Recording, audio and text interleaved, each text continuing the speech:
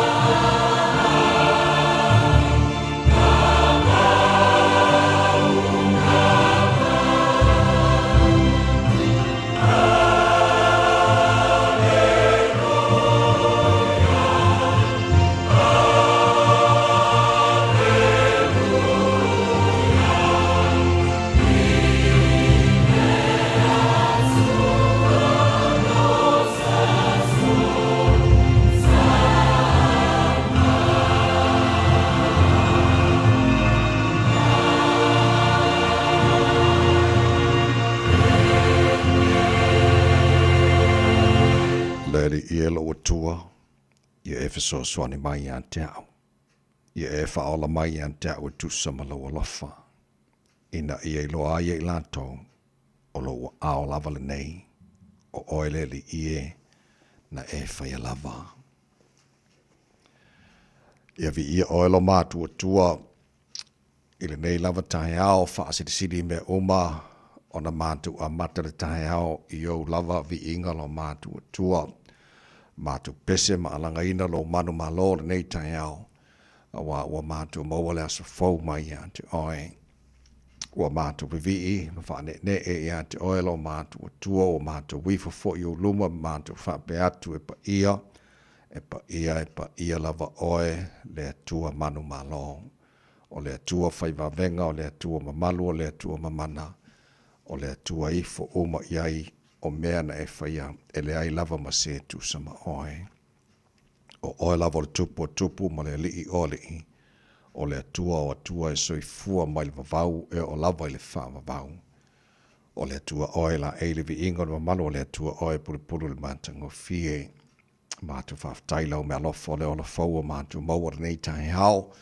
Lau le alofa o le fau e whapopo le nea sa fau, le whaita wino aso le sui fura tunu mo le mātu wala. Mātu o ria i le nei aso lulu, ua se fulu ma le vanu i aso te sema o le mātu whalaunga le nei fo i tau sanga. Ia, o le malanga o le nei aso lo mātu tua, o ai ea mātou te malu ai, o ai mātou te manu i ai ua na o lava. Ia, ta māwha mo le mole, tau te mai le whalaunga a whai nei, manu ia whaiva le a whengai ma le tunu, ele nei asa faua e a mai, mātu te talo, mantu a pele, atino pele i Samoa, ia ele manuia oelo mātu tua, iona te itai le whionga le a maru malo, ma lana masiofo, whamalia fo i le whionga le tamatai palimia ma whainga malo, iona ia mātu a inga, mana ia mātu te ngata uma le ngata i Samoa, a ole alala man pāpa awa iso se tafara nei ki lope, ia iaile manuia oelo mātu tua le tua e whawai iaile malo tu tasi o Samoa, whamalia fo le nea tunu o New Zealand lo mātu nofo mama wai, ia ole nā fo te talo mo atunu uma o le nei lalolangi, mantua te talo nei tai hao, la tōro whātau tori ngase mai o le tino, tōno ainga so se mahota ngase le ngate New Zealand nei o so se vaenga o le nei ki lope, mātu te tonu lava lo mātu tua e le pupu lo ao, lo mana fai venga pa iatu pa iane pa ifo se fa fo sia de manosia fo pervi inga ia te oe maria le tapo inga matu mo panga na yamatu matua tu asin sino na tunu i manu mata malaura ni yaso ya yele manuia oe lo matu tua ma wai pera lato se fu laudi le tino sidi lava ile anganga me omola fa matu fai ni yaso ftalo lo ile tunu mo tangata malana fai lava ina fo irvi inga ia te oe tamafa mo fa mo mai ele tautua al ruida sa mora ni aso atoa o mātou wole mātou walau i nei mea malawai ala sua whamanu malo o Yesu Kiriso lo mātou li mora mātou whaola. Amen.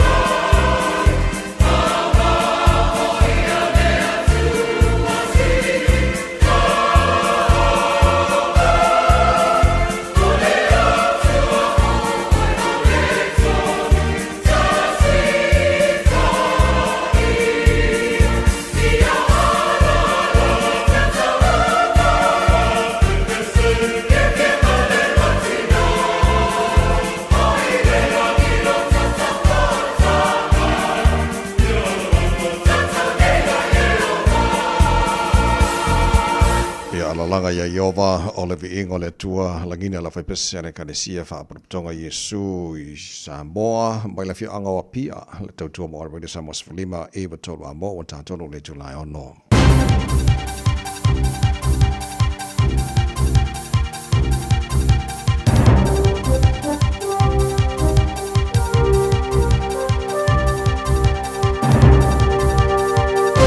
In this update, the Finance Minister's hinted at a grim-looking budget come May next year. According to Treasury's half-yearly economic and fiscal update, that's due to a worse-than-expected economic outlook. Nicola Willis has told ministers the only new money they'll be getting in next year's budget is for absolute essentials. That's because tax revenue's taken a $13 billion hit since May's forecast. Because of this, Willis has also been forced to delay the government's expected surplus from 2027 to beyond 2030. The finger-pointing started almost immediately. Council of Trade Unions economist Craig Rennie says the figures suggest the cuts we've seen to date are actually quite counterproductive. The government's activities appear to be prolonging the problems that the economy faces. Stopping doing that and having a bit of a think and taking a different approach would seem to be the sensible thing to do right now. The death toll from the Vanuatu earthquake is expected to rise. Bodies have been seen as rescuers comb through the rubble in the capital Port Vila, where buildings and infrastructure have collapsed. The initial 7.3 magnitude quake struck mid-afternoon yesterday. New Zealand's High Commission sustained damage, but all people were reportedly evacuated. Relief from Dunedin climate protesters after walking away with community service sentences 3 years after shutting down Dunedin railway station. 6 activists who were arrested for blocking a coal train were convicted and sentenced yesterday to between 40 and 80 hours of community service. Spokesperson Rosemary Penwarden says they're glad it's over and feel the judge listened to their argument. He understood that these people acted in very good faith for the good of their community, but yet he felt the need to continue on with conviction. A southern white rhino at Auckland Zoo has delivered her third offspring in a record 3 minutes. Jamila gave birth to her 70-kilogram male calf on Friday.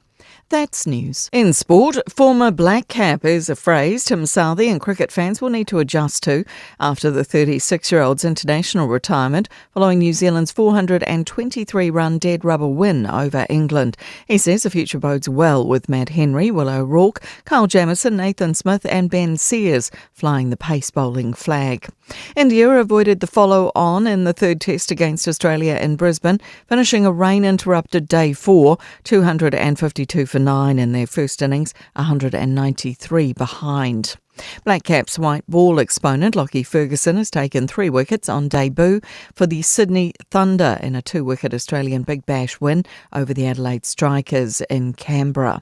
Liam Lawson's inched a step closer to being confirmed as Red Bull's number 2 driver for 2025. ESPN reports that an announcement could be made in the coming days. That's sport. I'm Jodie Gill. 24 hours a day, 7 days a week. Radio Samoa streaming live on www.radiosamoa.co.nz.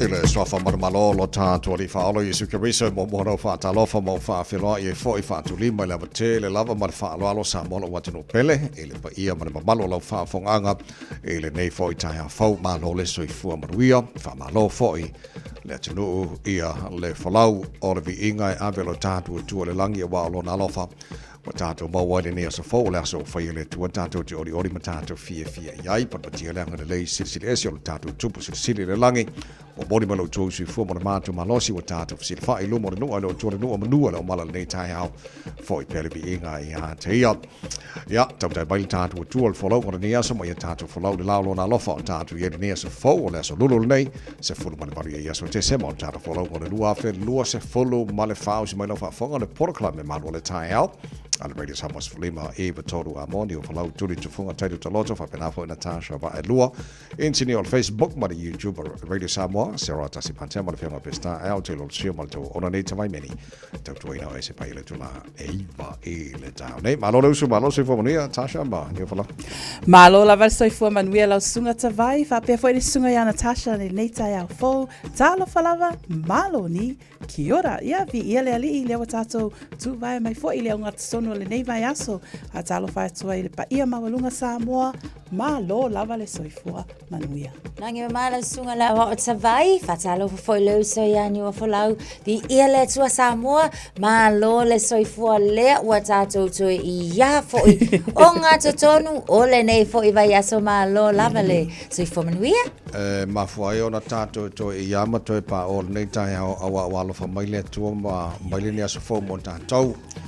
Ya inisi na to fa fama mo mo na po wale mo wale ola nei tai ao ya le alka ko kala fai o le finangalo fai to tasi al tato tua le se vave fa na yesuia po le ale tua ya tato ya na mai le ola o ya fo na to ese le ola ya a vi ile to le tai ao so ke foi a kore maru du foi rit kai a ori a ka ika foi le kai ao ya mawale ala ya foi le inga la kiu ke Oi foi le angelu le ya mawale ala pile kiu ke kai ao ele se angel ke lo inga ala pile o ala pi o anga se angel le maru du va pele Manel malu esa le ya ma senta to ni vai aso le vela ole no po a le o kakalo sa ta raka po a petiko ne o ala pinga le ke lo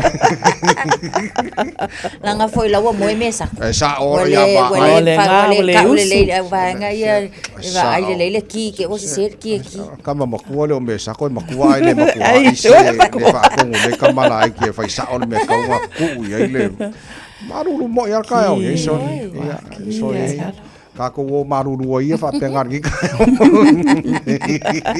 ko fia ka pena me no te o le lu tamo ne foi tai a photo quantum fitu le town hey o le tara proclame a reto o le ola mai a pastor la fa le copo o tara malu o tai a fa nganga fo na Bole o ngā tonu maso o tātou. Iai, today in history, tara wawai pāne mena tupu le so se fulu walo te sema, e le telo tau sanga pawai le taina fitu, e le tā nei whaponga telefone, le ngara pro tānia pēr tāna fitu, orisi nā o tāra pokalame.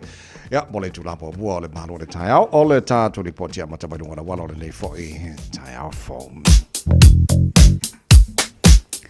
O loo whailoa mai, ele waka kotahi le nei taimi o le taiao, o loo mā le pisi lunga tato au wala. Ia se ainga i le State Highway 16 i Sisifo, whapea foi State Highway 1 saute me mātu, o loo kilia, le ai lava se poloka ma se tala fia, le ai foi se whaalave o loo li poti mai. Ia tato li poti a mata le nai lunga o le au wala, tautua radio, Samoa tasi 5 a mo, ina ua 8 minute te ai le ono. When you shake up, I bring you Samoa. Lua mai, washi mai. Radio Samoa, Radio Samoa, Radio Samoa. Tasili mai batolo. Radio Samoa. Ua mawhai ana au ina atu le tala o le tau i aso taitasi ona o le langolango mai a le Pacific Finance Limited. Telefoni o Valselau fitu whawha lua fitu. O le vai ngā mata i le tala o le tauri ne fo i teimi o le tai au tamaki makaurau au ki lani no whakawhasa launga Radio Samoa se furu luolo i le manu lu ne nei teimi o le tai au. Wingo whakma wino le tau le so o le whasolo ina langi le lei le tau le telo teimi e ini sa vaengo au ki lani ono pa uai nai wanga le whasolo atu le awa uli pe ta la langi le lei le tau i le aso ato ayangi malia masavili mai saute.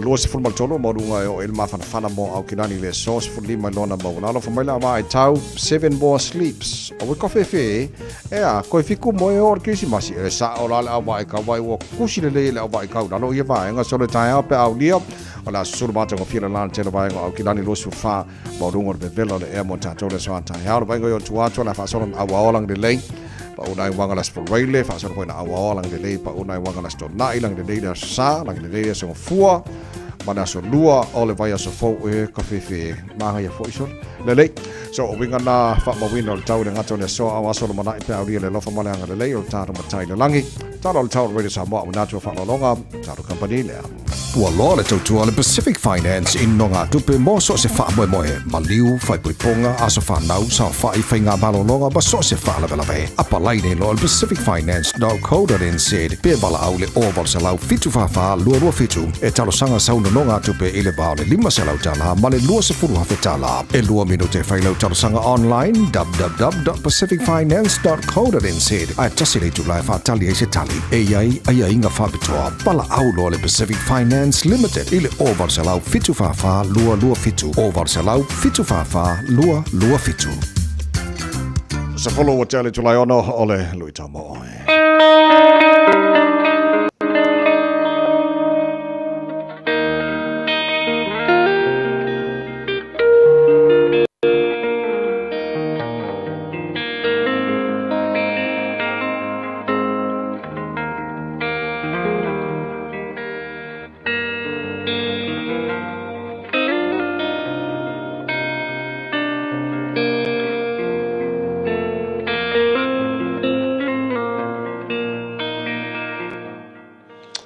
Ia, so fa malu Yesu Kristo e te whalo whatuai, a po pongo le tātou por kalame, o le lui tau mo oe.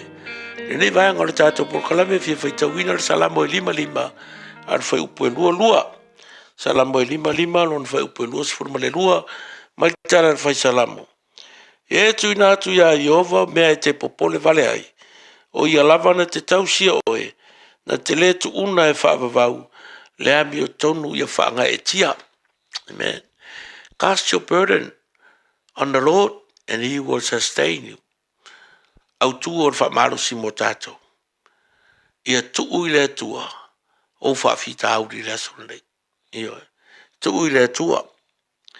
O le ale ke leo whawhika auri, ave i le tua. Pēla i kiki fo i whawhika auri, ave i le tua. A ore aveanga o mea ki kele, ai a o mai me laiki. Va pe ya o le pole le se me kele le ai pe kele pe la kiki fa fikauri a o nge e vai mau la lo ye ai tu ile tu mea o malama. Cast all your burdens on the Lord and he will sustain you. Vai vai manga ye me mai ave ile tu mea o mata to te pole ona lo fangia le o e mau fa fikauri ka le ngali i le whangau, i le ngaharuenga, kau ka vale, so se whawhika auri lava. E mawhai e le ali ona wheso soni mai ate oe. Ia, awa ke vai maua lalo mai vai mama, me va kunkungu lima i mea o lui kau o le o langalinge, awa iai ere kaimi e lai lau vai. Tu ui le tua, o whawhita auri uma, ono le soafo Yesu. Amen.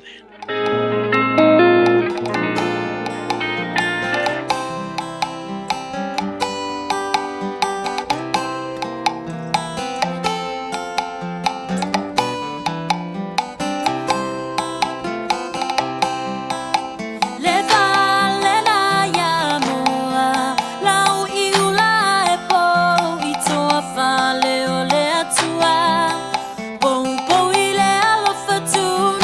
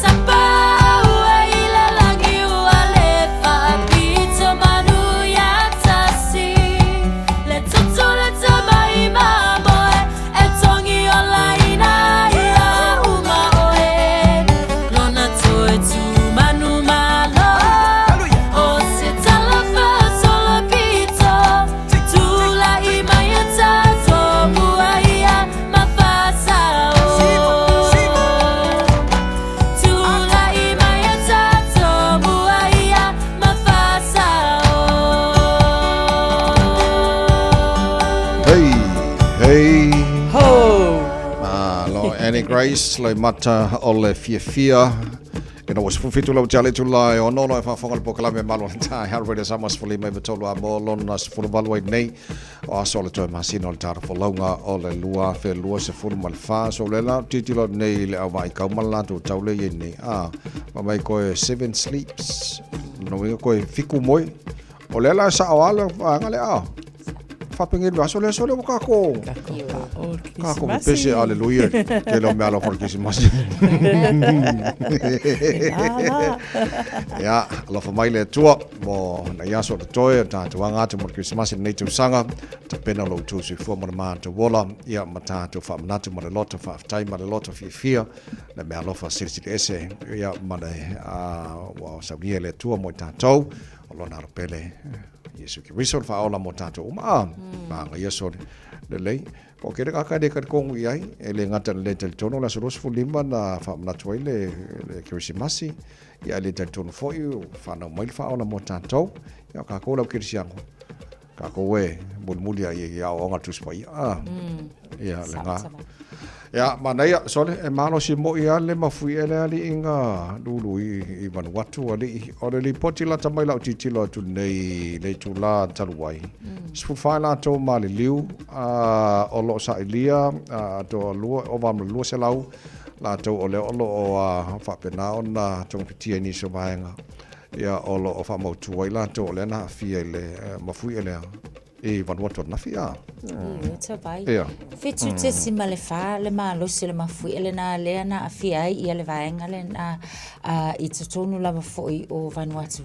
Ia o se tulanga fa no foi ia ona o le to tele la to mai o fa la velave fa le natura po mala fa le natura le nei ma fa la vano tupu ia ele tai ona o ia se mala mo se si e ma fa ona tamo fa foi le e valo ia po le taimi le o le atu la mai so o le lo loto o le afoi o le malo se le mafu e tes e lima suma fitu kilomita i le mai tawatu so e sa o la le sa nuanga sa vai o la o pe ma se fulfa la o mautino ya o lo tau sa ilia mai o le tala foi e le ngata i le lua se laule e pe e fo linga mai e si li lava e si tia lava foi le numera o ilato ia o le vaenga na po vila i Totono Vanuatu le na afia i le foi a malafa al natura anana talo fai ia e mese fo i nei taimi o le angai mo le kirisimasi mo i lato umalava o lo iai i Vanuatu ele ngata o i lato lo iai tutonu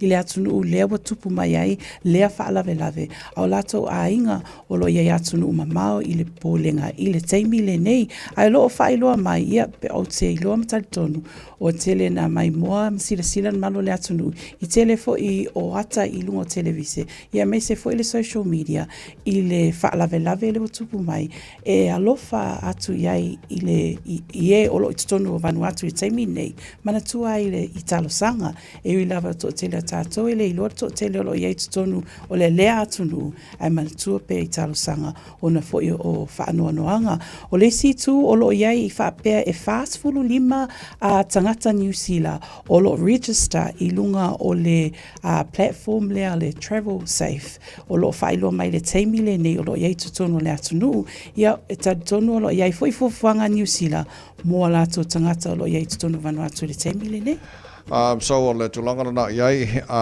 la baba ai ni si fam talanga la tamai le tulanga ia walanga o le tala la tamai e ono aru dungo fai numero la to mali liu so far la e lipoti la tamai nei is foot far lo confirm lua se lau lātou tong fitia ma no fo i lea vaenga na yele ma fui an nafi ia ala taro fa te tali ai nis fam talanga la tamai la faintu ina to wale fa fo mai la tono nei fo i tai fo me ne fa la fa na tu le kala ngo marka ia man tu la to telo la to nei a to sa nga lua nisi fa to anga po anga ruenga all in a sudden lu al ma fui ma lo si 7.3 ia le vaenga na o mos fu fa Vanuatu le se tunu tele in Pacifica e le to tele for some population ia al tulanga na wa ia o Vanuatu ma Kiribati and two other small islands ile o atunu ia na o maua telefono ia fa ne la langi fo le o atunu pito sili na afia i il mene o le climate change swing o le taulo ia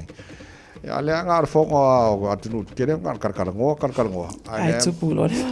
Ya o no winga tasi le fa mani nga o le tangi le Pasifika le tangi nei fon tele ya lang.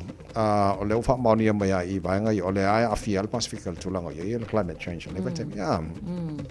Ana fisa fa tele mai New Zealand po la tulanga o le tala le malopo o le leia tato books. Talking about the economy of New Zealand, it's not looking good. Minimum wage, even though it's small, at least swing like it. Io e te vai, pēr sa unua nei tai au, e whape fo ina Tasha.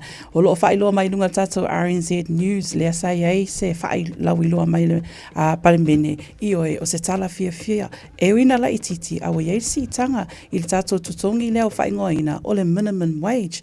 Lea la, o le teimi le nei le whapea, o le aperila mua, o ina la o le a mataina mawale si itanga o na taimi nei o e lua se fulu lua ta la fitu fulu sene le tupe lo mawale taimi nei a le ana la si i le lua se fulu tolu ta la se fulu lima sene i le itu la e ui o lo iai tele fa se ap o lo iai fo inisi o lo iai tomai tonu i lo fa pea e la ititi le pasene o lo alu ilunga le taimi le nei but I guess o le o lo iai se si itanga o lo iai tutonu lea i le tele o tausanga mo e o lo ngā lulu le taimile nei ia o le tupe lea ele se tupe tele i le itu la mo e o ngā lulu ai mea sili o lo iai se whaatatau le malo le mwhai na alu i lunga ona o lo whai lua mai o le taimi muli na alua i lunga o le lua afe se furu tolu lunga winga la mai tausanga la e o me le taimile nei ia o le si itanga le na o lo iai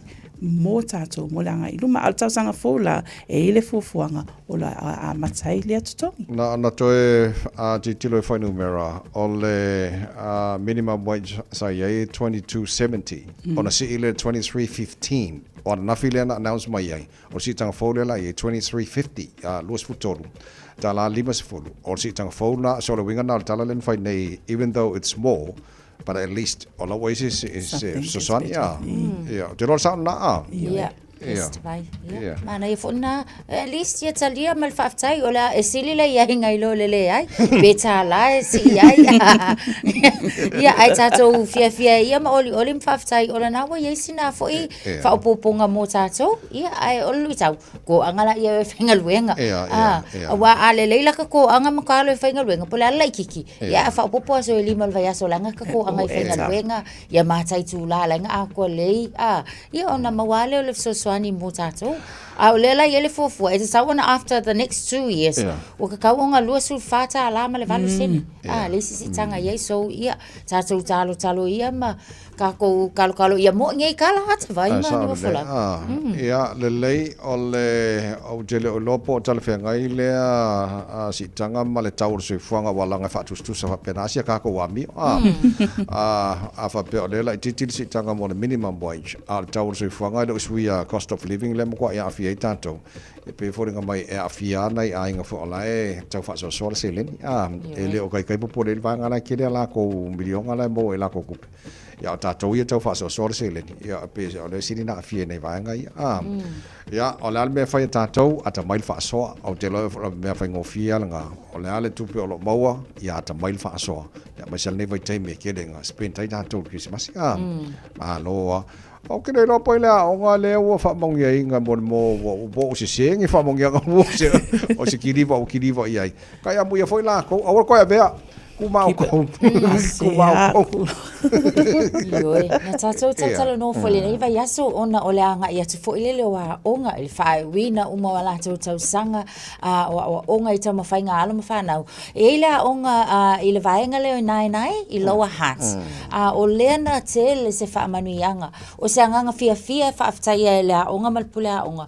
Le lo lofi atu o le community po o tangata nuu o le nei fo i vai a ai atu o onga.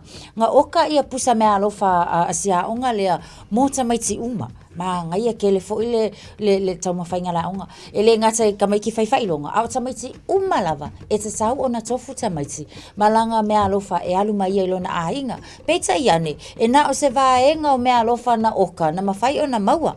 Ona o se saile spreadsheet. Na whato a maa ua lava. O koe kiki ka longo launga ko.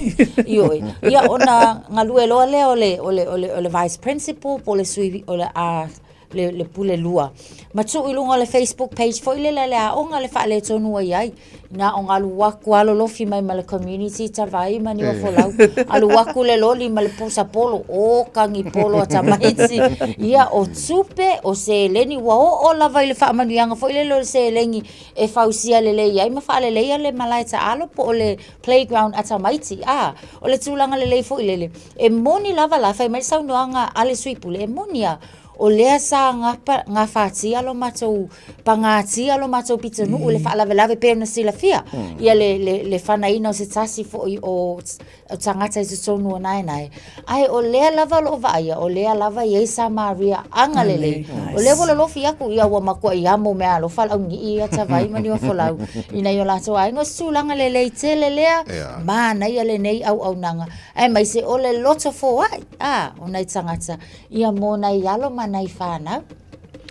O le ngangana ne vai taimi o le reach out ma sosani ia ma foa ia pe ala balau foa ia wala ngai le fenka ko foa pe ale se me foa e ka wa vai bo boi fo tatou e po la balau foa a la balo ia sosang ya kuma support nai foi vanga le mana mia ia kai le foi le a onga la ko tau longa fia ia onga nei whānau nei tau sangai ko le foi vanga Asa wa na len tu point fa la vina ka ko ngoya nga fo le la sos furo te semalen na tangata pa dei ia Albert no ka ya na ya o nai banga na o nei fo tai au na o na to fa ma se langa le ta o le banga len tu pu nai ya o te lo mafti fo nai ainga pe o nei ai le ngatan fi nai fa na wa o ngai la to me lo ya la fo mafti nai ainga o na fa la vin tu pu mai tono nai lo ha ya alo fa le tu ma fa ma se atu ni tai au mo nei ainga wo mai masani so ngai Albert e no ka len na tangata pa dei la sfulo te se mai tono nai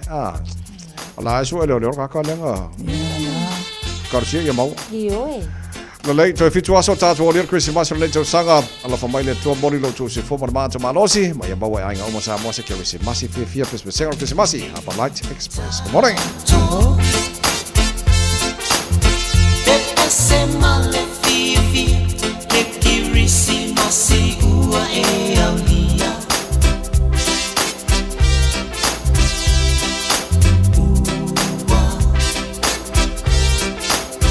wafana maile lave aki o Yesu reli io le filemu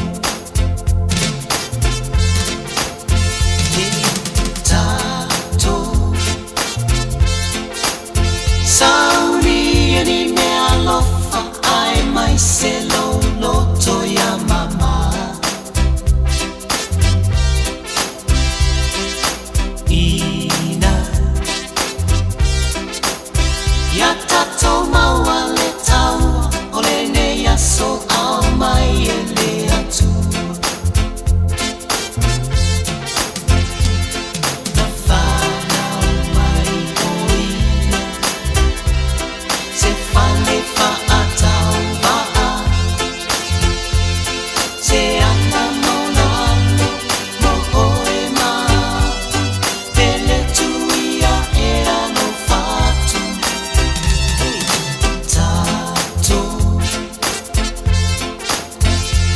Semale fia le kirisi masi ua e aulia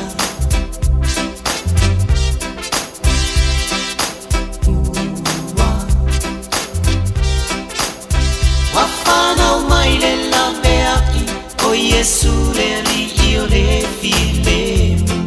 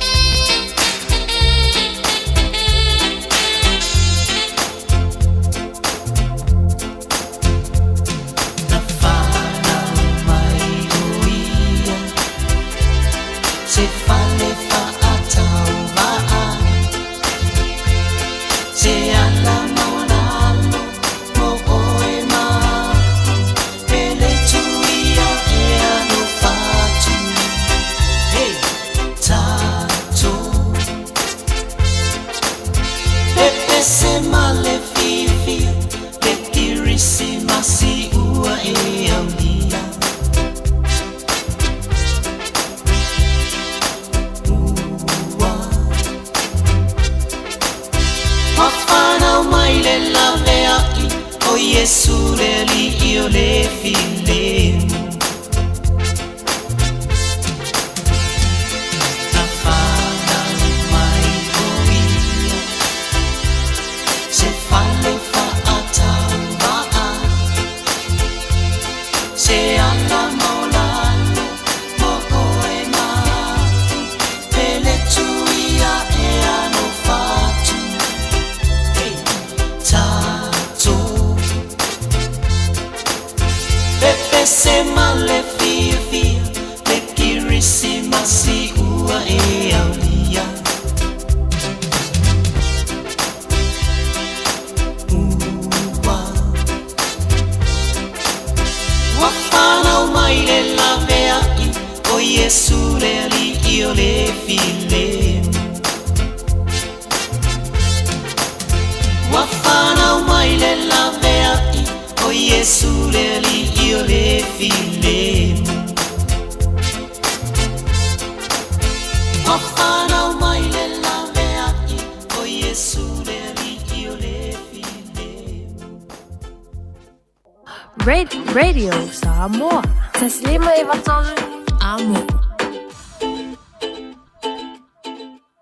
A umaloa ona piki tamaiti onga I le asolua ma le asolulu o vai aso taitasi. Ona ki mai loa lea o lauleiti o Facebook po le YouTube a le Radio Samoa. I le afa o le tolu I le polo kalame o le tuli matangau. E a o ai whanau I le ngangana Samoa. Awane imisia e le whanau le polo kalame o le tuli matangau. Ma le whaletua I a Natasha o le saasia I asolua ma le asolulu o vai aso taitasi.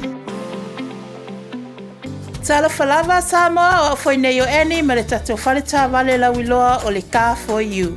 A whailava ta sa ili sa tā wale, le aise laisene pe maua le laisene a o e whaingaluenga tū mau, ma le leilo suafa. Whaingo fia lava le Car for You na fsoswani mo oe, maua tatou cashback pe a mana mia le fsoswani. Talofa lava Samoa o afoile nei o lofa. Awa nei ngalo le tatou Facebook page le Car for You. Pe te su mai le matoto atu si tolu se lao Craysel Front Manrewa. Pe faso tai mai le mato telefoni. Ova te lao lolo a fitu whaiva no walu pa Fisilimo and po alofa. So faso I fua. Jalo whanawao tia roa, ua te talaina neile o unanga e veni, mo whaktaunga I au ki lani New Sila. Numero tasi John Coulter Drive, I le Auckland Airport Shopping Centre. Tau whatawhatonu lava le warehouse ma le countdown. Lau whale o fula wiloa le e veni, Auckland Airport Shopping Centre. Ua lata mai le aso e whamanatu ai le whanau mai o Yesu ro tātua li whaola le pepe o Kirisimasi. Po e mai se video a oe malo ainga a o usuina se pese o Kirisimasi ia o vatu maritolu se furu se kone. Lafo mai le video ilo penga ta whailangi radiosamoa.co.nz/Kirisimasi. A mata nei roa lau tama whainga ma vave lafo mai le video e whaangate le aso lua se furu o Teseba. O le a whaire se i le aso lavarana ili se furu le tai au. Wha mone mone whai tau manino a iainga ilunga leo penga ta whailangi radiosamoa.co.nz. Mo nise whamtalanga whaafsota mai lo fisa I le lua ono rua tasi lima iwa tolu. Ia manuia tele le Kirisimasi ma le tausafo. Mai le poulenga ma le whaingaruenga a le Radio Samoa. Tolu osfulima I le fitu o le whamanatu mo tātou o lo o fia lafo mai le video. Pe ana whaafonga mai le whaasirisilanga e toi o nei matai ao. A las freile lai e la waile unga o le tātou whainga le a. Ma ia whailonga. Mo ke umisia faingofia le faingosia ka kwa mio nga pepese ala inga le pese Kirisimasi po le video la fo mai ai ka ko fa ka les fo leile ai le leile va ve ona la fo mai le video ta te pepese fa tasi pese nga Kirisimasi ne vai taimi ta na fo moi ma le lau price fo pe fa mai ina ta to les fo leile sorry so la ko fa ma po ma ko fa pese pe ko la fo mai ma ko fa pese fia e pese live ya le la ke le ro la el komiki o la nga le pe fa mai le studio ai la ngai fa fia ta vai tai au ya sa la ngai pese live ya ke mi la le wala wa ya ke mi la nga fa fia I lo tato e no ma ko fa pese la lo se fa pese fa fia ora fa pese fia ma wala fa lo ele le va nei on premiere le si mai on the Lord of the Rings on to one of the actors well mono se fu yo e te vai ia o se tasi fo I o tato Toia ina matua lava foi e maliu ia le tamale ua vale su limon sanga David Witherley ia o se tasi foi sanga tala wiloa o longa roll foi le play to tono le atale le vainga mo lava Lord of Rings o nga ia le sa fai ma ina kipa sikoia ingalenga iu e kalo fai ia ai e maliu nei la to ina was fulu wa valus fu male lima ona tausanga ia o se tulanga le foi le i lona ia foi a legacy male tala anga lona soifua ele ngata o laenga soifua le ma nga ia le kele ona tausanga i lo ai sa tausia le lona soifua ia ma ngafa ma va ai le soifua malolo ina a lona sawa taua i tonu o ata tifanga i tonu o fale tifanga i tonu o fale mataanga i tonu le nei fo ia tunu o New Zealand ia mai se o le tala anga o New Zealand i le lalo langi atoa ina uanga i mai fo i le Lord of the Rings ato ia ma avea o se tasi o ata i silio na lawi loa fo i le lalo langi so tato patipatia fo ia le soifua tautua o lea fo i tama so sa whanau lontona le maliu i au kilanga tasi iwa tolu iwa mana ia soifua valus fulvu lima ai lo ta ua mana ia telefo itala ainga o ia le ngata i tutonu o lea i ata o pese mataleni fo i o tusi ata olo o ia whengai fo i ma le sunga lea ua malona soifua ona lea o maliu ia David Witherley o le mana ia la mo le anga iluma e vea foi ia ma whaataita inga mo e foi o lo mo mia foi ia lea foi ata mai ma ia e fia foi e fai foi ia foi ia e acting pe a fai e mana ia o fai ma role model mo e anga iluma tele lopo la manga le wa announce ma lo fa ngo fia mo business fo le haya mai ia migrants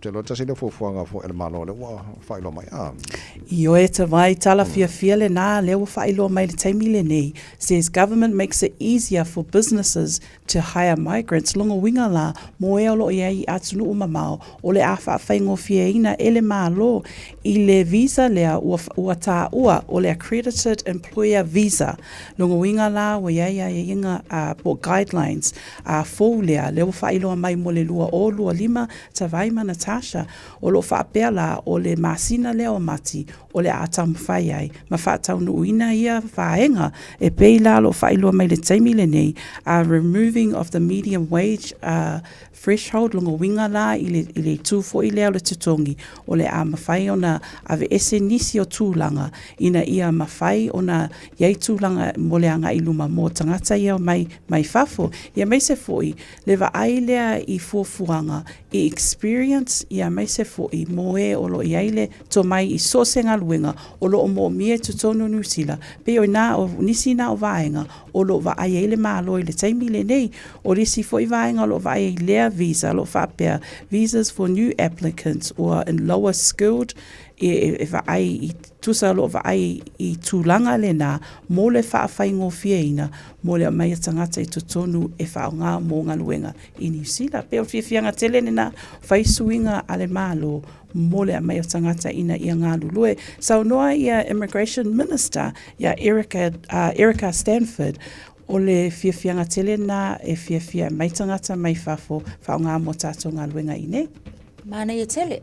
O le mai tawatu e whai asi wheo lolo for your suinga ia waiai, which is really good for ngā le whaingo fia ila o lona winga o le salsa o la waiai o le visa lava ia o langa already ai a suinga ia waiai ua whaingo fia la mo la tau e o lo fianga e mai fia whainga luenga i tutonu New Zealand pe o nisi na vaenga ia o le ave e seinga o le vaenga na tongi mawalalo ia ai lesi vaenga o le kukula i lalo o lako requirements for skilled migrants tusa o le ua lalo le lua tausanga longo inga ai o experiences mo skills i vaenga le wa lua tausanga ia onga e entitled la ia le e te apalai o le si vaenga ia o le visa le na o la ua ia o le ua tolu tausanga le wa ia nei instead o le lua sa ia o le si vaenga mo mawhai foi la on apalai mo students visas inga ia support foi le la tau ma mo le sosoani mo la tau o le si vaenga o le vaenga le leila mo tangata ia la tau whanau wa le la mai tau atu o le foi la wa ia le sosoani mo dependent child increasing from fase fulu tolu wafe tolu se la lua suma lua nga i le la wa sitia i le lima su lima afe which is good ia pe tilo fo ile le mo la to e fia nga luanga mai asa ala le to se fulbalu ile fitu malo fa tele tino lo fa fonga ngal nei tai au mai afa fianga mai a waino ona sole Malaysia tato le poti mai lunga la wala nei fo tai au fo ia ona ba to lo tato malu tai au fa nga a retro la mai pasta la fa copa o fa fonga po klame malu le tai au para radio Samoa Sporiba e batolu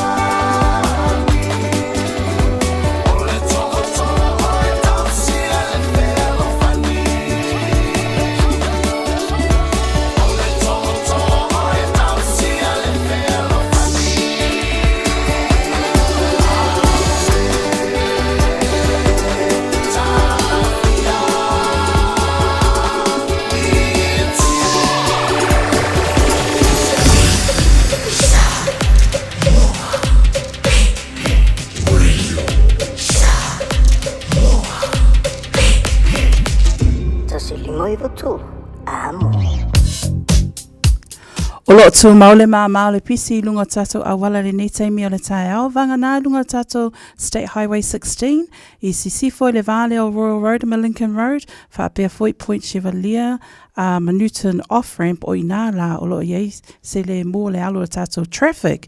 Lunga foi tato State Highway 1 i le tui mātu o lo iei sina poloka la ititi i le vale o Rosedale Road ma Constellation Drive i Sunnyside i le anga i lea i le tato taulanga.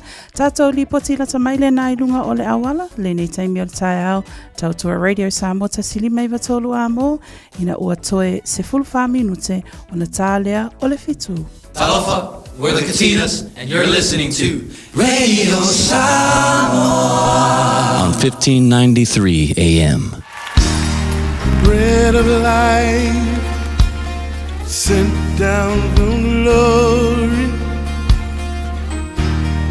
Many things you were on earth, a holy king, a carpenter,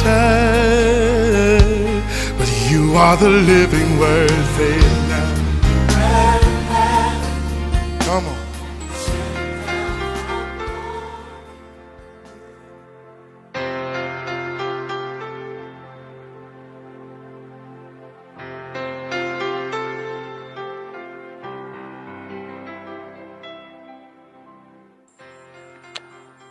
Au te whatalofa le tātou atunu o mai tātou porkalame o le a reto le ola i le aso le nei ia tātou wanga i tu foi i vai tau o aso fia. O le wane le tolu whai upisfulu o noi whapea a wā ua whapea lava o nā alofa mai o le tua i le lalulangi ua ia whawai mai ai lo nā tali i e tō tasi ina ia le whano se tasi whātua tua i te oe. O le tusi le whai ngoa ina le tele o le au kerisiano o le whai tau wha misiona le whai tau le nei. O le fuai tau o le mission le lea ngasau wa Yesu e la veai le lalolangi. Ai o le mra upu mo o le aso le nei whabea. O le vai tau le nei manatua o le vai tau o le anganga fuai. O le season of giving. Nara winga, a su e se langona sili na tā ua o le nei vai tau e kau o ngā dominantinga langona o tangata. O le melea o le anganga fia fuai.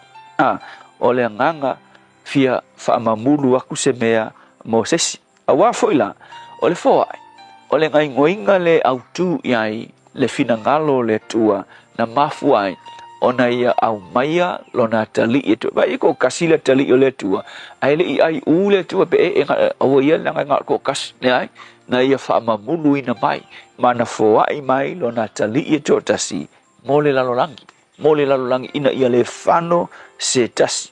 Se manue le ai, se wha moe moe o tangata sala. Pe anga le loto foai le tua. So le songa fuila mo tātou i le aso le nei. Ua whaia e le tua le whaataita inga sili mo oe mao. A whaia ke le i whaia lava le mea o le foai. Foai. Le wha pe la whaatusalau foai le tua. Le isi se kusalang foai ma le foai le tua. Ai a whaia ke le i whaia lava le ngai mea o le foai. O se o le sisen ngai po le vai tau ngai kako iai. O le sisen e kakau o nga e mawhauwhau. O le a se mea e mawhai o nga o foai. E tele ni stangata e makua umar kausanga. Ia pe ua umar kausanga. E le i kango ai foai singa mea i sisi. Tele tangata pawalo nga ia ngā kula. O le kau mawhai e maua mea. Takers, le sa whai fwoi katu mta upu le siasu. Tangata fwoi pawale me kikiro iai. O se mea maua mai. Ai le ai ma se mawhauwhau. Pe mawhai o nga ia foai se mea ma se tangata kiloa. So se tangata lawa whapenga. A e kau mawhai nga o mea e ke maua. Ai ke le foa. Le mea o ia oe. E o onga mea i ulima. Pe o le tala fwoi lea. Tala fwoi lea le vai fwoi lea le tau le sami mate. Ma sanina whaalongo whamatala tangata. E alanga o onga le vai. Wa fo le vai e vai le soso le vai le sawa ma le ritana sawa ma fia maila kafe mai ale vai nga sawa fresh o ma vai nga le ritana ma vai ko e kau mai sau tiperia vai ke kele il sami le sawa ai o mai lo le sau ro ngo fo le mele ka le sami mate wa o nga kele ma fuanga o ngai wa le ma fai o nga ko release aku se mea nga pasi mai lunga vai. O le mea whaila tupu ia te oe, pe a whai ke lei longa release se mea, e o onga mea i ulima, e ma mate, ngā ka o le sami mate, e make mea ulima, ngā le ruakua le mea make, laku le mea make, le ai ma se mea ola, ngā o mea make ke maua, se tulou, pe a whai o oe o se tangata, le kai ngai whawai, a le upula nei mo oe, a whai te le i whawa, ia se mea kausanga ngei, se kupe, se ofu, se mea, wa ailo tua oe, wa ai se si o lau whale whaingal pea, o le a o whai se mea alofa moa. Le a se tangata talo i le tua, watu lau mawhau, ma whai o nga e whai mea alofa. E le whai pela e alu whai mea alofa tangata umo sa moa, ki le mwhai ngai whai. Ai wa ai se tangata wa watu e le tua i te oe po se ainga, e ki alofa i ai, ma e release i ai se mea, kusa lava pele lava lau whaasua kango e pura site se mea e ke whai mea lofai e whaataitai i le langona o le vai tau le nei na whawai mai le atua lo na halo mo i tātou tangatanga sala le tua tai whaataitai inga le lei wa e whaia season of giving o le vai tau o le whawai mātou te langona le langona mātou te whawai foi mo mātou a inga o uso seisi lava e mo mia le fesosoani whamanuia ono o Yesu. Amen.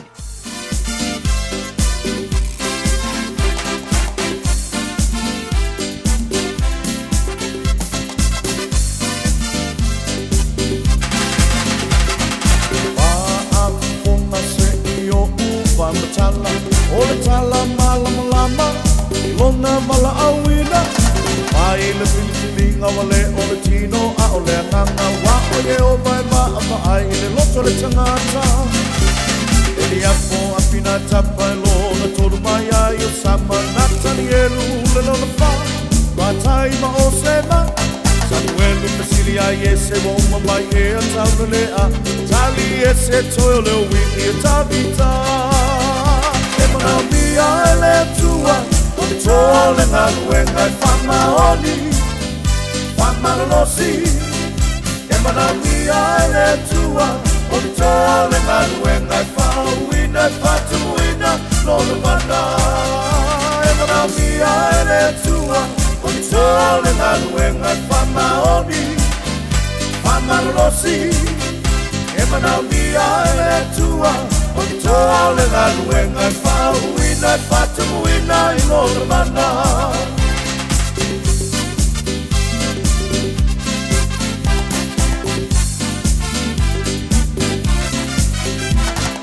Sa leo ma moe lona tama.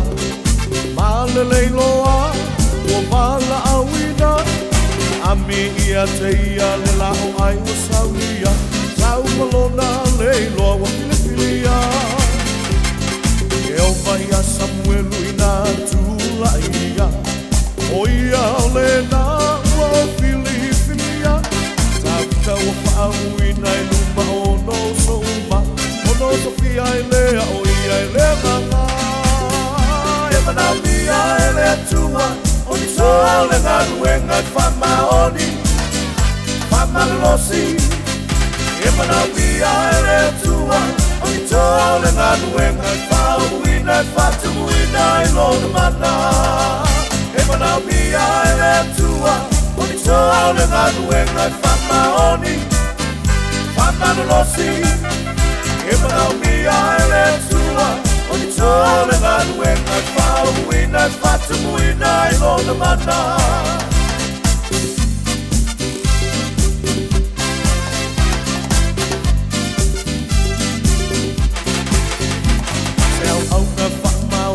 Whakpaleina I le oli oli Atoa ma le whaamalosi E le male e son tawi Le luki lena I le whanau a le tua Whamaoni matutu mau le aluenga Sau au na whamaoni e whakpaleina I le oli oli Atoa ma le whaamalosi E le male e son tawi Le luki lena I le whanau a le tua Whamaoni matutu Maule aluenga Emana mia ele tua Tole aluenga Fama oni Fama losi Emana mia ele tua Tole aluenga Fawina fatu muina ilona mana Emana mia ele tua Tole aluenga Fama oni Fama losi Emana mia ele tua Tole na luenga Fawina Fawina Fawina Fawina fatu muina ilona mana Fawina fatu muina ilona mana O sana tavi tamale pese mana mia ile tuoni tomo lananga wenga no wotoe tolu male afa ile fitula se fulvalu te se maani mena tupurine yaso i tau sanga wa mapai So sanga e tasi ono whalua i lea so na ulua i tūlau ele ai I o ngā Sami o New Zealand ia se tasi fo i o tangata fo lau ulua I tangata fo lau lea mai Europa malana au waa lea o lo o a lawi loa o Abel Tasman I totono New Zealand ia mawhapena o na anga I atu la lātou fo launga I whare wharangai Bay o ina lea na feilo ai I lātou ia matangata Maori. I le tausanga e tasi iwa ono tolu ia o le aso whanau le na po le aso soifua o le susunga I se tasi o a li lawi loa I ata le susunga le na I a Brad Pitt e pei o na tele ni ata o lo lawi loa ai ia le nei fo ia li sa whanau I Shawnee, Oklahoma I Amerika ma o le aso ia o ono sutasila ia tausanga o le susunga ia Brad Pitt le tausanga lava le na whapena fo ina whaalawi loa I fo le isi iata ti whanga ese fo le fia iai o le toa te leonisi o I tātou, the Pink Panther, e pei foi o na lawi loa ai le nāta I le lalolangi ato, ia ma o nisi nā vainga I mea tutupu I le nei aso I tausanga o mawai. Talo falava o a Lapi Mariner, mau belo li tio, I le Radio Samoa tasi lima iwa tolu amo. Beta Drive Doctors, I le taulanga whaatau I mangele, whaapea manrua, o le vainga o sosingasngase pe amana o mia, e whaatino e fo I matuipui o le whanau witi, o tuipui le COVID sfuluiva, mo I lātou e sfuluan tausanga malunga atu, whaapea matuipui o le flu, wala au telefoni, 255-25-valu, mo sauwa noe whaatino ai nei au nanga, o fisa foma I mangele I taftafane o le McDonald, a manrewa I taftafane o le Faletusi po le Public Library. Beta Drive Doctors Clinics.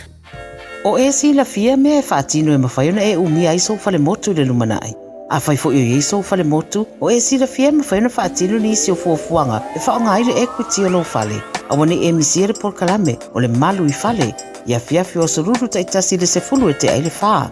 O le a e si la fia ai au wala e mawhaiona e umia se fale motu le lumanai, ma au wala e whaonga aile equity o lo fale motu, e whaata waise isi o fale, le por kalame o le malu I fale, ia fiafi o soruru wa yaso taitasi se fulu e te aile whaa. Tala falava Samoa o foi nei o eni ma le tatou whale tā wale lawiloa o le Car for You.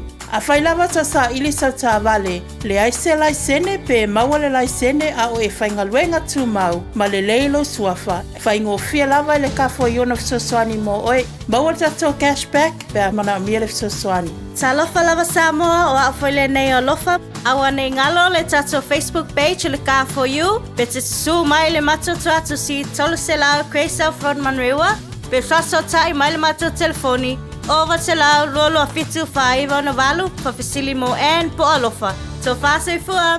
Talofa o lau ingo e mele palamo o lau ngaluenga o le sa I le awala ma faufautua I tūlanga tau mo kesi e owa le luas fulfale tupe o mātou ngā lulua I le taiminei a fia whaatau sau fale pe whaale leilo maota pe tu whaatasi ai tā lafu pe whaatala nofo I tūlanga o lau mo kesi I le taiminei pala au mai loa au le telefoni o le olua fitu valu tolu fitu valu wha valu o po o li emeli@loanmarket.co.nz o le tutongi o lea au onanga o lo o kawa umai whale tupe o lo o mātou ngā lue e fuli ai mo oe pala au mai loa au le telefoni olua fitu valu tolu fitu valu wha valu o. Hey, hey!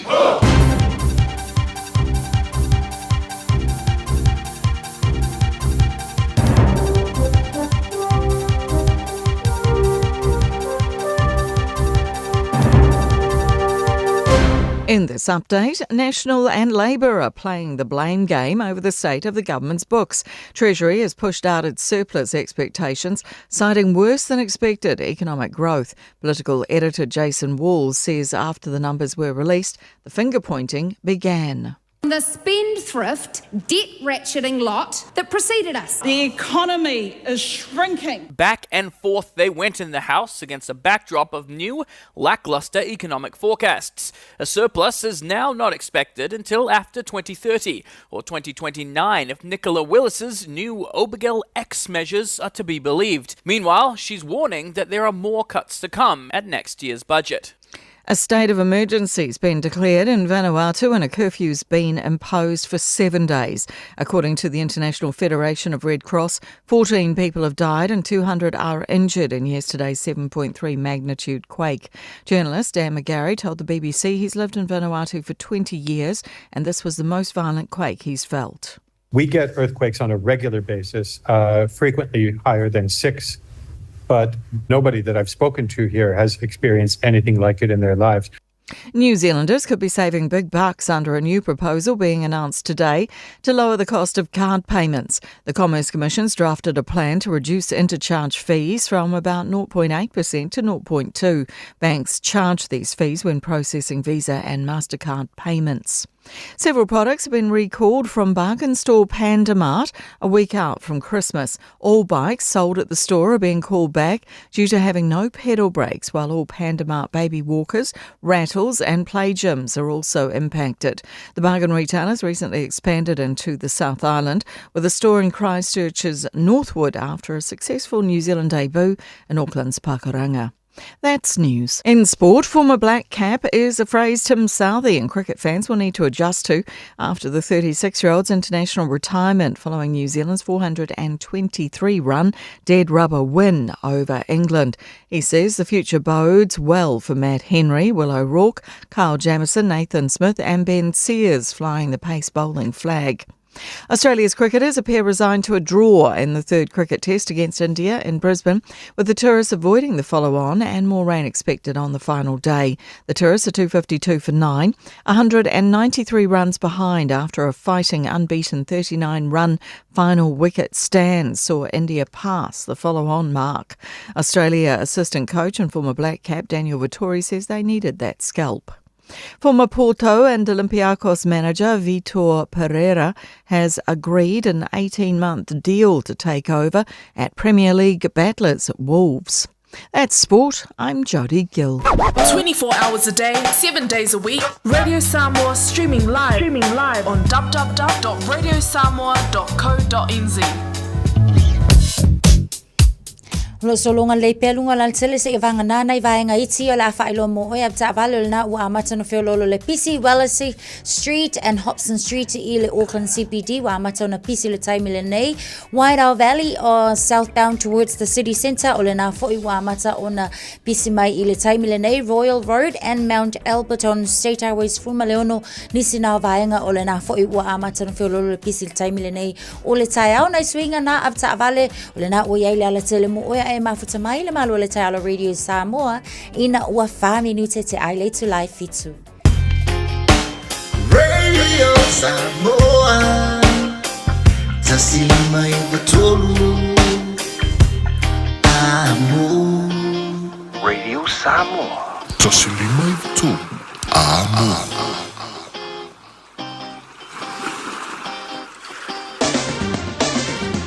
Ua mawhai ana au ina atu le tala o le tau I aso taitasi ona o le lango mai a le Pacific Finance Limited. Telefoni o Varselau fitu whawha lua fitu. Malo la varse fo maria le tonu nei taima le tai ala vai ngala tamale nei le tala le tau vai atu lo o le lua se fulu ma le lua le vevela le Samoa nei taima le tai o te alfitu I Samoa la mana I mani suru le lai Samoa nei taimi o le tai au wingo le tau le tonu le so la fa solo na awa ni so taimi lang de lei e for ni so vai ngai Samoa pa o timu tolu se fulu ma le tasi fasi vela le Samoa le so tolu se fulu tasi lona mau lunga lua se fulu ma le ono I lona mau lalo e le tatu tara noanga ya male sua rede Samoa pia le fionga ngan mana tu mabawa tanga vai tipi tanga vai nei minute ya na mele atanga le talo le tau I Samoa o ngā tono nei vaso tatu iai se mai le talo le tau I New Zealand nei motu saute fa tano fa I pa angal taro pakalame motu saute veve la yo le Alexandra Luas fuma le iwa lona maulunga la sulmata ngo file la I le soe awawa I ni so taimi se fuma le balu maulunga le malu le Blenheim la fa solo ina awawa lang de day fo I le telo taimi baba yato la tele na lang de lei ya vaenga Greymouth in Makago la lang de lei fo I kai Cora lang awawa ni so taimi lang de lei tau Nelson o maru lang de lei fo de tau Queenstown lang de lei tau de so team maru lang de lei fo de tau Dunedin la fa solo lang de lei fo de tau de so male ayo fungala au ka stete malor se fo maru nei tai au lang de lei tau e awawa e ni so taimi fa solo lang I maria mar sa vidi mai matu se sae se fo mal fitu maru ngala maru no mo kala stete le so le motu matu pi tola panu motu matu kai taia o la langi de le tau e angi maria ma safidi mai saute los frutasi mo ngona ma fana fa mawina mo le onga tono va so ta to yai e le la mo Wellington ma lo la verse fo mo ia pa anga ma ro le tai au but it's mo ma mai tar fa salonga nei time le tai fa salon awa o le tau mo to e le so se ful mo le ono mo ngona ma ro fa mawina mo Wellington e le nei so fo te lo si va enga e ai ia tauranga la langi de le tau fa salon awa o le tau I tau po e angi maro si savili mai saute e se sae fa solo na awa o for the tau roto rua e le so langi le ia para mo le nei aso Palmer Street North awa o le tau le so fa solo langi le tau New Plymouth pa ultimo tela va ngor nei pia le so awa o le tau I Masterton pa ia tola fa solo fo ina pa ultimo tela va ngor Hastings and Gisborne wala mafati munga ni so taimi kirikiri roha mo tona lang le tau mo tau le so malo lava se fo mo wia lo so tonu mo runga mafan fana e mo kirikiri roha e le so foi mo le talo tau e le no fanga fa salanga radio sa mo sfu tolo in malu lu ne va ngor tai auto mo winga lang le tau le so pa tu fa fo oka ma ngai sul ma le la nei taimi le tai au la lang le tau le so lo sfu tolo mo runga mafan fana fa mo wina mo au kilani e le nei so lulu lang le foi tai au ma le aspirate ma lasto nai asusa asonga fua ya mar Christmas Eve la so la lang le foi il tau ko ma ngai foi le o fa mo o mana la mai tau ele le vainga o le tai au le talo le tau already sa mo natu ona so san mai le tatu company la Ua loa le tautua le Pacific Finance in nonga tupe mo so se wha moe moe. Ma liu, whai pui ponga, aso whanau, sa whai whai ngā balo longa, ma so se wha lawe lawe. Apa laine lo le pacificfinance.co.nz. Pea bala au le oval sa lau fitu whawha, lua fitu. E talo sanga sauna nonga tupe ile bao le 5 se lau tala, ma le lua se furu hawhe tala. E lua minute whai lau talo sanga online, www.pacificfinance.co.nz. Ai tasi le tu lai whatali e se tali. E iai, ai inga whabitoa. Bala au lo le Pacific Finance Limited. Ile oval sa lau fitu whawha, lua fitu. Oval sa lau fitu whawha, lua fitu. Palmana follow le tula fitu ia te fatalo fatu tana pokala nei te mar tai au ama sopa anga left a fatu se mai nei te mar tai au mahalo la versi fu mo via fa taile ora sa mai mar fa mahalo si mai ia mar fatu se mai il maftanga le tatu ai ngal nei tai au ka ko ai ngari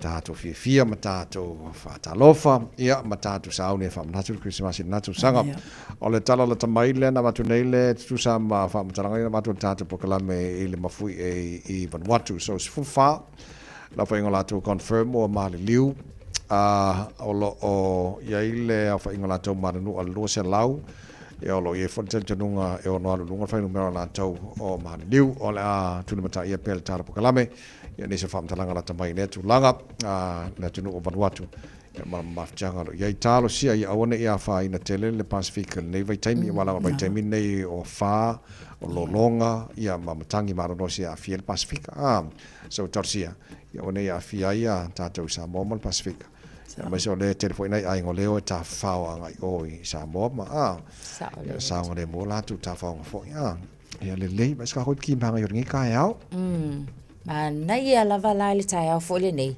ale ai se avoka ngar fa moa ia o le falawa balaku aku ai lunga male avoka ia wa seki ai la se avoka fa ngar fa moa falawa mal fa moa pule ala wa fionga le fainga ala fa moa ke fu fa ia kula ka fala ia fa pe me la nga mama fa moa ia ole na ai amo o se ke fa ku ke le ka ngo fio le tamacho au ke fa ku pole al fainga fa moa ai ke e mai ai malka mako runga o ka o le malo si fa o poina na mo o el neas alu maska ko sisi ke kof ala malo ia mai fa statu ti mana yo le tai hao o le fa manatu le malo le tai hao o se meta o tele fa yo ta maftanga le malo le tai hao na o i break fight ka break ka ko fast le nga mai le po ia le lei mai le statu ti mana yo le tai hao so lo kilo ko dio le va de ka ko fi ko ngi sila di le wa sangi lang ko ka la ke di ka ro di ki di me kaila blind io e ta vai o le tala le na o ka matau tia foi matango fiel ta alo me kaila le blight o te lo sila fia malo le atunu a lea la o whailua mai lua sulvalu tau sanga mai Taranaki tonu lava New Zealand lewa saini langa konkalate ma le New Zealand Warriors. Le aulea le Warriors e whaapea. Ia o blight sa ia ai tutono ta alonga ia le lalo langi. Le sa whea ngai ma tatou aulea la auto fitu Natasha ma tawai. Mana ia e lua i le teimi whea ngai ai blight po i lea fo i ta alonga. Sa ia i pine awa e lua mai ta alonga lea le lua Olympic Games. Ia ma le Commonwealth Games, ma nei a tele talo. A lea lao wa switch mai le tatou laka piyungi a ngai i le liki le teimili nei. Sa tupu ala si tamai taile i tutono Taranaki, but o le teimila le nei, kusala o lewa saingi langa kong kalake fou. Ai pea ma le laka le lua se lau 5 si koa lau kenge le anga skoai a o ta alo i le aule nei ni usila. Pe fa alua se lau ona apia o ia i tono le au. Sono o mga. Ke le na sao? Ia. Ia ai o le sao ta ua foi ma naia tere foi. Unga ia koi ka kou ia la ai ke fia la kapi. Ma so sta alo nga. Do anga ta alo fai se me ta ule le ai. Ai le fai o me o pe nga o ile le ka umai ile le nga mau mai le sta tu tala fota vai. Ma wa ko lo makuala nga o ile ko mai ko ngol fale. Le au nga. Sa le wala ngol kasi le fo le fakor sa ka ka fik ko ngi sila so le nga fia o el polo ka le e bo ko ya mana ya so le auna tama ta el Warriors le wa sa ni lang kun kala ke e ko ke le mo ya la ko mai ka ya sa ka alo il fitu ni sila le wa switch nga yo le dikia ya malo o me ma wori se ning yo le ya ka ko lo si mai ka ko Warriors la ma si mai fo ya o mai mal ko o ki ngi ko o solo nga le ya au ki ti savai lo ma ngai Nai alo ia vai nga tom fai. O tala fia mantua foi fast ngā solo le Tesla engelangi ma tatou. Ai leo tala fia o le lona todo. Lua le na manu malo e engelangi. Ai manu malo tatou i le tatou Tesla lona todo. Te o tala fia na tatou aule ki kiti New Zealand. Way to go. Malo. Nei. Lelei nei banga na ta no ni ta lelei to to mo re samos fonima e tolu mo fa bongol nei ta o pokala mengal por tani think a minute pe mai pes single Christmas Christina Sipaya Betanga sala wa mana tumaya Yesu lo faola Christmas wa le abongai Yesu lo matai te wa afetai wa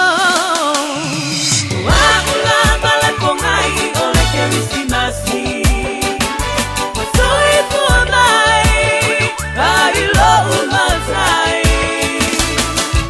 na soi por mai se ala sili ona mawala lo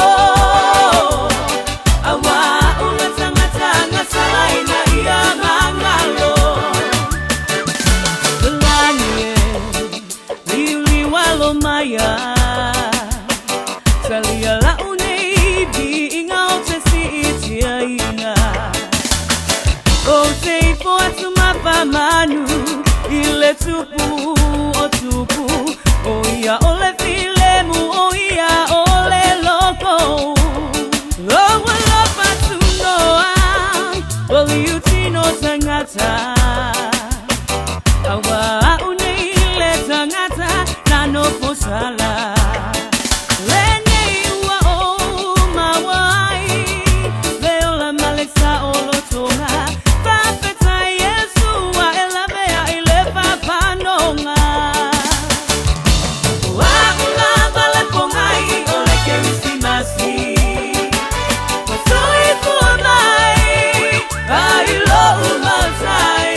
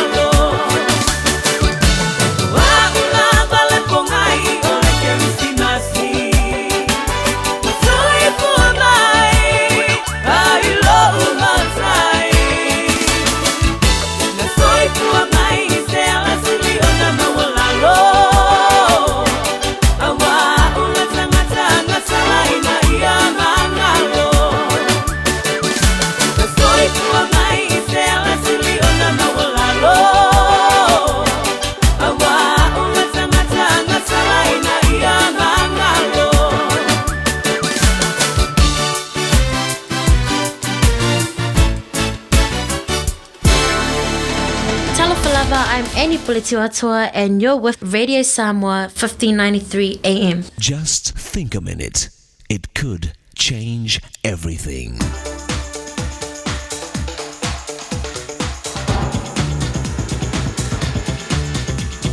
Think a minute. It's been said, a day of worry is more exhausting than a week of work.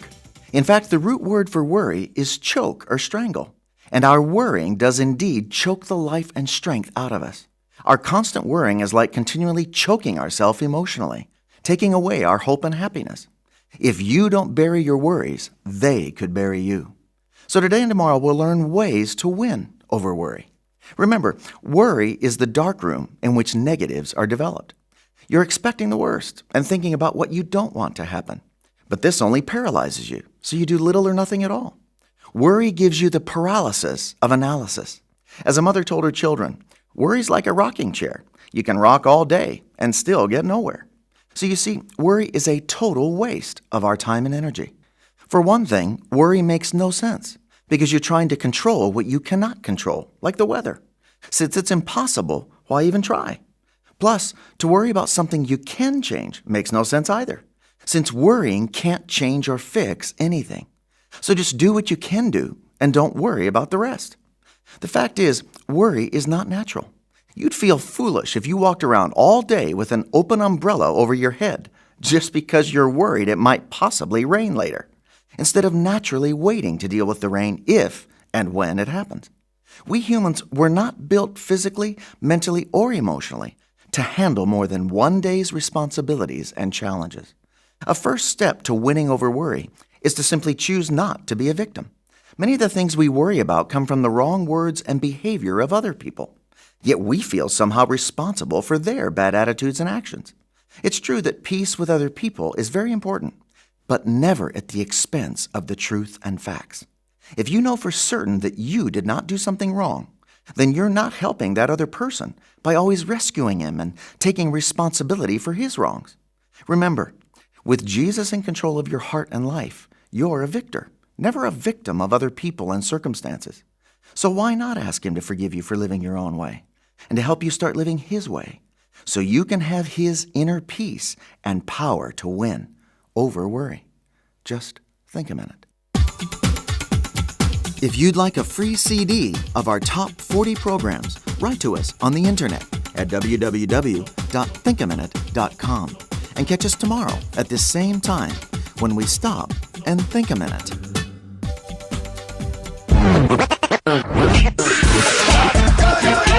Malo soifua, ol se fufonga Samoa, Radio Samoa, tasilima iwatolu amo, se kia Radio Samoa. Lo su tasi watale July fetu ni ufalau manta show fatas mai defenga le alo ile fenga ngal mal maran tumra va tanga vai tipio tanga vai ya ole su yo tanga Radio Samoa ye pia mal tu mai foi ya wal fa fonga na tunu le tai ama no ngatu no vai so.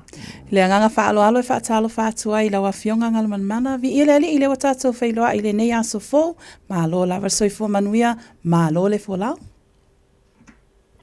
Yeah, malo soifua malo po ile usu patalo faki ya te uto sala ya fa pe po ile suya ya te vai malo la le te wata ile tai au malo le soifua le samatu tala no nei se buki manga ye amakai kai au ya mako ngeyol polisia ya mo masinga avoka masinga fuamo wala wa ape ya ke lo e os fuaka ambango lo kai mi ngei ngai Samoa ngal balban ya au le sipula fo yol kwa kile o ka se mangai yo yo to vai sa ole lo la lo como voltaia ole mo tu apula le si ne ya ta so wa si se ne pula ile fala mi se fala fala yo mo tu sama ho kai le makiki ile fala pula ia por papena fu ile si por mango la hu i mar si se la avoka la hu fa ta la avoka ia ele ya la pe ai lo ia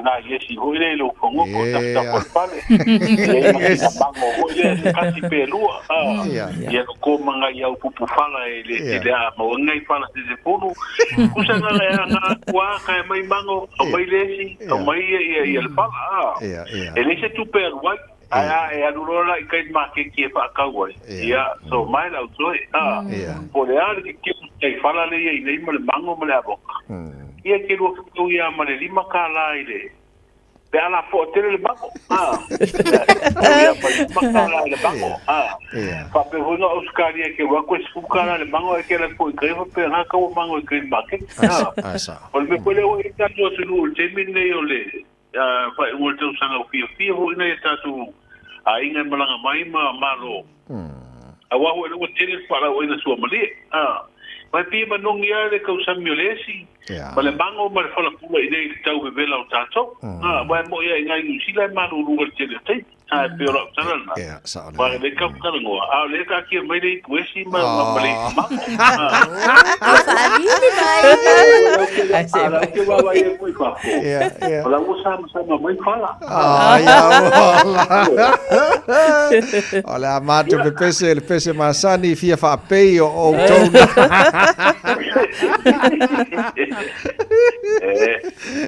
Le lei.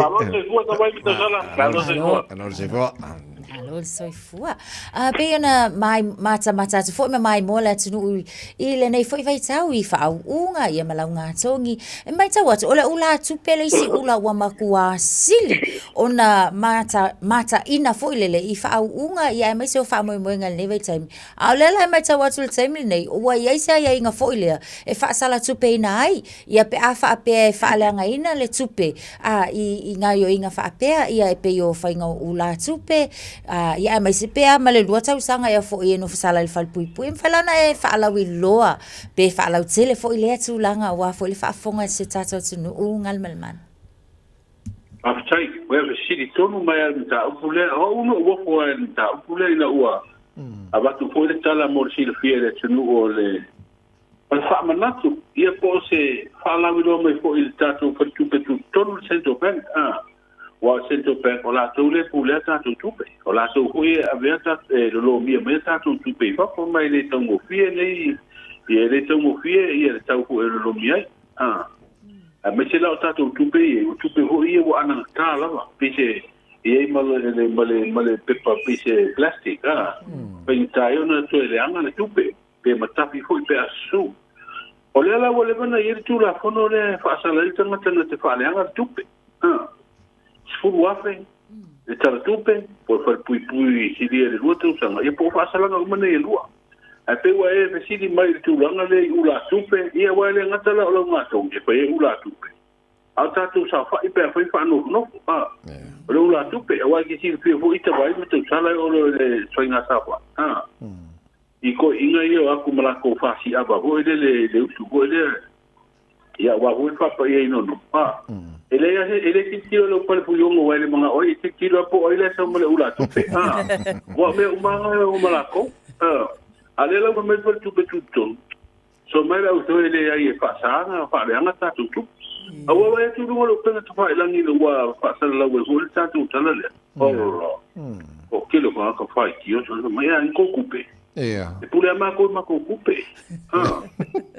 sa wala sa mai o Amerika fa ia sa o ta tole fa ia ta ula tupe meleke ia ta toa ia sa mo la makiba e tauna puti ia ta tupe pepa o wa tele tupe a lo lobia o tupe ho e mo ia me tupe na ia le mo o tupe la ia tu la fono pule ia ma lo tupe de huna le na fa ile tu la fono e fa ia fa salanga ia ila tu te fa langa ina ia na toti o tatu tupe o umana alo ia ma fa maunia fa tu la fono o le atonu ala le koinga fa langa le lo fa sa mai fa kupe o ma sa le kupe po le lo silfia o vai la umana o te loa a wa a nga le tupe a umina nga ia le ava no fa ina ba sai va le ka konga le tru o le foi me o le nga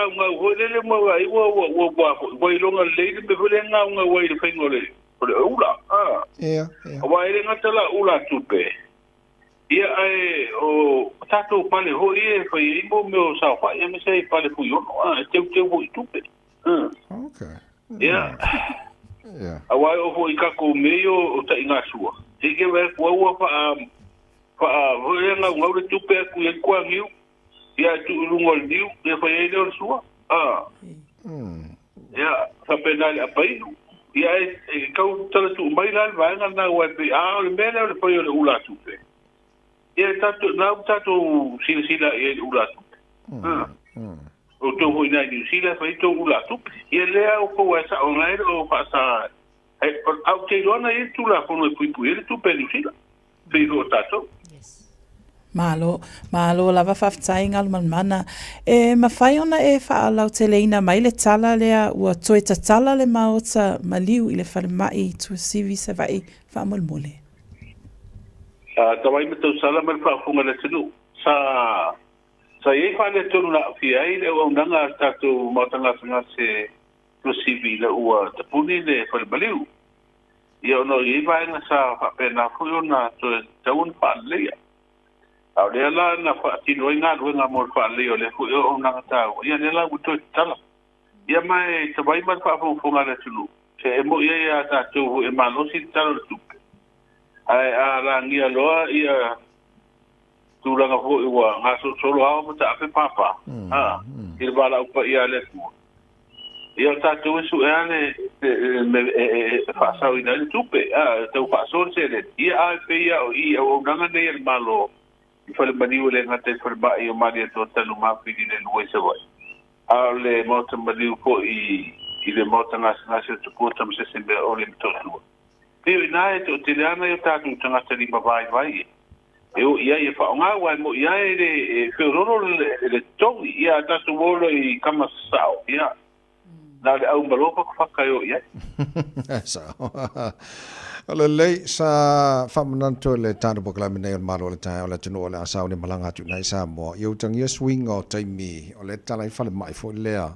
le sa fonga ina le aswana nafiu masana po le toa ngau fo mai leo mafua le tulanga ngalman mana sa le le te vai ia whaptei fo in tāna ruanga o le upa ero mai le tu ia wa tātou e rotu lo wa le koe maua me le sa masene maua ko mumuro ai tio ia le leia o tau longo o tātou tunu ia manino ia le hola whai lo mai e tāna ruanga le ngā mata nei le ato o kua ona ia isu inga ia e no whanga le ia ia ngā tinga se tau samati e tala mai le valu tai au te puni le valu po a o lola le po ia o isi langa se ngā se toi anga ia tu whai mai o lalo la le vaenga le ia i le emergency department la tuna e tau aveina ia tūranga i ngase na o tu temina mai le iwa e tau le banu tai au. Le hoa lau whamanino mai le whaasisiranga lena mai mo e tanga ruenga o sai hua maroro ina. So ngā lau whai ngā ruenga. Ia utato ino umal temini o le tau sanga. O ia sa ngā lue whaputu al temini le ise i whaina i marolonga po ia si ai mai papo. Ia pe whaatino e hui nisi po ngā whare ai nei Samoa. Ia ona mawaile ona ia so mano ro ai ia o te no po ele o te mi umile patino ile swinga nani awa o te no so mano ro ki si massimo to sang fo e a to e nga ru vai to mga ru nga maro le so no yan wa to sang fo ia o te no o te mi na o to fo i tu la masani ia le fo e o nga ai ta o mo ti na pia ta to tangata le malanga mai fa na mi se tu la no fo i o nanga se ko marolo ina ia termina de motala toi amata tu vaso nei no vinga wa ko ia ka ki simasi alo e merto se no po ia se yo into ia nga venga ide ia ia wa ma no fa te tele mo le fa no tele no nei vanga ia pe ona tatu tala no nei taia o la vatu la no si e fa ina fo ile atunu o ta penanga ia wa fa fonga le tunu e tatu tala mai sa mo pe tala va fa mo ne ngalon man so vai o le wa tor sa fa inga to to finger tu ya ma lo pe ona pa ma ni el parliament foi un fasi sinalo i el fon sala ila so napi lima komiti pa parliament le vuto me na mi te mi fa po po te pena ia la to lipoti o usanga gwenga le fale so toto ma le no kwa ngo so no ko ba o pa mai to ta va po nga gwenga le mai ila le manu po tasi ua mai a o to tala alo ia tato konteng mano ho le Sheraton Hotel di Pia ia mo fa i tu la di salam te puni e per kalap di per pa di Pia i temi oso di Pia Christmas nam to sang po Ma lo fa tele mo le nei tai mo le fa mo le tunu o tatu tara na la fa lo tele e le tutua le fianga kan mana pe ata le valu e le tai nei wa lulu ma fu e Vanuatu o la se tala mai ata tau Samoa ma tulango il tau fa mo le mone te pisine mai loa pa ulo matimu pa ya si ma ko timu le ko mai nei tai o le tala le tau o lo wo ye nei fa mtalanga pa marusia ia pa tona ko yo o timunga mamafa.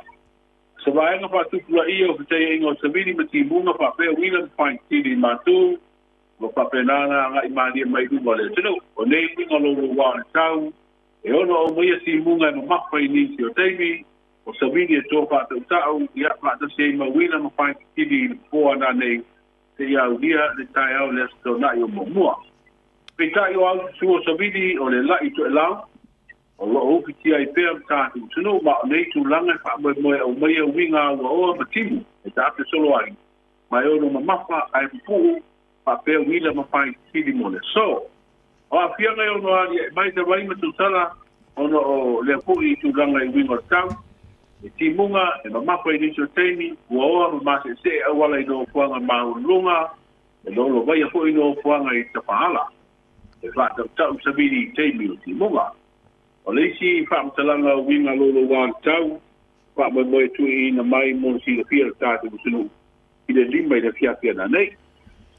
Ma alo whafte tele mo le nei tai au, ia, manu iau whaivo le nei asa lulu, ia, alo ane ia whaawau ia lau mālua le tai au, ia lau wesi pula mau mango, ia mātou pe pese le puni ala vaa mana o nao wha lupu o le ele nau mati.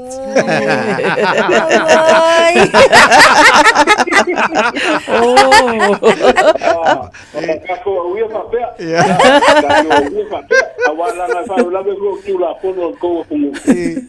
Pai asi malo si mero la bato meio para wena so mania de jewa bato para lango bueno le cook flight.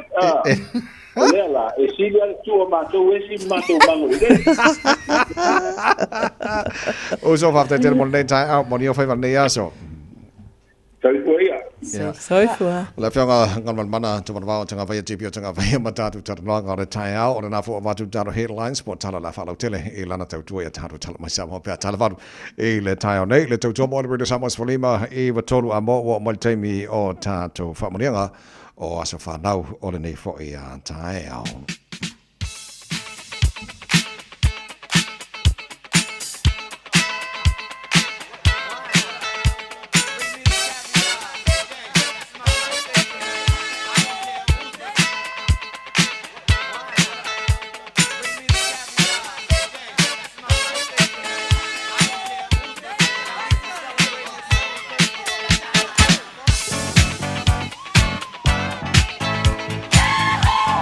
Nagos whanaola so lulu nei se fulvalu o te sema wa matala le telefoni mo o tolu fitu tasi lima I wa tolu mo fwena wano dunga tātou I meli. Ile on air at radiosamoa.co.nz. Whapena fwoi on whaanga mai tātou Facebook, mari YouTube o Radio Samoa. A wala mana whaina o mai lau whamania ngas whanaola ne fwoi tai au fwou. O i se whamania ngan lua pito nei tai au. Lo ia tātou whamanianga le lunga le apia fōlinga. O le whamanianga mai a Masenga Ropati. E whaamani atu le asu soifua si o mātou tina I a whale pau Ropati. O le whaafetai, ma le vi inga e fōi I le atua ina ua aulia mai lo wono se fulu valu tina I le aso. Whaafetai le ola ma le malosi. Ai mai se le whaamalo longa I a te oe tina. Nei tausanga I tele ua e aulia mai. Ia o mātou tatalo. Ia lofangia pea le atua fua ini si asu si tele tātou mafutai pea o lo whaangana mai a inga umalava I Amerika ma Australia Samoa ma New Zealand nei lau whanau mau grandchildren ai sili ai a lo whaanga mo oia watu le tamao le a inga I a si TV Ropati manu ia tele lo wasa soifua mama and God bless. Lunga pea tātou apia fōlinga o loo iai le whaamanuianga lea mai a lii o ainga apre amo leo whale tanguai. O le susunga ia vaafusuanga usua lii whale tanguai leo. Happy birthday bro! O lo whaanga le nā mai nei. God bless alofa atu I ainga I Alaska. Ai manuia tele la waso soifua le nei aso. Le susunga ia vaafusuanga usua lii whale tanguai leo. Ai pa ina whana ngā mai sose o soso YouTube le ai le mo lopiko Ia tawai. le lei whamleanga mo las whanau o Allen Glen Eden bonu i tele lava lawas whanau la whaanga taefu and sose lesi whamleanga na okay le lei lesi whamleanga fo i mai sose o soso le ai fo lopiko O le whaamanuianga mo lasa whanau o nuu skipo o tara. Manu ia te lelo wasa whanau alo whaanga taefu masosi. Lo le sei ko kilo kua son wo foi wo po wo au bala au masanga bala mai o kapolo Fa fe au le mai le la fa fe de susuru mai ngi la fa pe ka ya le le e pe ai fo nga mai o tan fo nga mana le tai au fo ta sha mani o fo la se ko sia ele o ka ko nga le ni falau manu ia fai voto nei aso. Tai lava la sunga tawai fa pe foi le sunga ya Natasha sa mola tunu pele fa tai mun nei tai au man we lava singa o le aso lulu feido ai i aso iluma al nei tai mi alofa tele atu soifua ma ia manuia. Pes pesengro ke semasi mai le kalesia fangatongo metotisi mai fangatongo America Samoa fa muni trele pulenga mana fengar wengar wedi Samoa mal tala poklame malo le tai au yo to wasu fa na le so manu tele lava male anga le le tala matai le langi na wata luas fantasi e le balu.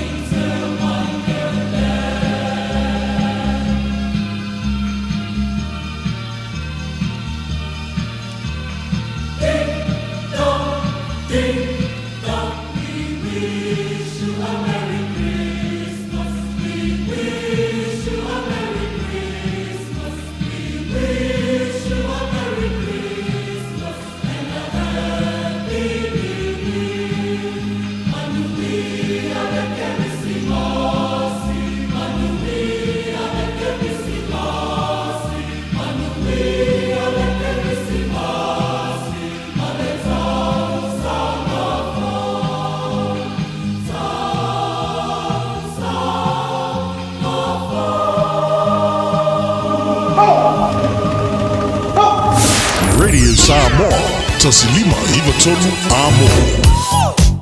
Ni potelunga o la tato wala tele le taimile nei le tai au. State Highway 1, southbound traffic o lo maita watu tele nai poloka ina Rosedale Road Interchange au lo so longa le le northbound lanes i le taimile nei. Sunnyduk o lo maita watu foi i le vale na o Sunnyduk Road Interchange ma le anga iatu i le vaenga na towards the north o lo so longa le le i le taimile nei. State Highway Lewis Fulu maita watu southbound o lo o faisi pisi mai le vaenga na Mount Roscoe ilanga iatu iai o itato. Ellerslie maita watu fo ilevao Ellerslie and Green Lane on southbound traffic on State Highway 1 o lo faisi pisi ilevao Ellerslie Panmure Highway ia ma le tato Green Lane Interchange ile nei fo itaiao. Hill Road Manurewa lo maita watu faisi pisi o tato eastbound traffic lina. Lincoln Road o lo maita watu fo i Henderson faisi pisi o le southbound traffic towards the Straight Highway se fulu maleono i le nei fo taimi Onera Road o lo pisi fo i le taimi le nei eastbound traffic anga iatu on State Highway 1 on ramp o lo fai lava si telo nai poloka o lo o iai salal na mo tatou ave sa avale i le nei fo taimi le taiao o yelo fai ngamalanga i lungo le nei taimi o le taiao to e luas funmatfa minute i ona tale o le tulai valu.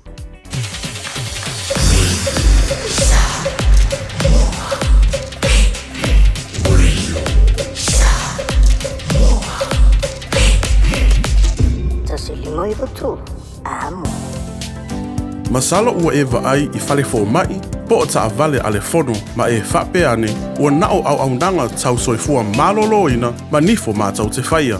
E tele le fesosoani e maua ia mātau. Fesosoani mo le ola manuia o le mawhauwhau. Polo kalame e tau fia ai le tau mawhatapaa. Fesosoani mo tina ma pepe. Fesosoani mo whaia o siaki I le fale mai. Fesosoani mo sauwanga I a inga. Fesosoani mo whanau ua hiu ma le aonga. Mo nisi whamatalanga, tanga iane I lupenga ta whailangi www.tafono.org.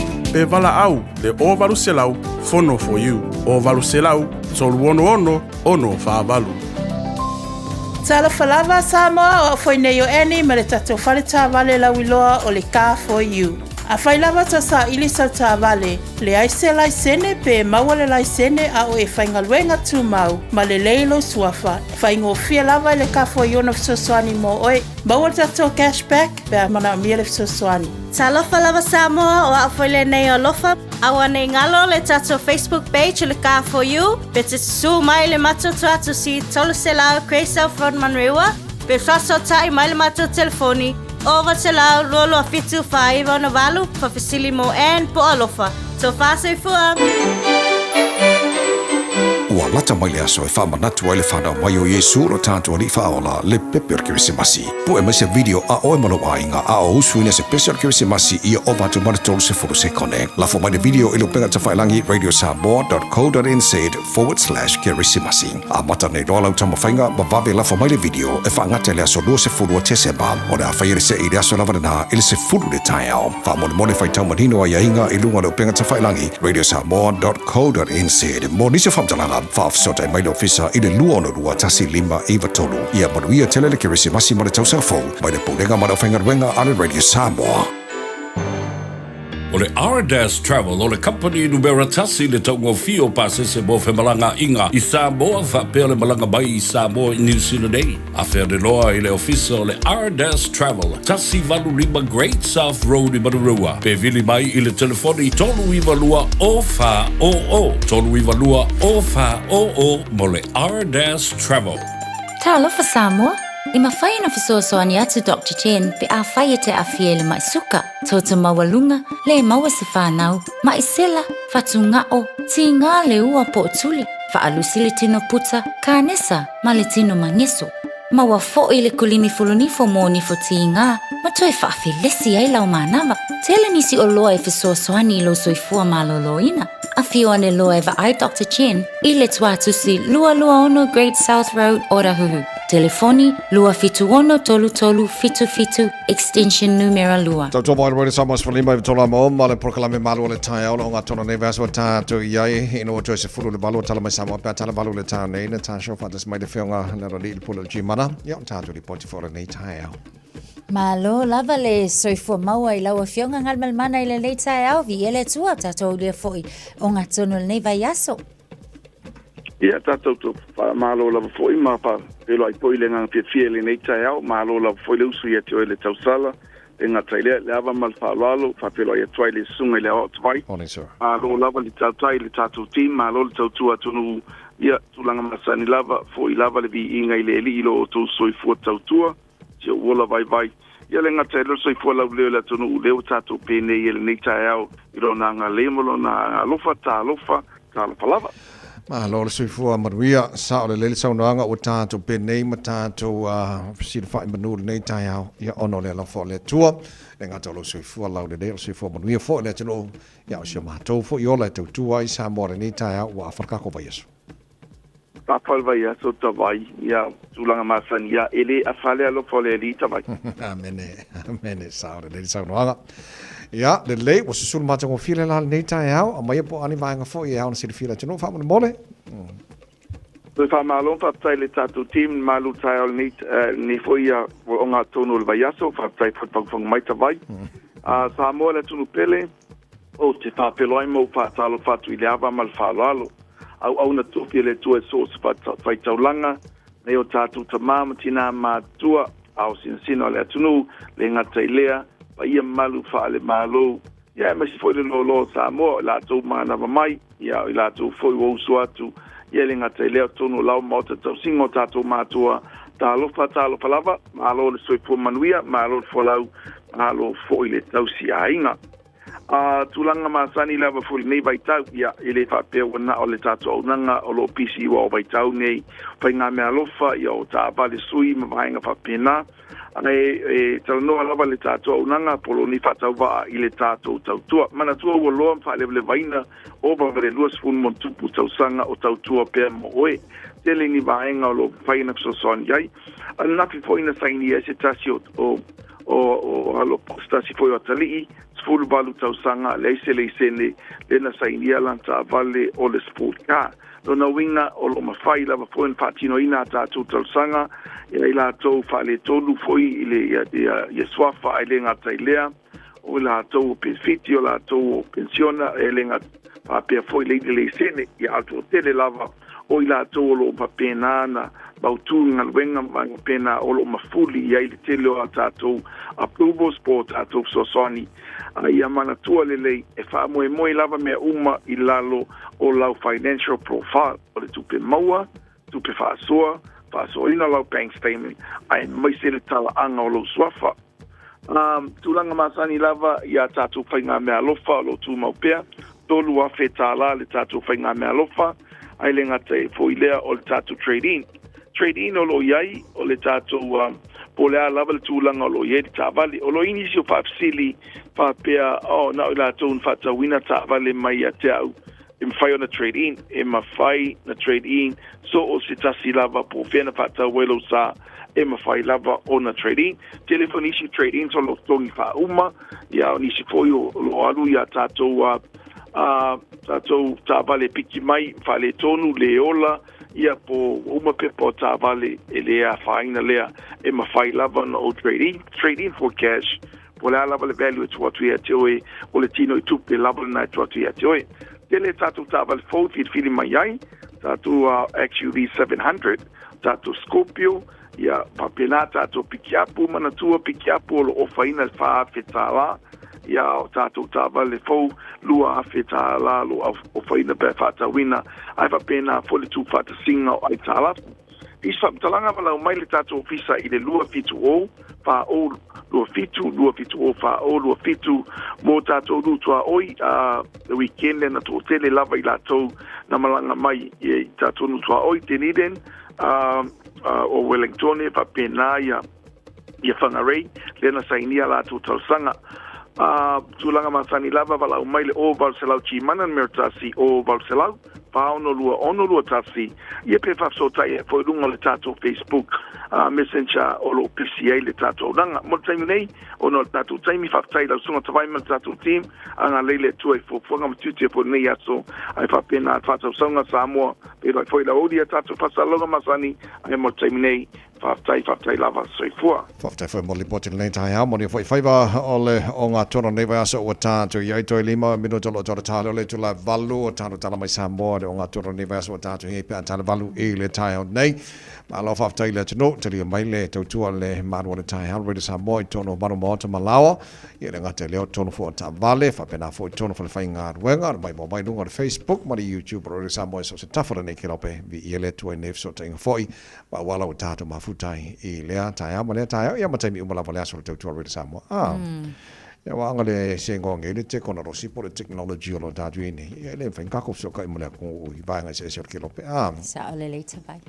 O lo tātou iei le mana i le sula le lai au ki lani nei, ma le fia fo nei tai hao, mo to telo tātou, Vanuatu, le atunu o lo silion mawhatia, tu sai ma ni poti lata mai, na watu tātou po kalama nei tai hao, wha mani mai confirms fu wha lato ma le liu, i le mafu e na lulu, i le toes futolu, i le tolu le temi niusina le aswara nafi, i Vanuatu, the coast of Vanuatu, pe ona i le mafu e 7.3 le maulunga o le marosi. So, o le poti a le US Geological Survey, earthquake 5.2 kilomita i le Loloto, i talawhātai o Vanuatu 12 kilomita le Tusisifo Port Vila, o le poti o Marana, lua se lau nato manunua, tu se mali poti lata mai, tu se male se furu fale whaale ngaina umal te la vaenga, male te la vaenga o whaale ngaina i vaenga taura lata, e talawhātai o Vanuatu lena lulu o le mafui e 7.3 i le asona nafi, o le poti o Manao lo tu ina mai, peona iai ile nei foi vaenga o foringa mai o falanga ina mai fale ampasa United Kingdom, America, falani ia New Zealand. I vaenga mona nei mafi ele sanafi te lo tala la tamai umai nei tai au atasha. Ioe. Ia. So tu langa na iai o lo o failasi mafatia o le ana tautitilo atu po ini tsunami warning so far. Na whare o ngai na umalava ia na fo ia lapta inga la sanafi le ini tsunami warning tu ina mai. Ina ua mai ana lulule na mafui ele sanafi Vanuatu. So tele na whamtalanga lo tu ina mai nei taimara tai au.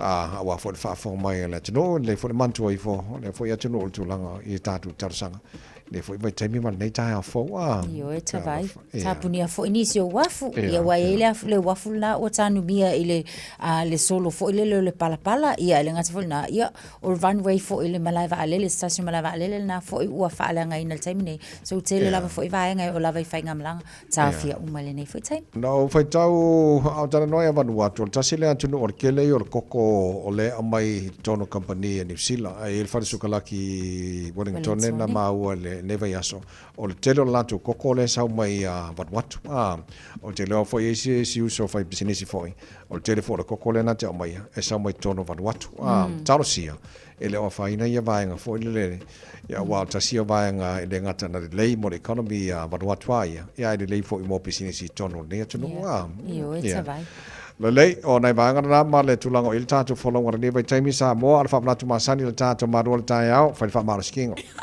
fai fa maru skingo ma ko anga kakalo io e ia le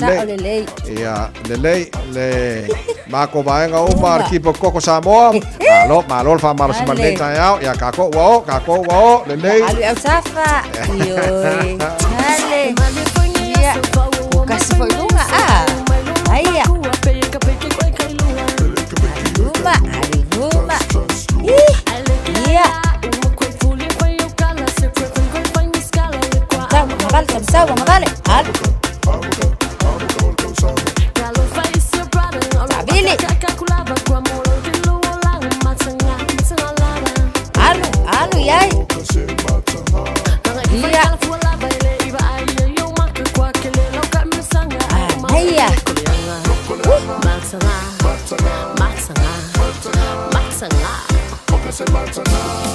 Mo esta mo awola. Vale. Tahu.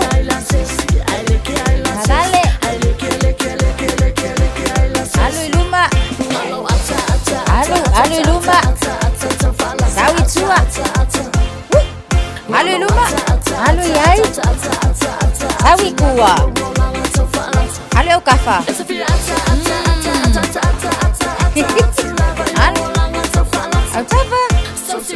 Iya ba ilma aya. Iyo Ula oile nga aya utafa. Lunga.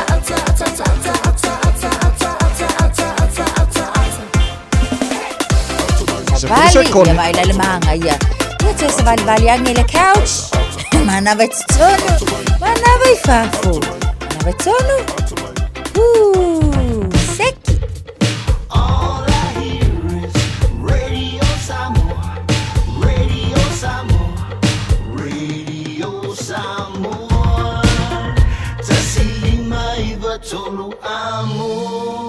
Radio Samoa, kasilima i wakuru amo. Usi mai alau whaafafonga. Telefon mai Samoa ya su taitasi. Wa au mai amo oe ona o le langolango mai a le talofa voucher. Whatarofo ilo tātou o tino i nei o so fou. O tātou mawhute le o ngā tutonu o le vāiaso. Tala tau longo usi mai ale whaafonga. O le ua atoa nei le to'atolu o sui o le fono o sui tofia ua whiriwhiria le pālemene. E tūsa o aia inga o le whaavae. Ina ua whaelo aia le whonga whatalai lea whiriwhilinga. Ina ua toe usuia le vāiaso nei le fono o au whaitu la fono. Mo le masina whai o le nei tūsanga o le amaea. O le to'atolu o tamali ua whiriwhiria. O toe tūsi au ai le pālemene le fionga le tui atua tupota msese efi. E a vea mse tasi o sui o le fono o sui tofia.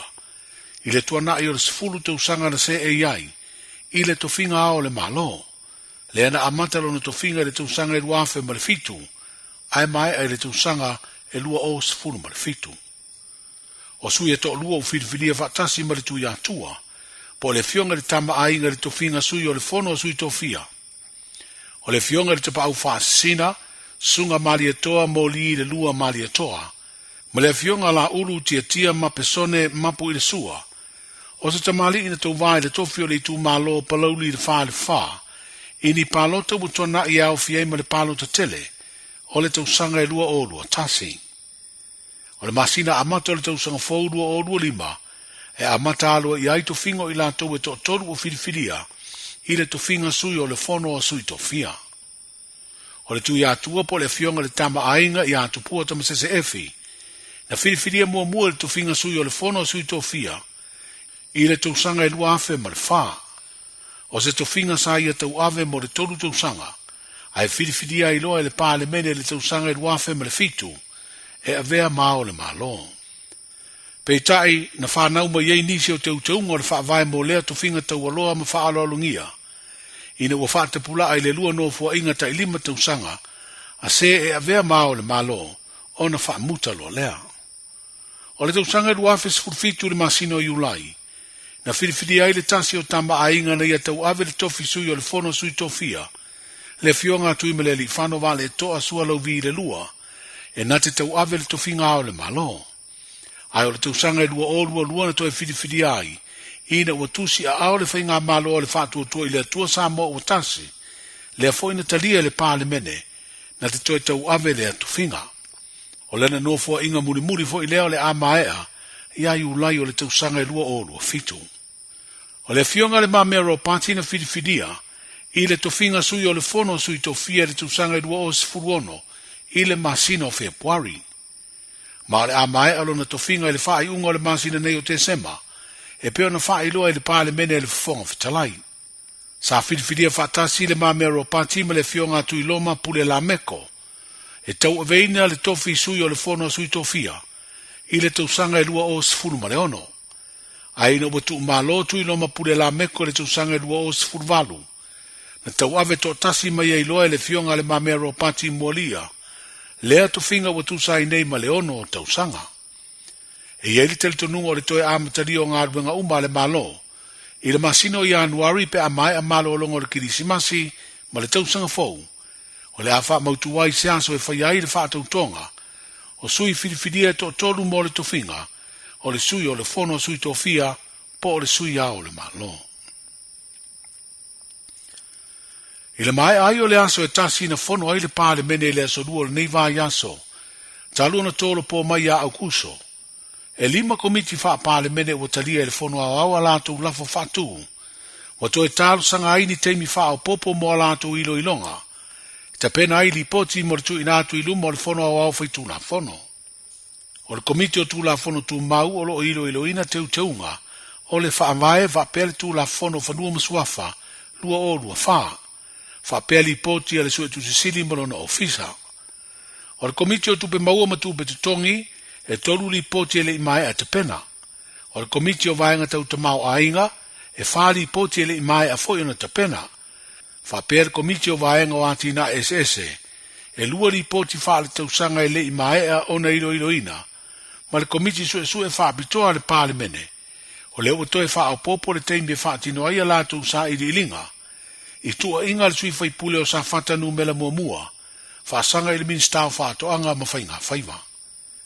O tau urumanga le pāle mene le masino iuni, na whatu ina ai le lafo na pasia, na polo ina ai lea sui mamalu, le fionga lea ana Ronnie Posini, e tu ina atu wha mauninga o na tua inga, ma wha peo na tu ina atua i le komiti su e wha pitoa le pāle mene, ma ua savalia nei le ono masina, taru na tu ina atu lea mta upu i le komiti su e wha pitoa, a ele imae a lātou sa ili ilinga. O tōru pōnga aruenga le pāle mene to e tau wau fia, i lea so lua sfutasi o le masino Januari, o le tau sanga fōu lua o 5. O le nofuanga lo i eile fale mai tuai mo to tua i le vaenga sa i eile fale mai o tamaiti, ua mai ona toi fausia ma wha fōu, ma ua i eile au nanga o le fale sue toto. Se ngā ruenga e peo na wha iloa i le ministal mta ngā ruenga, i le tatalaino le ngā ruenga, e valu sela wafe ta lalo na tau na fausia e le vaenga o kamuta, ale mta ngā ruenga o le soi fua malolo ina. E se furu wha potu ua i eile nofuanga, ma o ia potu uma ua vae ia i au nanga ese, o le fale sue toto. O tuane le nofuanga o fausia i se fale fōu ua avea ma nofuanga, o suenga o wha mai, leo le a whaatino ai le tuina o toto ngā sengase, wha pēle ma malu o le atunu o foina o lātou toto, mō ngā sengase e fia tonga fitia. Wa ave le tu alalo le minstalo sui fua maloloina, le fio ngā valansi lua pito whanua to ngā manga tā fito sele, I le ufai ngā ruenga re ia tautua nae a puti puti le leile wa aia, ma le whao ngā ina o ia mea tō tino i le ngata o fale a o masini. O nisi o ngā ruenga ua umusa mta ngā ruenga ua pine ai ngā ruenga o le amae o le neitu sanga, e pei foi o na sa umusa ma tatala nisi o ngā ruenga, i le whalemai o malia tō tanu ma whiri lua, wha pēr whalemai whai tū māloi foi lalo i savai, i le whai unga o le vai aso o mawai. Ua wha o popo le umusanga o le whale sue toto, wha pēr le whale sue ei wha amai, le fōa i o ta vale toru o le tu ainga o le van, mo le au nanga le soifua malolo ina. O le wha laptonga o le UNICEF, ua awala mai ei leanga le leimo ia ta vale o le a wha o ngā, i le porkalame o tuinga o lo wha savali, e le ufai ngā luenga o tau si soifua. O le atofu whale mai e pe o tupua tamasese mea ole, o le whale mai whai tū malo i le unumoenga i upolu, ma ta vale, wha pele isi ta vale van, o le a wha o ngā i le whale mai o mali atoa tanu ma whiri lua i savai. O le o nanga la vale am ta ngā luenga e pe o na wha ilo e wala so te inga le malo. Ua wha ilo ai le te talo ngā luenga na toe wha le iai, le whale mai whai tū malo i le lomanu, i le atua le pata. O se ngā luenga wa fausi ai ma le whale wha mautu ai le fo mai, e ngā lua e mo lea mauta ngase ro tātou motu o upolu. E wha se lau varusuru i wafe, varu se lau fitu tā la, le tau o lea ngā luenga o nisi o fuanga, mo le atina e manui o le tenu. O le toe whale leia foi o le whale mai whai tū malo i pautasi whale alili, ua mae ama ua umusa, le tusa le tau na whai ai lea ngā luenga, ma le wha se lau varusuru whaafe, fitu se lau valu sfuru iwa tā la. O lea tau ua ofi ai ma le fausia o le mauta ua maea, wha mautu ai pe nofo ai le fo mai, e ngalue le whale mai whai tū malo i pautasi. O tuana i le masina o ke topo le neitau sanga na amata wha o ngai, le whale tali malo le Sheraton Hotel i Vaisingano i pia, a o whea ngai le atunu umala na tali ngā malo, o le fono malo le tau pulenga. A o lea ua wha ilo nei le toe te talalo i o lea pisi nisi tau whale tali malo, na tāpunia morisidia le lua tausanga, a mata mai le pepesi o le wha mai COVID-19 fruiva, i le tausanga e lua afe lua sfulu. E valu te sima le 5 miliona tala a Amerika na toe wha le ai, nisi o vaenga le whale tali malo o tāpunia, se iau ina wha au i ngā luenga mo le toe si tio na au nanga, a o loma le fono a malo le tau pulenga. Stasi leo ati na e tau tangata tā whau e tūri taulanga o pia, ma o iei awa noa e se lau fitu sfuru 5, e na no foi tangata tā whau e au fi ai potu, ma whale po bungalows e lua sfuru ma le tolu. Wa umia nei e le malo Samoa le tolu sfuru pasene o sea, o lea whale tani malo, leo o whaatau ma umia se tangata whai pisi nisi mai a sia. O te pena leo au nanga leo i tūte masani o aso fia o kiri si masi ma le tausanga fōu, e peo na masani ei tausanga taitasi. Ma o se teimi tāu o le nei e mata ali ai malu o le malo, i le pui o le saunga le mua le soifu o tangata malatu mea totino. O le teimi o fia e tūla i mai ei wha lave, pe a le wha utauta ma tausia le atunu le saunga le mu, a o alo i malo longa o aso fia, le ai tango fia tele ai le awa malosi. O leo o wha iloa le komite e pulele ava malosi i tū la, e te tala i whale kalapu ma whale whawhiawhia e peo na amata te tala, i le se fulu le tae au le so lua su whao te sema, ai tāpunia i le lua le vavao, o le so lulu lua sfuru 5 o te sema. E whape na fo i le so lua tolu su tasi o te sema, e te tala le se fulu le tae au, ai te puni whale kalapu i le lua o le vavao o le so lulu, le aso mua Januari o le lua afe lua sfuru 5. O isi aso e se mai ai, o le atatala i tū lama sani. O le tausanga nei o le aleaini whaalinga o mea whapapapo o fireworks display, e whaafelo i ele tausanga fau. Mo wo whaailoa le minsta tupe, le fionga lau timu ia a fua wele se ma ai se li poti, o taunga tā tele si ria le whaasela wafe tā la, e whaalu e le pūlenga o tangata tā whao, mo lea fua fuanga. Mo wo tā tia ai lea se leni mo nisi fua fuanga tā ua, e wha o ngā i ai. O tala i o le nei aso, soifua. E silia ma le se lau fale oloa I Samoa e mawhai ona whaanga I le talofa voucher mo whaatanga alu a inga. E le atoa lava se 5 minute lafu antuai mai New Zealand, Australia, Amerika, mai si antunuu. Ai tau nuu I telefoni maolo e whaanga le talofa voucher e whai e le whaatau. E mawhai fui ona tungi e tuai le cash power wha pēle pili o le vai iso o se taimi. Angai loa le www.pacific40.com e lafu ai se talofa voucher mo lo a inga I Samoa. Mo nisi whaamatalaga vala o mai le olua tasi o valu tolu tolu, lua tolu, po le info@pacific40.com. Ua na o le Radio Samoa se furulima iwa toru a mo e tautuaina o e ilaungangana fitu aso le vai aso. Paispisi nisi nei o vaenga o la tele Pakuranga Highway eastbound I le lata atu le nai Pakuranga Plaza westbound o le anga I atu le nai Panmure Bridge. Sims Road 40 on Penrose o le nao lo mai tawatu faisi whiololo le pisi le taimi le nei State Highway 1 southbound Penrose Road interchange le nao lo pisi whapena 40 la le northbound I le anga I atu le nai Ellerslie Panmure Highway exit. On Great South Road Ellerslie Town Centre lo mai tawatu faisi pisi I le taimi le nei Car Road on Mount Ruskell faifo isi pisi le taimi le nei State Highway Lewis Fulu Stoddard Road ia o mai tawatu le nao pisi mai on the southbound I le latatu le na I le tatou off-ramp. State Highways full Maleono lo mai tawatu westbound faisi mamafa le traffic ilang ayatu le na Lincoln Road interchange.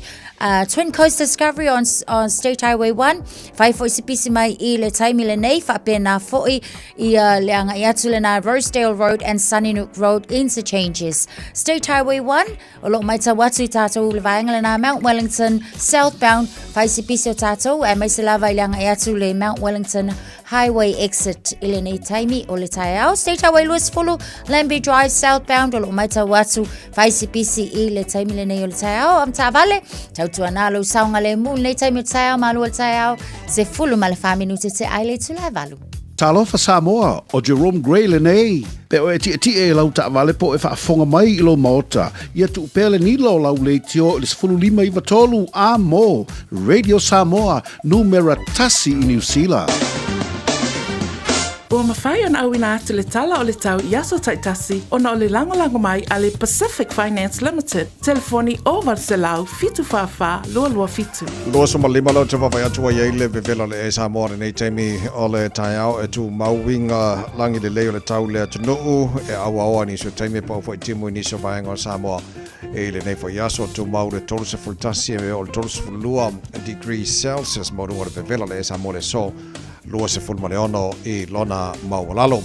Ia, tāra papai atu le tulanga I le tau I Australia, whaatalofa tuaili pakalami panga o malaba, ana marua le taha o Rede Samoa lunga le Facebook, mari YouTube, Rede Samoa malola marasifua manuia.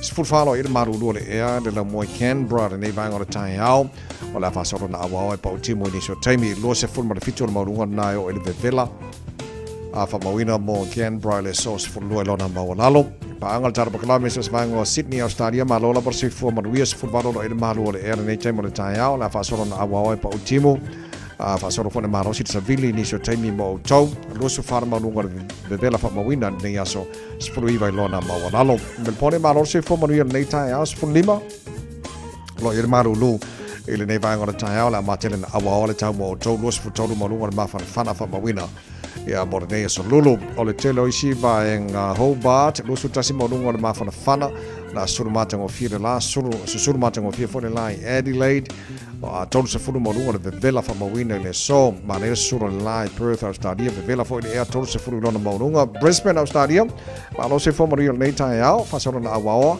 pa utimo e marosi sabili ni so taimi tolu se furu morunga le vevela fa mawina mo tau ele nei so fo fa soro na awaoa marosi fo sabili pa utimo tele vaenga o Darwin tolus fulima o le maununga le vevela whamawina o le tele nā vaenga o Australia ia matulanga o ile tau whamawina mo le o ngā tono vai asa wa tātou iei se mai le talo le tau ile no whanga whasalanga Radio Samoa tama ki makau rau se fulima le malu luna nei taima le tahe au papaya tu whawhama na i o suro le la winga na o tau le so le alangi le lei e awawa ni so taimi lua se futolu o le maununga na mawhana whamawina mo au kilani le so se fulmane ono lona mawanalo au lia tahe au le asusuru matang o fila la le tena vaenga au kilani lua se whana maununga na mawhana whamawina mo au kilani le aso tahe au le vaenga yon tuatu na se fulreile o le awawa fo ilangi le lei le titi al taimi pa uwaina I wanga ni si o vaenga au kilani le se fulreile Whapena mana stonai lang le leila sa sunga fua so lua o le yaso o no ma na yatu o whamomonga o mai la mai tau.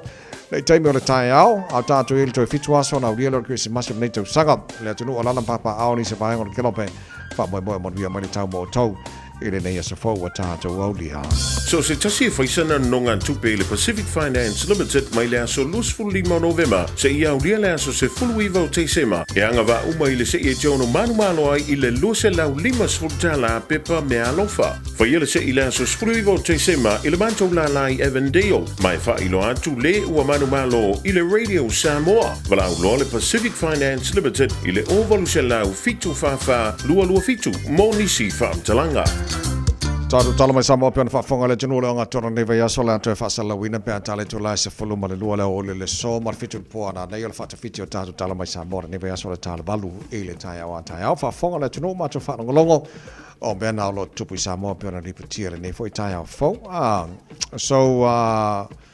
O le mafui e Vanuatu le sa sitting e le fianga ngal mana tulanga iai a ne te ua faina toi moni se vaenga po ina lapta inga but so far ele o iai ni vaenga e ono afia ta tau ya na paua la e faima ya na i lapta inga la vai tau mo ta tau Samoa ya la e saunga le mo mel tau mo le tunu e le nei fo ia ta fo ia ma nei vai aso a taro si ia langa o le utatu i le season nei e tele na fa ti ai le Pacifica e le ngata o matangi malolosi ya ti munga foi ma vaenga whanamna whanatura ya a mo tātou lo sauni malanga i Samoa ya manu ia whainga malanga le lofa le tua tau nuk manu ia ma e enjoy to i mi Samoa le festival o Samoa i o te pena le i tātou pe ao manai whanau Io e te vai ya o nei vaenga na i Samoa le nei foi tai au ma le whaafonga mai le tunu ya amu i la ko la o Samoa so le ya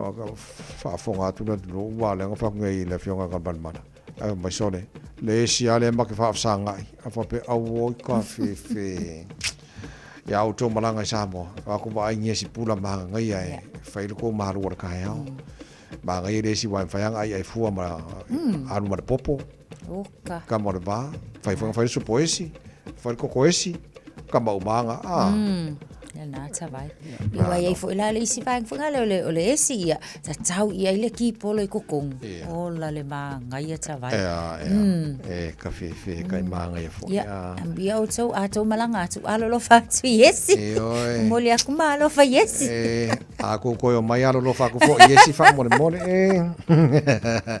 Maria malanga fo la fa ngai ma tino le nei aso lo se fo challenge la e valu o si mala fa fonga o tato ma fa Samoa o le nei foi tai au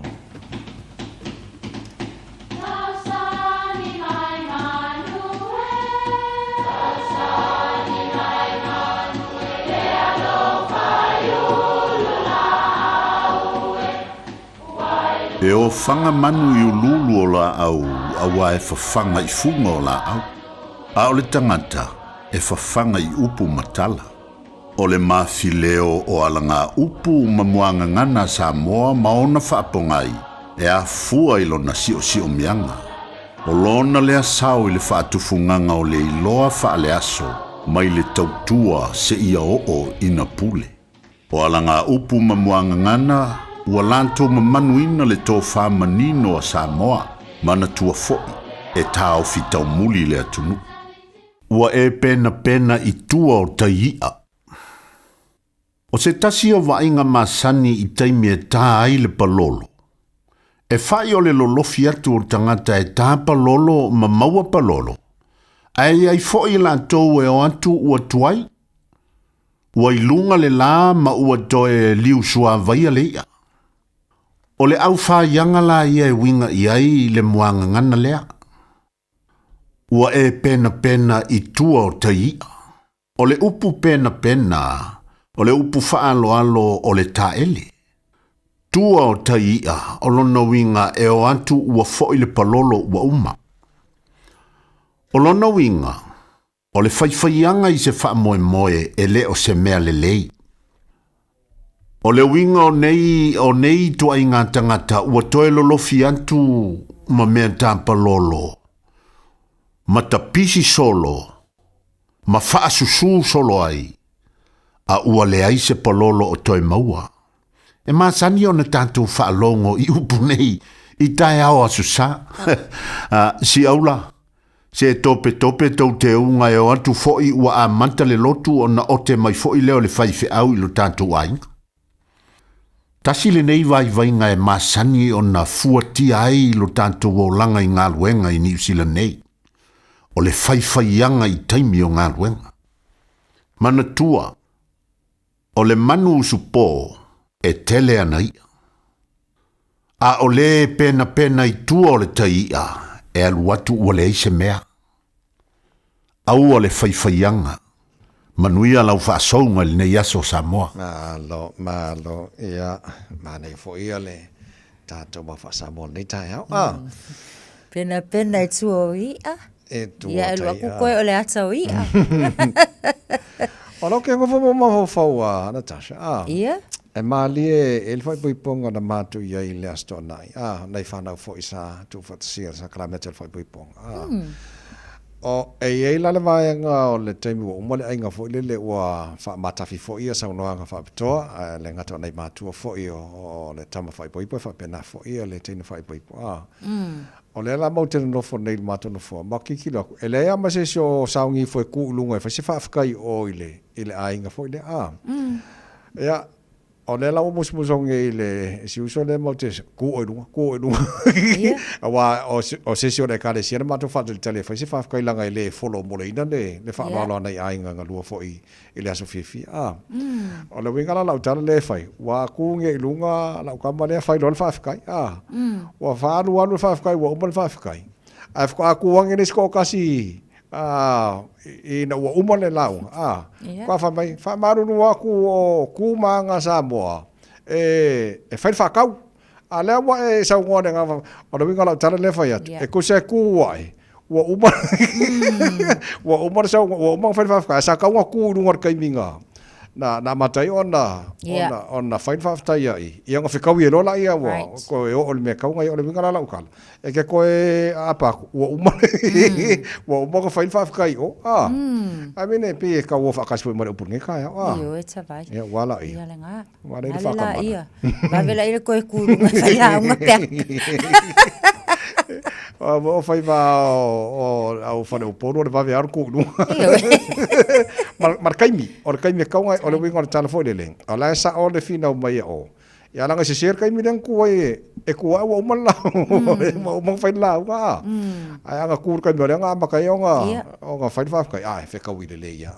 Ia le mena ngai maua.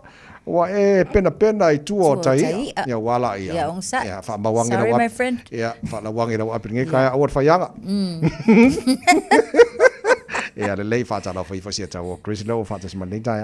Hey, good morning Chris. Mai on le tai au. Ia le lei. Hi friend.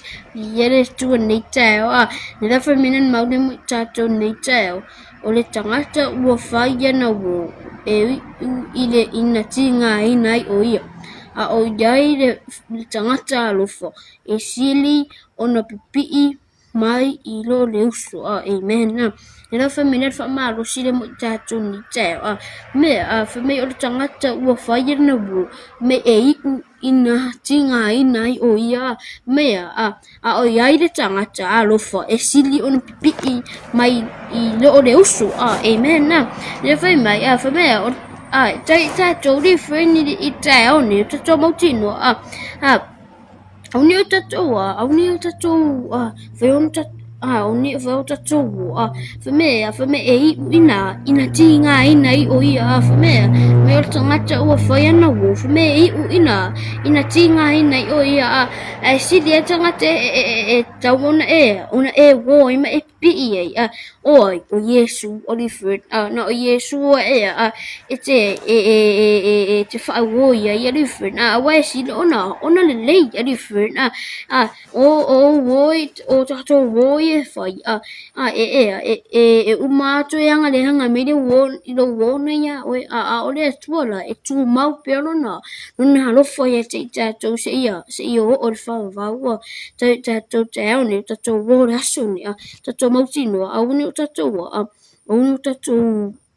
Yon tatou wo a waya e ui tatou ina i le tinga hina i tātou a tau i tātou tatou a tau tātou tatou sino tatou pi i ai a tatou ia o Yesu a different nei do tatou a different friend yo tatou mauna mo tatou nei tai family tere tadi mo tau ka please nga la friend nei aso fa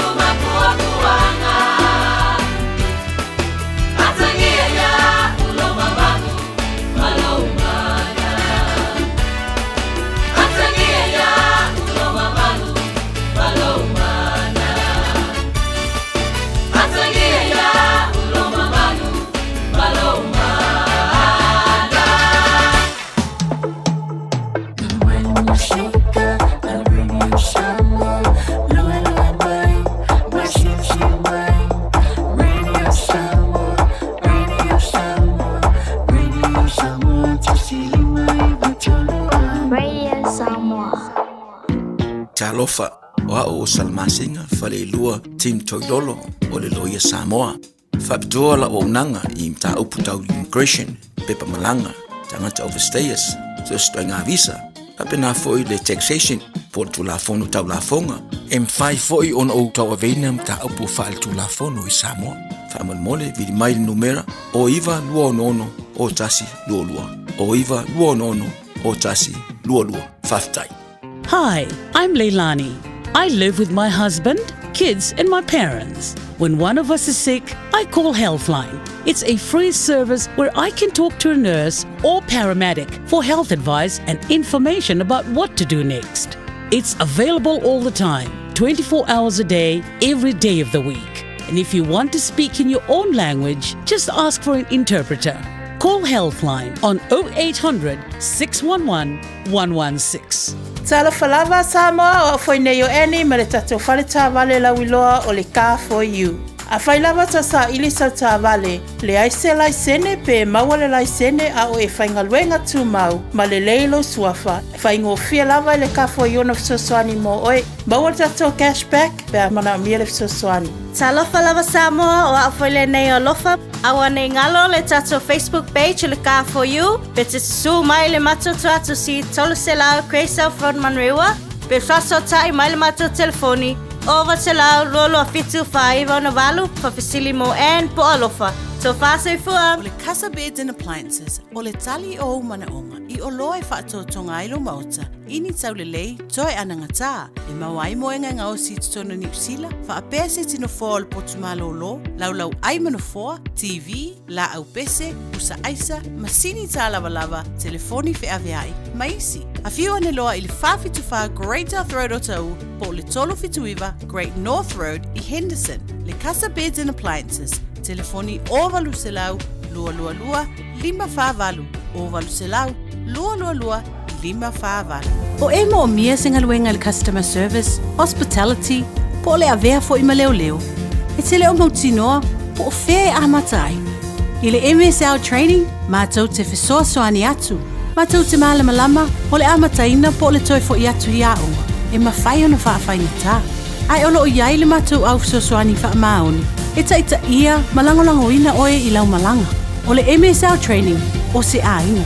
O se no fuanga I langolango ina oe, e wha malo si au, ma wha manatu atu lau sini wha atu.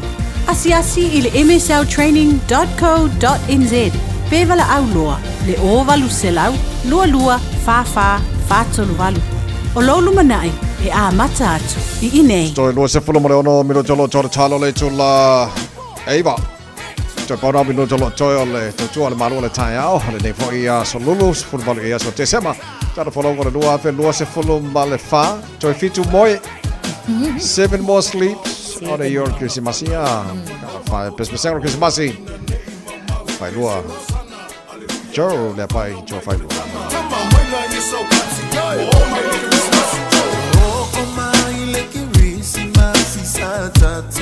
Atali Uida ese la ngona Otangata uma ole la lolangi Ota pigi ama ile tala ole fa aula tama Ole aso na malo ia ole apa na ole tama Say Hallelujah Hosanna Utau kupalo ana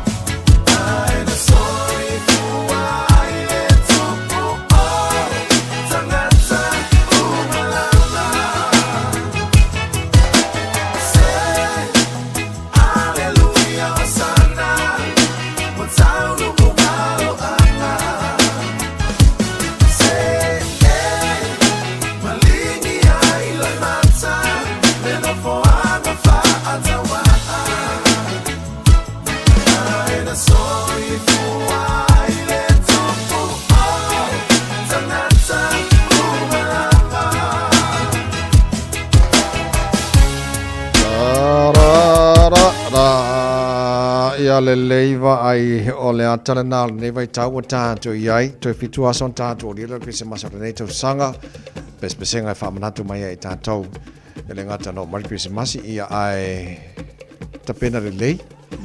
Kera lopo le al mea lenga kere kupe whaarungi vai kai mora kise masi. Awai maua tau sanga uma, o le tasi nei o taim, o le kaimininga i siri aku le kele o le kupe whaaru ainga. E ke le ia milionga la au fai pisingisi ia ai. Umai por kisi masi kau fa soanga ia ka ko selingi foi. Tono ne tatu ai.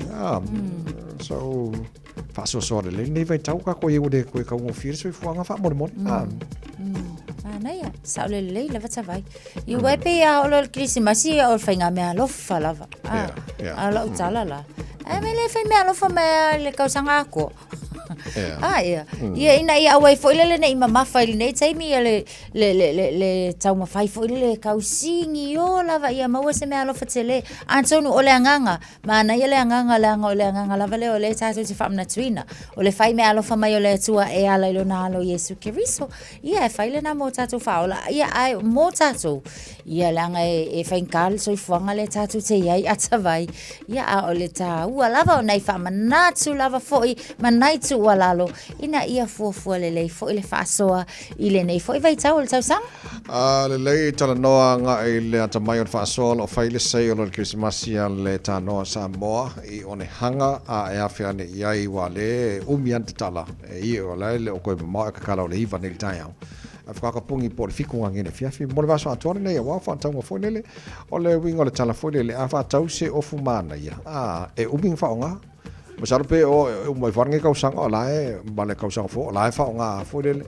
fa nga la me alo fo le fa kau ngi a male pe kai au kwa mai ba wala ku pele anu ia ko tre fa kau fo le tu no mala to fo fanga me so me alo fa nai fa nau a fe la tano ya lae ma nei la fa la to special la o alo a va ngori ma tamaiti tama ya la fainga mo a maka me luas futa la ya mo la e o tamai tai matina ya la limas fu pasene le pa ula ya ya nga fa mama avenga savai ya ne fa mama avenga ri a fa pasene fo le langa le tana no mai pasene limas fu no nga fa pe o fo la sa se lauta lalta e ke la kula ole se la wala limas fu pasene na ya afani o se la limas mo reiva one hanga mo on hanga e mo ia poli ma tu o mala fainga wenga na ko kikia ka kala reiva ka kala no fa ka pungi ngir fikwa ma ia le lei ya tato ma fo Krismasi Samoa sa ta nol po kala me stemire ma atu ke le o me ma tu Krismasi Samoa ka longa me ai ia mal feo ai solo le au ka fa aku ngi o fa la ko fa kau ai maka e ma ai si e le ba ngala yo mo kala ko si ba ngama Samoa so fa mai so ke le mol bol pa fa kai no e kala le si ba ngai ki ala ku ya McDonald mai Wait, auntie, that's how I feel. Oh, wait, I let me say masangi. Yo, auntie, what do you do? What we can't offer you, okay? I'm kakiri, no? Yeah, I will coupe, auntie. I go on the Valifaka kindness. That's what I call a McDonald. Yeah, the late, Ia mama tala foi. Matala I ato. Ia. Tulanga umana e ofo ita avale fa nga ina. Me sila vai tato lo malanga tu. Ia tunu e mamau. Ia matato foi nei New Zealand. Le taimi o fainga fa ataunga. Ia mauti no lava. O la foi e ka ami milo foi. Mala usu e mea onga. Lea kogu ala. Ia ngai leo foi. Ia makakari. Ia ka po. Apakala. Ala la kule rento ka. Aka o fil leo. Ka mi do ko leo ma ko ala lo e ro leo de rento ka be ko ka foi mai fa pe. Oi, ma non le soi fu. Nga su me fa mai. E kusanga pe leo ka fiel ka vale. E ka la ka o lo le senge ma. Sole. E ka mi le ko. Nga su me fa mai usila. La foi su se l'angelo leo. O ngana fa pe nga fa su fi ka ko leo ku ngi foi le. Ia mawa venga umala umanero nga da ku mo ia anga umanga ki si masi pe maranga Samoa ere kaulela mal vaenga fu nga le vale o ngai osko ai nga le Samoa ai ku ngi mal aku ngi wala wasila failo asawa malo se fo fa vi fianga mal penino ti fa orlei ta ao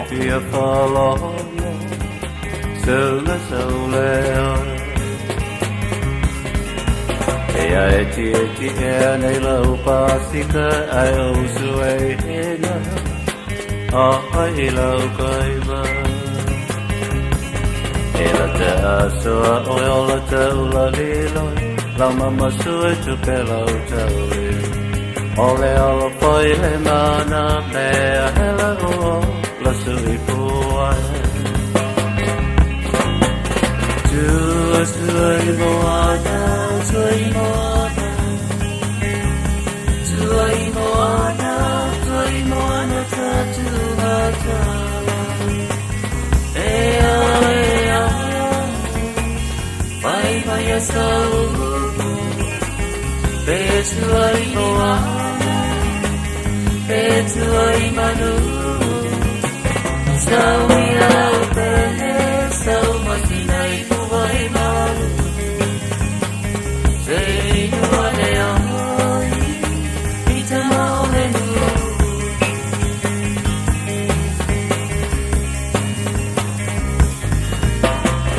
Bolo mai o mano le vave au E pia whala hova Sura leo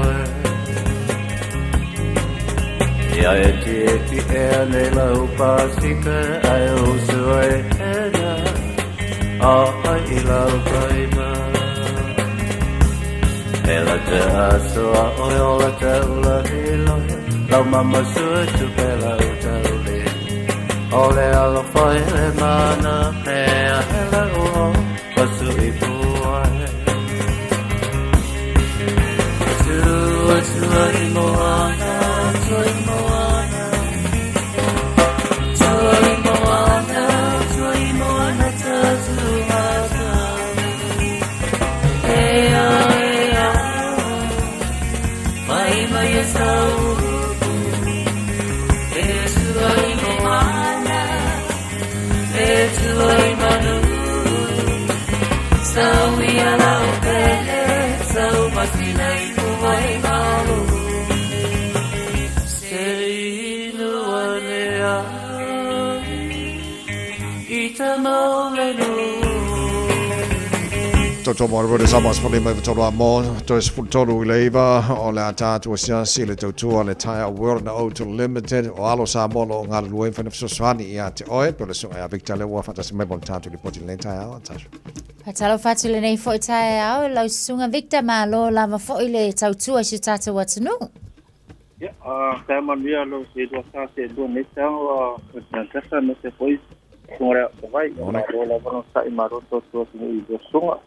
Ya patalo foi le fo anga sa foi to mo se malawa ni si fo tau se ngal ben dungo fo ta vale neta au se ko de mulo sa ya. Pa na ya tau ni neta au ki vai pa da to sa ko amba ngai ar susuro le la sole ko ya singa panke ke marco ko sa mboa e o fa ka ko ila mala panke ke ma for pola vai salo au yo ya wa kala ngo mai kama sa sao ya mai tato le poti uso sai mal matono fa alo ya mata tile tato tope sini ole Katex ya mantua sulua senere to sea ate tolo sane ya tato pe sini watasi wa tala fatasi ka ko disoro tala mi sene ya manuturo Apple Katex por point e swipe tono tato paro lo ya maua ia lo mawale I pau te pe utu ya lo sa I mate pamu mata fole ka mai naro ka pe tono tato pamu te lo ta vale ya fon kesi for LPG wala papa kio ato ainga lo so fitu sala te to vi ai I tono tato pe sini Ana le tato falitilia mantua tato tatuti le tasi di matolu stama ke go dia puk matu service ro ta vale ya male a church business service aka pene fo point a fo tu ainga me ko ya masina ya ira ta hoita ya socia ya ave la amelo sa vale socia ki pa te se soa utu la pena ki tira ya ya fe di filo sa morunga tanga ya iguai di si tole di si molunga ole loi matato snoko tu pa ya tato leas ale foi matou no pakoro sa ni ko le tonu ni me so o dikki nem turang wa pena e pense fa le I tato a palestinia ole te pole wan e do si sta la e ta ta wan mo ta sta vale fo ta vale tuai I tato a fa vale Peso tabale tuai ma o i tolu kai no ma so pena fulanga a fa te fi a palai fo ia a mai do na sende ia mara tolu ma tinga pense me para so sa ma ma fa tabale lo moto tabale SUV ka o tato smoka he ka ma sa fole ta to pigia fu uma li fa ma na ia a ma to e pa o basulu a ma tas le sindi sa su fetu ali loko ma fa ti uma na li fi do i fi mo lunga moto ko a tabale fa tau Pea la te sumai te varau ma foi tato numero ole o iwa rufi tu wha so lua mo o mena tato whalisinia. Ngai me tato wharipau ole ma tato atusi ole kasi pitu suru pecho o tawa o tanga solo pele tato pau ole tato ole mole nei masina mo tato seki me kueo amata ma se sulima si pa ele sais dua sulu ngai bunga ka peso seki me ngale le wale anga ya po lua ka e singa tu i tono e fa tau seki me ko Bele tato whaipa, e whai whana maru ta vale, e whaktau e whai sau si mes mahaia, se langu lava so se saiso mo i tato whaipa, whai tau tongi veasu, maru IT, a palairo whene e whakti sau si mes, ngai i tato whaipa.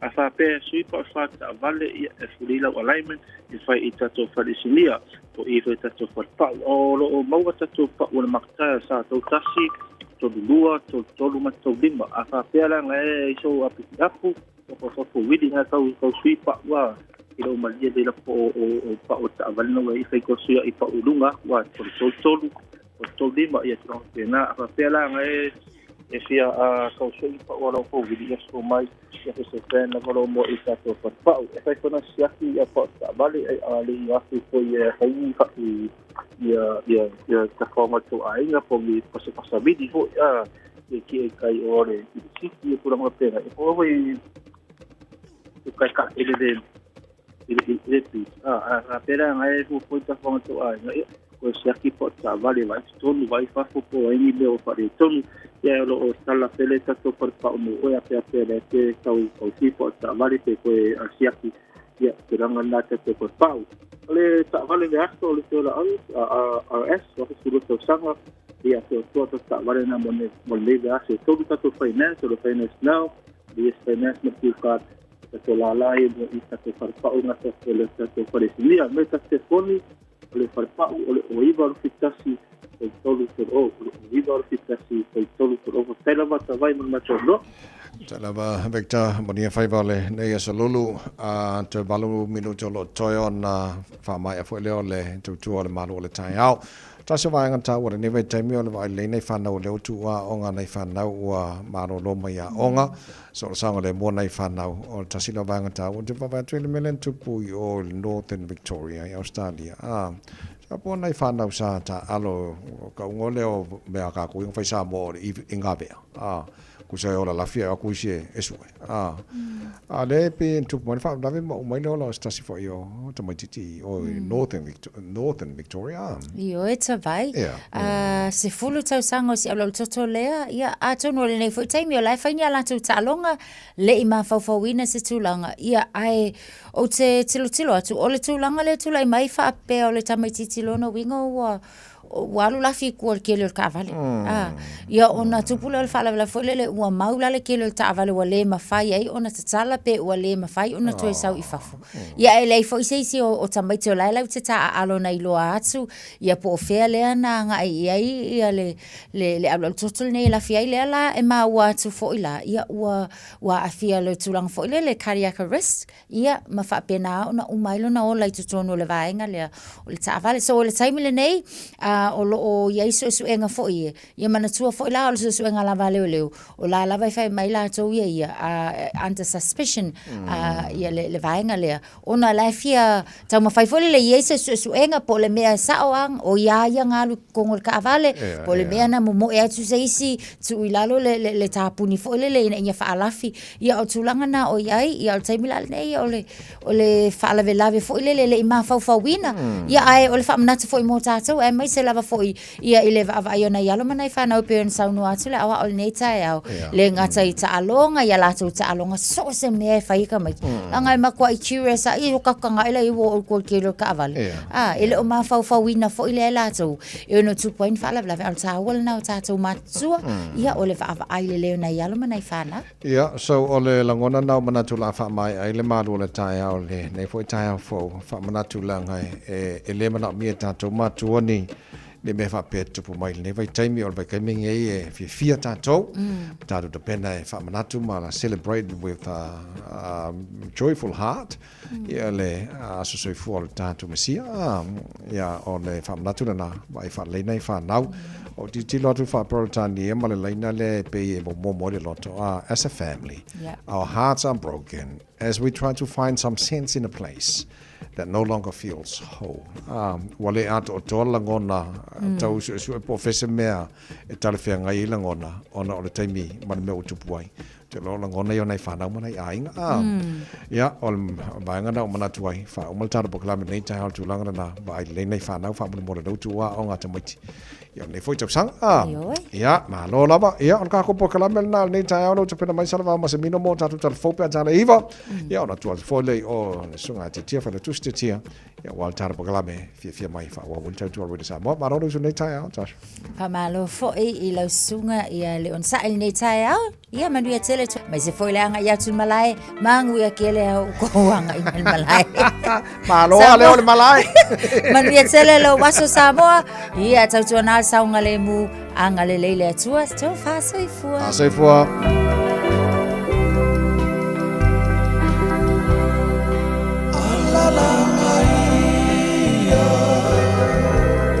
Bepese fia fia Ua taulu valo anga sa valo ia Ua whana le tama Ole whaala tama Tangata kerisi anu e ala ia Malalanga Pofilemu Uapopola le fetu E fai matai ala ile ama koisa ile ile tama Malalanga ia E pese fia fia Ua taunu wala anga sava loia Po e paia Le ananga loia Talo fai ua whanau le mesia Ise ala maulano Ile vale o manu O ai se le langona matuia O lona fatu O filemu Uapopula le fetu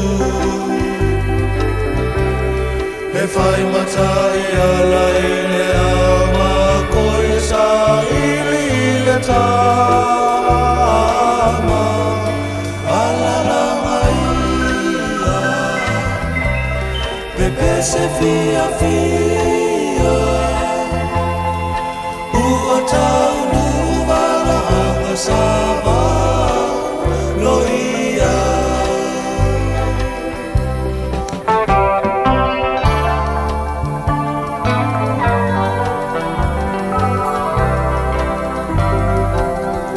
Yesu le faora O ia le saono tōna O tangata uma waporonga I le angasara Tato oli oli A fia mai le tupu mo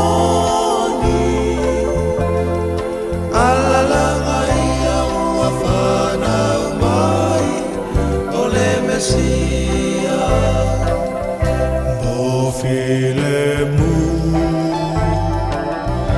Wa pupula le fetu E fai matai ala ile au ma koe sa ili ile tama Wala langa ia Pepe se fia fia Ua tanu valo anga saba Loia O filenu Ua pupula le fetu E fai mata e ala ile au ma koe sa ili ile tama Ala langa ia Pepe se fia fia Ua taunu valo anga saba No ia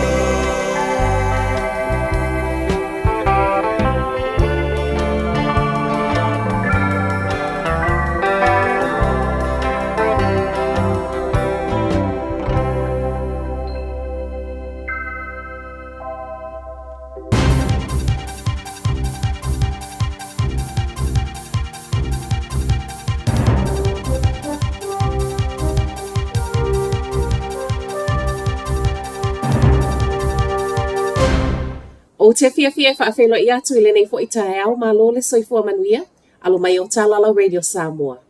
Tō mua atu i tala o le nei tae au, e o mai le tau nei wo o i le se fulu whātaka ta mali liu o Vanuatu o no le mafui e, fitu tesi ma le tolu lona ma losi le ana lulu wai ana nafi. Whaamauninga nei mai le malo Vanuatu, whaamawina i le pō ana pō ma e silia ma le lua se lau tangata, ma nunu au lea wa maua. O loo whaawau pia sa i linga o tangata ma ua wala au mai ei fo i malawhainga māloa Vanuatu i atunu i whafo e whesoa soani atu. Le aise mālo longa i le pōna pō a o whaawau ei peona lavia i mai tangata ua tānu mi ei whale o solo. Ma o loo alu pia i lunga le whainu umera o tangata mali liu wha pia tangata mānunua. Whaamatala ina i tusi ngā tusi tala o le mafui e sili leona mālosi wa moli mawina i tutono le lua se fulu tausanga i Vanuatu. Ma i report le ABC o lo ta wai, o le alava e wha wau wana whaalongoina e Vanuatu mafui e la iti po aftershocks. Mai a New Zealand au se tālia whaapea fiti, wa whaelo le wa sauni e whesoa soani a Vanuatu a o mawhati ai. Ma wa whaamauti no mai fo i wa whaalea ngai nai ma le whale o lo wha au ngai le hai komisi e New Zealand i Vanuatu. Tu whaatasia talo tai au, o le a fo i wa whaalea au ngai na umawhai ngā malanga whaalele na whaamoe moe mo Vanuatu. I Vanuatu lava, wa whaamauti no mai le minister lava i whafua New Zealand Winston Peters i le tai au nei, e to a lua suia lau whai ngā luenga le matanga luenga lava i whafua o lo o tausa i lia pea. O tangata whai ngā luenga nei e le i ai le official hai komisi le taimi na lulu wai le mafui e, ma o nisi fo i o tangata anu Vanuatu o lo o whaafai ngā luenga ai. Whai mai ele minister o lea wata pena le va ale militeli ma a whai ai ma whai o na tūlau ele ile so, e alu nei lava i le awauli. O le malanga fo ile nei o lo alu ma le uta, whaapea tangata e whesoa soani. Ma o le ana tāpena uma whaavave ana po e tūsam whaamauninga le minister. O le whai ngā malanga le nei e ese mai le isi wa alele le militeli o le wata pena e alu i le tau nei, e whesoa soani so eso enga o lo whaia. E le o whai ngofia le tau ma whai atu e whesoa soani a Vanuatu, ona o le motu sio i tū tau wheso ta inga talu mai lava le taimi na whaalea ngai nai e le mafui e ana nafi. O le aso na nafi na whaelo mai ai o le a iai le si itanga i le tutongi maa walalo i New Zealand. Ma i whaatusa tusanga, o le si itanga u pito i la ititi lea u whaamawina, talu mai le lua afe se fulutolu. Lua se fulutolu ta la 5 sene i le itu la le tutongi maa walalo lea o le a amata aloa ia mai le aso mua mua o Aperila. Ma whaatusa ina e tasi tesi 5%. O le pasene au pito i maa walalo fo i lea, talu mai le afe iwa se lau iwa se fulu. Tau sanga le nei na si ia i le 2% pe ona sa wha ia i nei. I le 2 ta la se fulu 5 sene i le itu la. To e mole mau nisi i tala le tio wha vau maloa New Zealand. To e titi lava a le eisa si itanga. Ai fi na wale pule sili o le Infometrics Brad Olsen, e ui e la i titi pe a wha atusa e isi si itanga. O le alava e maa walunga pe a wha atusa i le alu i lungo le inflation talu mai. Le tau sanga e lua afe lua se fulu. Mai le Employers and Manufacturers Association, o se whaasilisilanga wa tuu mai ia lava tā pena ai whalewhai ngā luenga. Ai I whaamaumaunga le ofisa o whaamaumaunga lo oi loai, o le tausanga o mai le masino se tema, le ana tau whaita sii umai totongi le tusa, ma le tolu tesi valu pasene. Ua whai ele malo swinga I visa wa tā ua accredited employer work visa, ina ia whaafai ngō fie ai I pisinisi o whaafai ngā luenga tangata mai fafo. O le wau tasi le kapeneta I lalo o ai inga, ia whaia visa fo wa tā ua seasonal visas, mai le whaai ungo le tausanga fo, ai mo accredited employer work visa, o lea e alua ia swinga fo a mata mai le masino mati. Swinga nei au fiele ave e seo le median wage, po o totongi whaatapula asa ai le nei visa, whaato a mawhai ai lea o nā ngava. O le isi o lea fo o le atu uatu I le tolu tausanga le umi au ngai, mō tangata whaato a whaatalo sanga, mō visa ai e mawala lalo anga wa asuia mai ai mai le lua lea o lo o iai nei. O le ai fo I swinga I le awala I whaasala lau wai. To e whetu utu una I le ta ia lolo o whaatalo sanga I nai, whaapea I matutongi e tatau o na iai na ia mawhai ai, o na lango whanau wa tangata o lo o whaatalo sanga. Saunoanga le Minister o le Immigration Erica Stanford Ananafi, o ni swinga I le ngata ia whaapaleni e le sa ili I whafo matutonu le atunuu, ai whaapea le mauti nolo o lava tapena le whainga e whaao ngā ai visa whainga wenga nei. Matala whaaiu, ua whesiling Yesu I o community au kilani saute ngā luenga whaalelei o au wala te tele lea ua alu atu ai malisilia male lua se fulu wawa no o kāpaka. O se tasile neo fuafuanga le Auckland Transport mai whaapea I whaaititi ai ta avale la vevea Hill Road, McLeod Road I Manurewa, la taila on-ramp le motorway. O swinga neo lo sa wai fo I male whai o mōli whaasinoala. Peta ai o leo ofisiling ia nisi Manurewa pe ai se awa ave e seile luas flutolu kāpaka. Ma ua whaali ai fo nisi le fia o na o leo nau latu langolangoina le neipolo keti a o leo ua umane walu atu ai ma le luas flutolu ava noa kāpaka. O Talafona Radio Samoa, Manuia le nei asa. Ua mawhai ana au ina atu le tala o le tau I aso taitasi o na o le langolango mai a le Pacific Finance Limited, telefoni o Varselau fitu whawha lua fitu.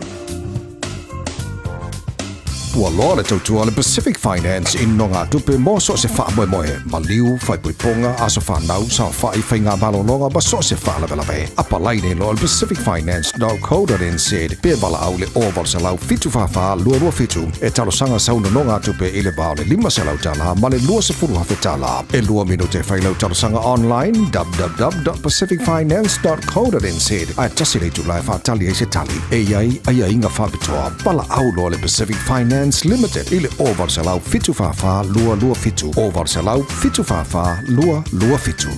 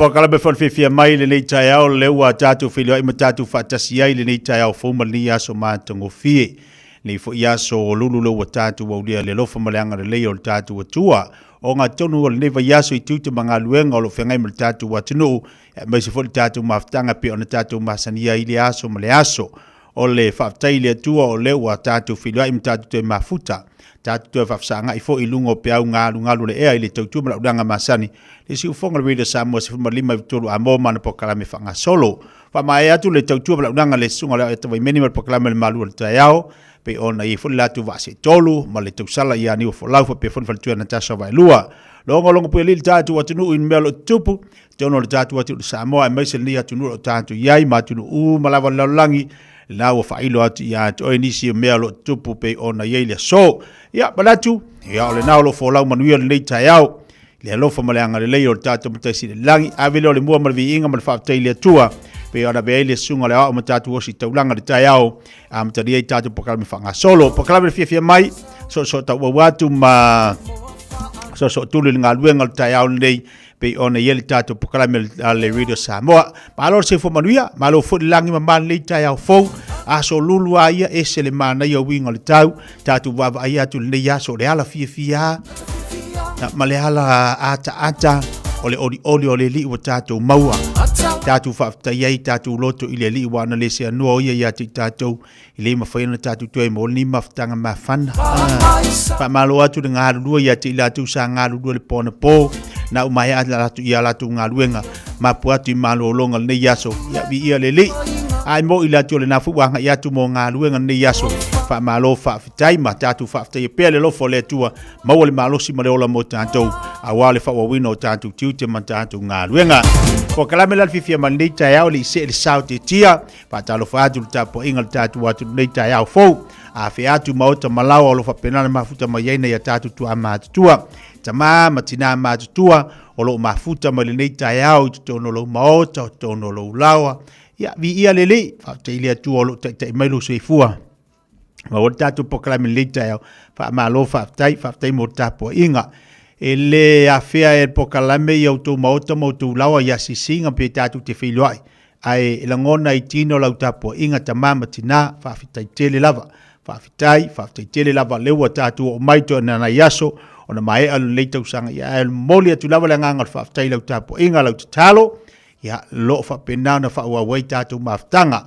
Patalo fatu la finga luenga le tua iso se fata faita ulanga malo fo ile nga lue malo fato toa malo lon sa ile tua malana nga luenga fa wa wino lan ole toval a wina wale nga luenga le li ya wa fo ni nganga mani loto manu malo ino ni nganga mo le tua malo na malo fa ile faiva fatu manatu le malangona le to fa pa i mai le li a to faiva lo filima pe ona vala winai ia fa pele tatu ainga le taiao wa mai auto malo se fu manuia tatu pa anga u mala bon le taiao ia malo lo sai a so lulu ka ko ia isile manga yo la so lulu vai kai mi fainga me alofa vai tai mi o le tele me ila o fa to sina o me wanga i mai le ni vai tai mi mal ni masino lo tatu ia o sa ia ka ko o ngo sa ia tatu le tatu o male ni to sanga ia fainga me alofa pe fa yatu le o tatu ile vai taimi o fo ingole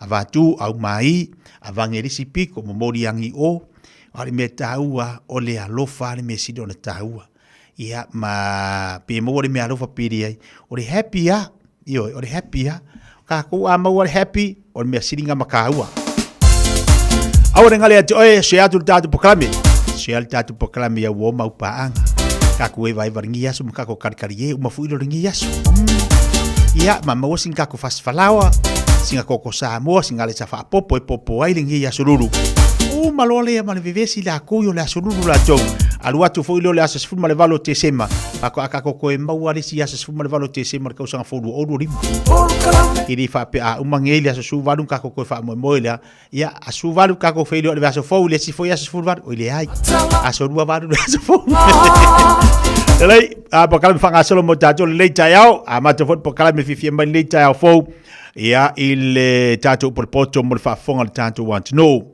tu na tu ya oi fa to wino le por poto ina ia fai ona mos fa singa malosi fa le nganga mo tato le ne yaso ya tato fia ngai o tato tiu te manga wenga me fot tapo inga ne tato ma tu mo te malawa ia tato wole upolele so sani le mo tato le nei tayao smile fa fonga Faitawina le upo le poto no le tautua matavela linga Fusi and Sons Funeral Services I Mangele ma Samoa. I taimi o mawhatianga ma whaanoanoanga ona o le maliu.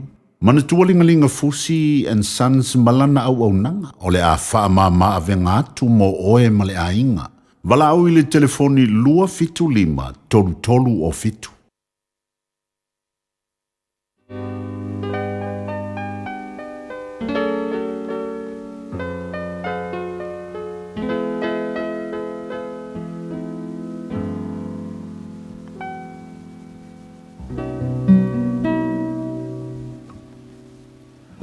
Oi ta wino le por poto le nei tai au. Mo mai le tuse le fa oto lona mata upo se fu ma valu.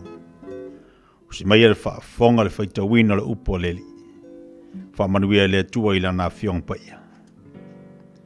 O le wa vai ese wa sa ili o ia ilo na manao. E finau o ia le poto malava. E le manao le vale le fa uta.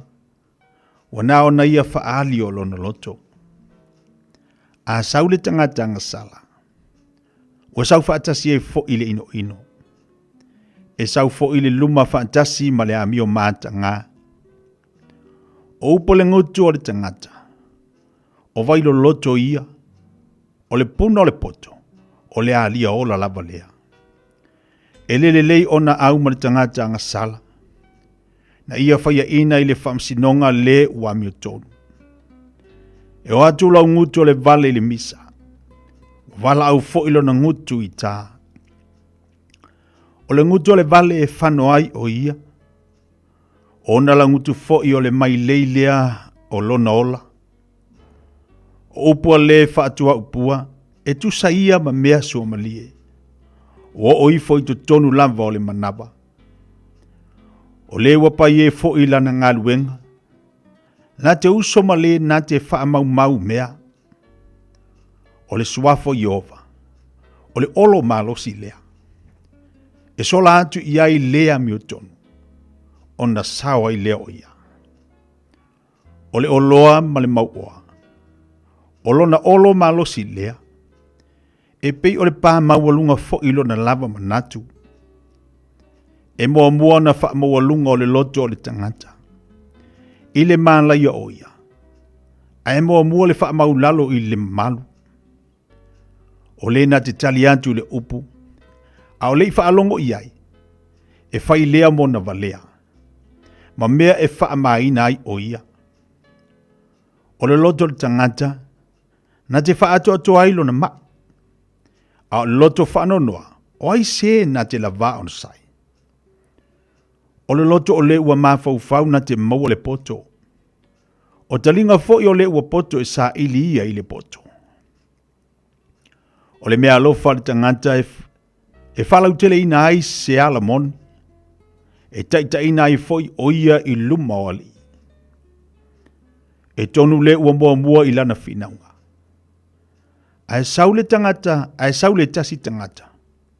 O na su e I lea o ia ia te ia. O le vili e uai misa.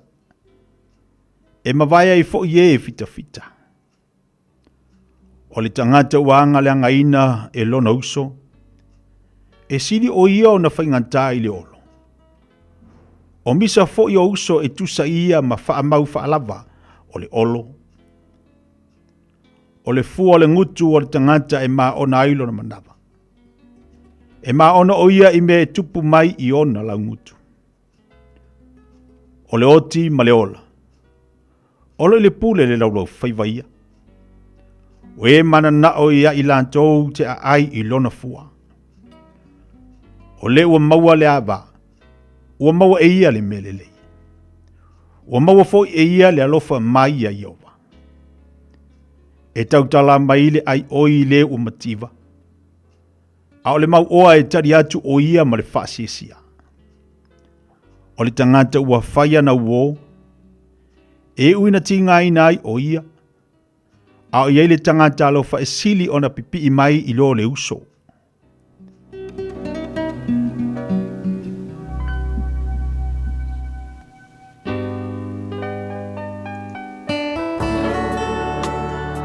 Ua awina atu le upu o le poto i le nei aso o no le langolango mai a linga Fusi and Sons Funeral Services. Ua mawhai o na tu whātasia ua unanga tala whea ngai i ni tautau ngō fia tele. E fsosoni atu ai, a o whea ngai oe ma le popole ma le whememea.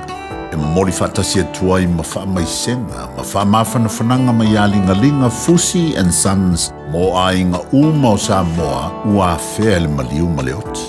Malau mai loa ia lingalinga Philip Fusi lingalinga. To ia whaapō lingalinga, to ngia si ulavea, pesusu mai i le Luas Fulvalu Canning Crescent i Mangele.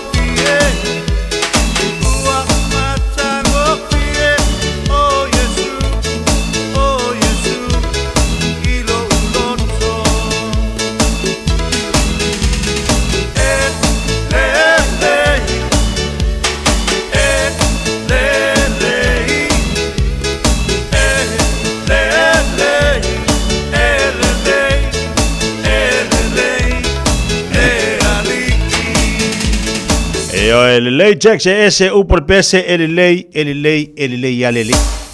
Ai le o le li mo tatu to mo le tatu maftanga le taiao. Le fo o le fo le o le tu o le wa ala fa i mai e mo le malusi ma le o. Baba ia tu le taiao le man na yo le sulu mai le la. Baba ia tu le tongala au oka se au le o fua na ia tongala au. Baba ia tu sau fa na wale o tu wale au ngal tele ni so tatu au. Mata da pisa mai tamaiti. Ia ai mai sia oia. Dia la mai fo di taiao te fa longo tunga oka.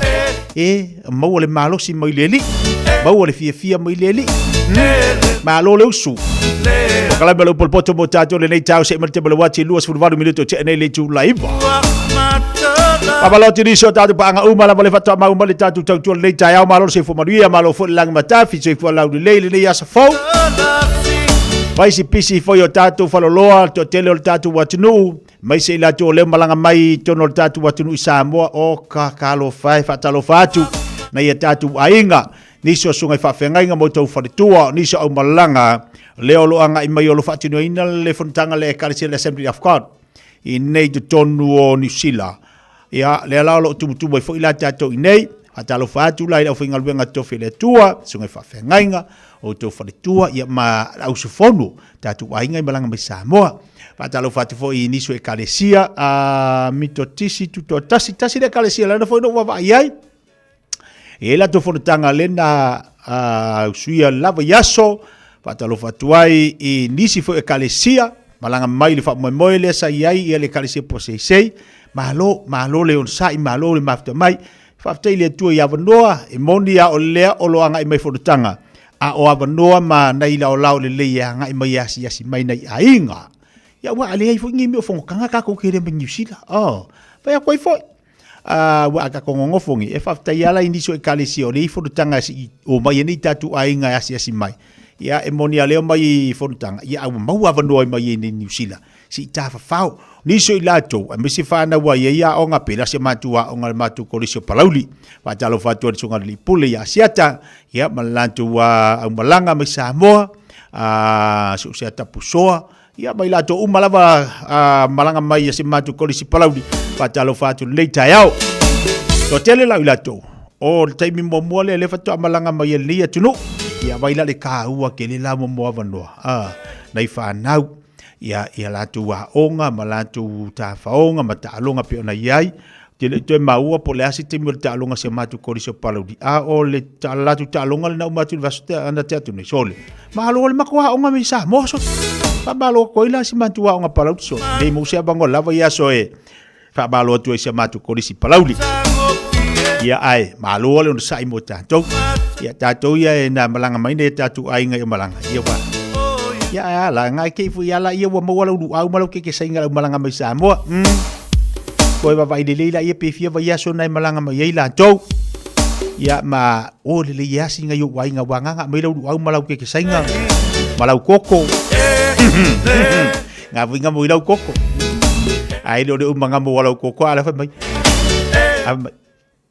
e wa fa si va nga la ya la fu ilau ko ngi sa mo fa mai e wa fa si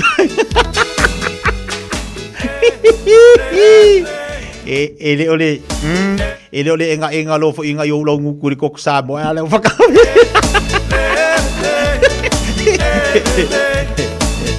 ele le su ya fo ya si kai le au ban fa du fu finga mai le malanga nga fo de wa ke fo ya ele ko ngo ya si la malanga abalo ti di sa tatu panga fatalo fatu le fianga con silo al tatu malo la fianga famata ya marito ova ni yaso malo ngalu due malo tawa tai tu tu bangalu nga le tu sanga via le ya mesel kom sino fa wenga fatalo fatu po kala le tao fato nele tulaiva tatu atu ya sia tu kolisho vai maunga pa fianga mo tatu le tao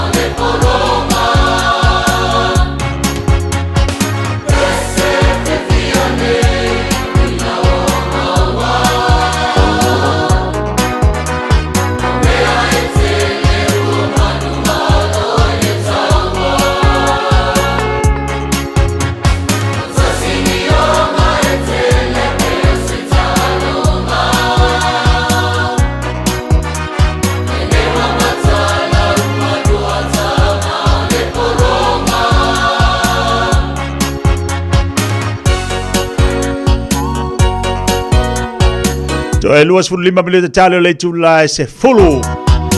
Ma ua foi o le inei le umalanga nei whanau o le tolotolo tamauli. Lea sa tau sini o me fina wina le tamirisanga foi lea e ta alonga na whai unga le vaiaso. Ma alo whaaftai, alo whaatu, ma alo whaaftai na ialo mwhanau. O le au lea tātou me Samoa, ma na iei o le tama whainga nei tamaiti ia pe ona iai. Ia lea sa, tēnā po le tō whai afonga mo seu manu le sa koutai. Po ia fo ile sa fa ya nga lango po ia le sa fo mai ia afa pe o ia le sa fa ya nga ia le pa wa na tamiti le ya ta alo ia afa pe o ia nga fo mai longa winga nga fo ala au ka wa ku ka atalo patu ya matamua fa ya nga tatu ban Samoa yo wa kele no la como se mangu po ia nga fa ya nga le nga coach ile nga kamaki ya va ila le Angari whakamalar ka miki leo whonga mua e. Kai mingi o lei whafo. Mingi o lei whafo. Mua kai mingi inga le ili al whaili le wharu. Ala whari, sa i kou. Whakamalar ka miki ki fua le. Se mangor kai mingi o le. O le aluar kau wanga ai. Whonga mua. Kau wanga ai whonga mua.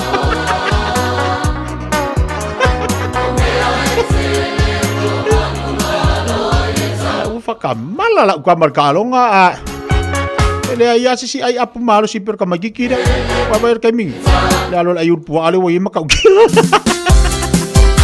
Tortolo tamauli ya lo fatu mo to le nei tai al PSL wa lo fatu ai mo to o malava ai mai se la to lo ma fatu ai lunga tatu pokrabe to luas full family da challenge to let's follow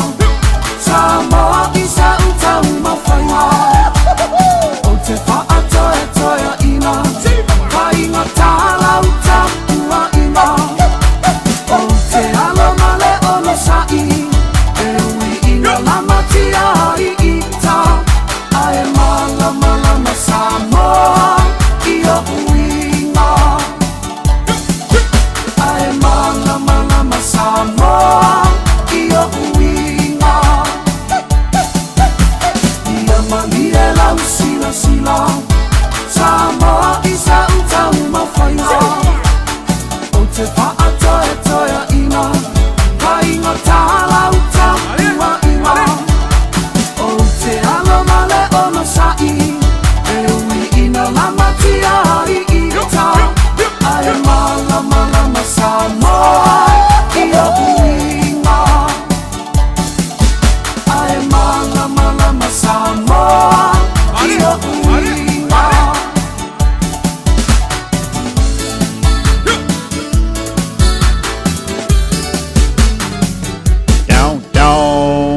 Toi lua sefulu minute tale tale o leitu la se folu.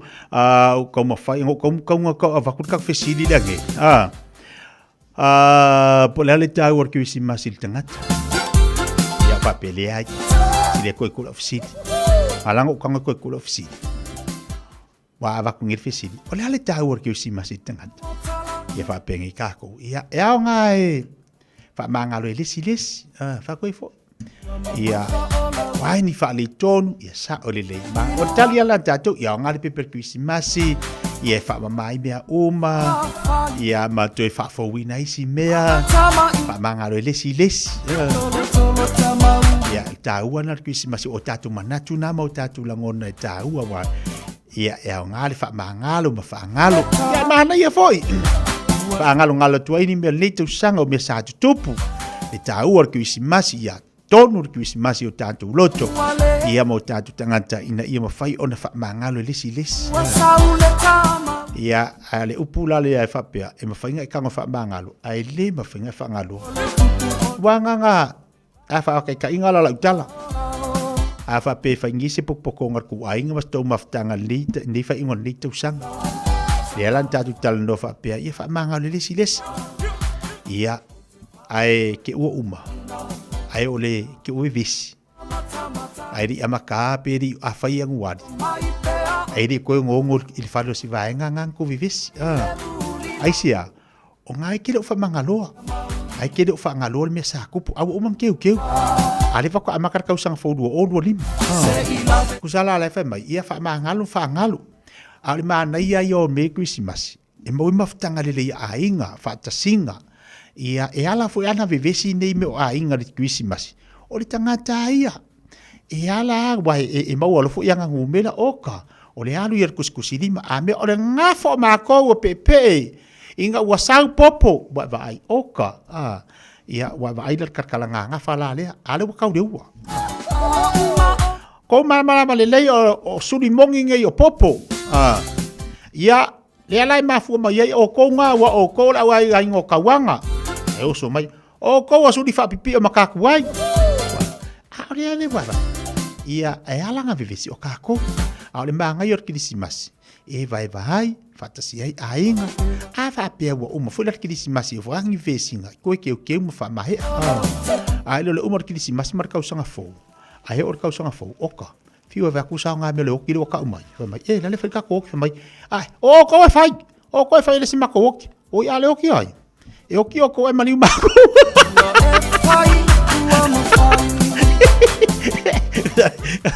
kusala wa leva ke le vesi la le leva ke le vesi la le ala kusa le yo sanga ku pesa mo le o ki ala fa ka mai o ko e fai ngai ko ke le ai mo ke lo ko ki ngai me ko ki fai ala wa leva ke o kusa wa ngere le yo sanga ku pe mami ala fai mai ya mo ke le ko ki ngai me le awale se mi ala mai fa mo ala mai fa mo mole o sa pele sa kupe ala mai pe fa mo mole aso ke fo ko umar Christmas umar ka usanga fo ka ko aku ka usanga fo do ri ale a nga Christmas mo ta to fatista se ainga ke ale asi anko ma anti ia ai mai se la to ia ngai kamba ngai kinga ru ma wa ia la ko fo la ko sikisengi ba ko oi gale manga ia mor kanga kai mor sikisengi ia lu la ia sit ko imal makua ngale wa mo la sikisengi buni ala ba o via al Christmas to es futbol le milita tale le chu la se folo oh my god I love this beat ele Christmas wow oh my maletangi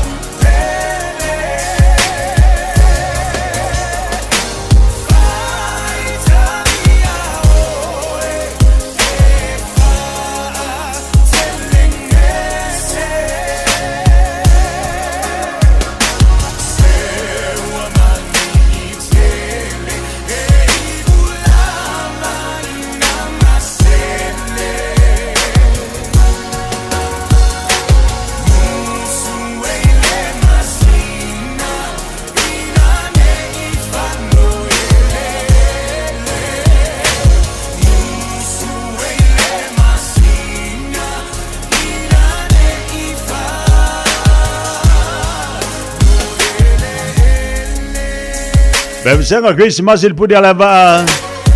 Te le to ta tu li pe o te te fangu ya te o la pepe o la pele. Le la o mai aso malolo. Pai sau malolong. Malolo ngalu le te sanga atoa. Bawa mai lo tu tongi le fa yaso. Ya amai sina vaenga si falia la capacity fa.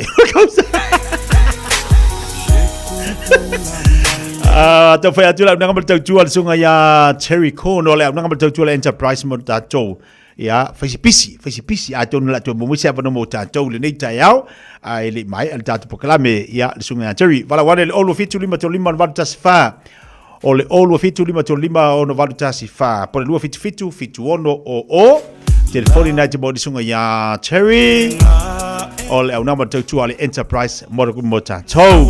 Se atu fatalo fatado po kala meniso tatu pa anga u malava le lunga tatu Facebook le tau talo fai malo lusu etere fatalo fatu le tau fo miu amosa malo se fo laude le aso pesi yo se fo fatalo fatu so sariki para alo fati ate bala inga mafuta mai nai mele Wellington oi ai ala be fatalo fatu le tau pa pena fo ya kai fo alisana le tu fale ali fatalo fatu malo se fo mria Ci atu fatalo fa ya pekasione. Ya le ngata fo ile fatalo fati ya kisa so le fai. E mi tapu so fatalo fatu nei tai au malo si fo lau de lei. Pa malo ati a me fotoa. Ya good morning love fasione fatalo fatu nei tai au. Anti lalo yo alo fatu mo oi nei tai au mafuto ba ina ngata mai. Ronnie Gibson fatalo fatu nei tai au malo si fo lau de lei. Fitutasi fatalo fatu tasi malo si fo lau de lei. Losa saba va fatalo fatu le tai ang fo. Fatalo fatu si uso ya ulipa. Ya o mai papa. Wa ngasi o papa ulipa.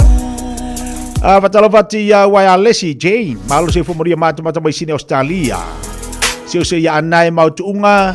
Dasi ta fa de tu sanga jo fa fingal ben. Winnie weta fatalo fatu mai melepode a Newcastle Australia.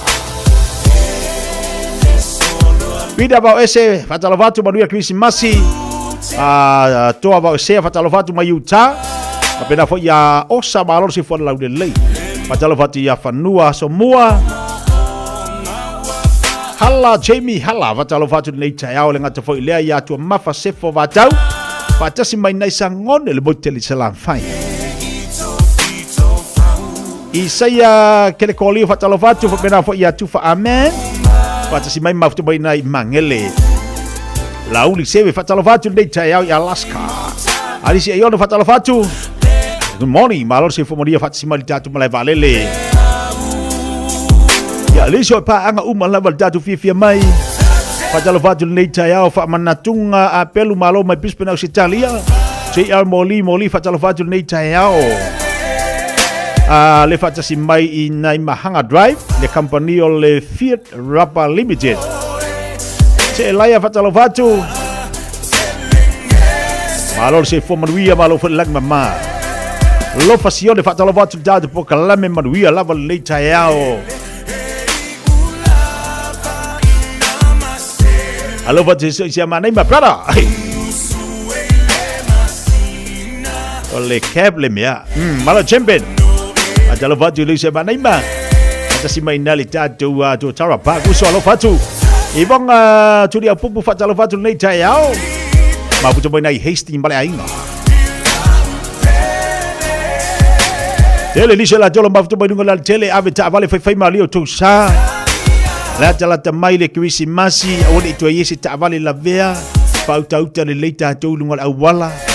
To apele tai. Mau pele to vai o fai valo filim mai lunga la tele. Ono sa ita to me tupu. Awoni tu lia lu sa. Ala musi ta vali o tafa pau ale mea no lu vala fata lo fatu fa manuia tu ya joe yo mea sili nga matau pepine nevi fata lo fatu nei ta mai Brisbane e se ta tanga mo fata lo fatu nei ta malo lu su malo nga lu tu te banga lu nga nei ta yo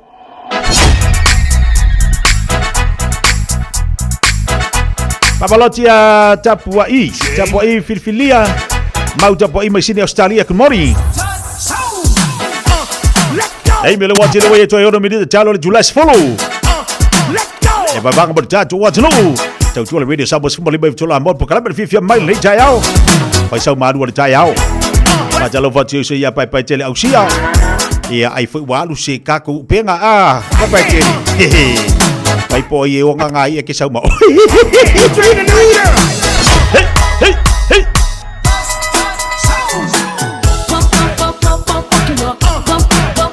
Pata lofa sia wo fai fe au ya Johnny mat fatua lofa tu lausunga fa fe ngainga e ai mai sele ave upa no mele tasi nai manrasco se uso ya pelamo fai malolo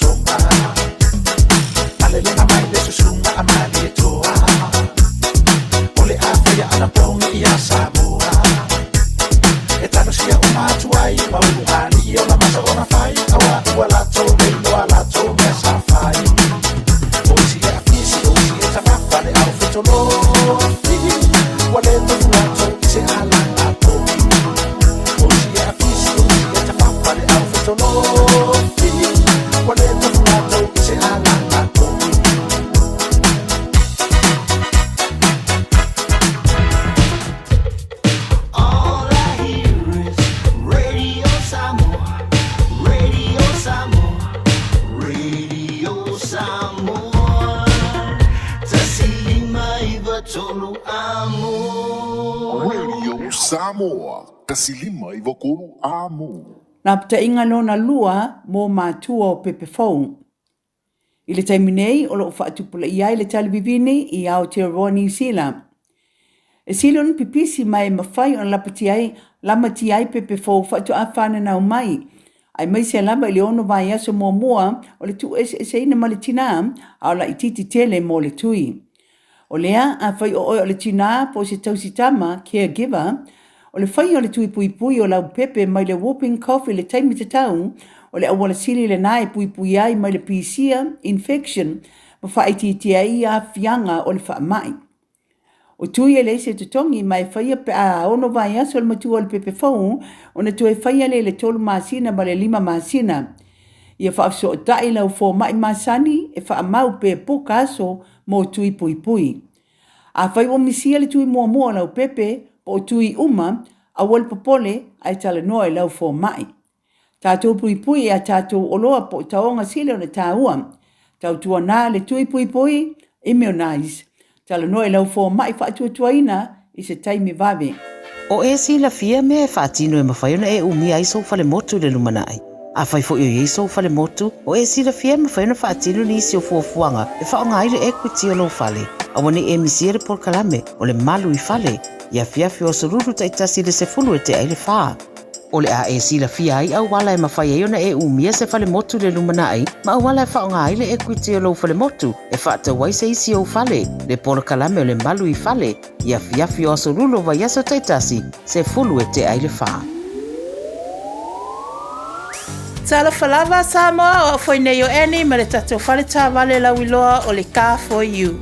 A whai lava ta sa ili sa tā vale, le aise lai sene pe maua le lai sene a o e whainga luenga tū mau, ma le leilo suafa, e whaingo fia lava le Car for You na fisoswani mo oe, maua tatou cashback pe a mana mia le fisoswani. Talofa lava Samoa o awhaile nei o lofa, awa nei ngalo le tatou Facebook page le Car for You, pe te su mai le matoto atu si tolu se lau Kreisau Frontman Rewa, pe faso tai mai le mato telefoni, over te lau rolo a fitu whaiva na walu, pa fisili mo en po alofa. So fase fua. O e mo mia singa luenga le customer service, hospitality, po le avea fo ima leo leo.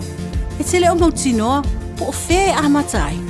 I le MSL training, mātou te fisoa soani atu. Mātou te malama lama, o le amataina po le toi fo i atu i aunga. E mawhai ona whaafai ta. Ai olo o iai le mātou au fisosoani wha maoni. E taita ia malangolango ina oe i lau malanga. O le MSL training, o se aina. O se nofuanga i langolango ina oe, e wha malo si au, ma wha manatu atu lau sini wha atu. Asi i le msltraining.co.nz. Pevala au loa, le o valu se lau, lua, fa, tolu valu.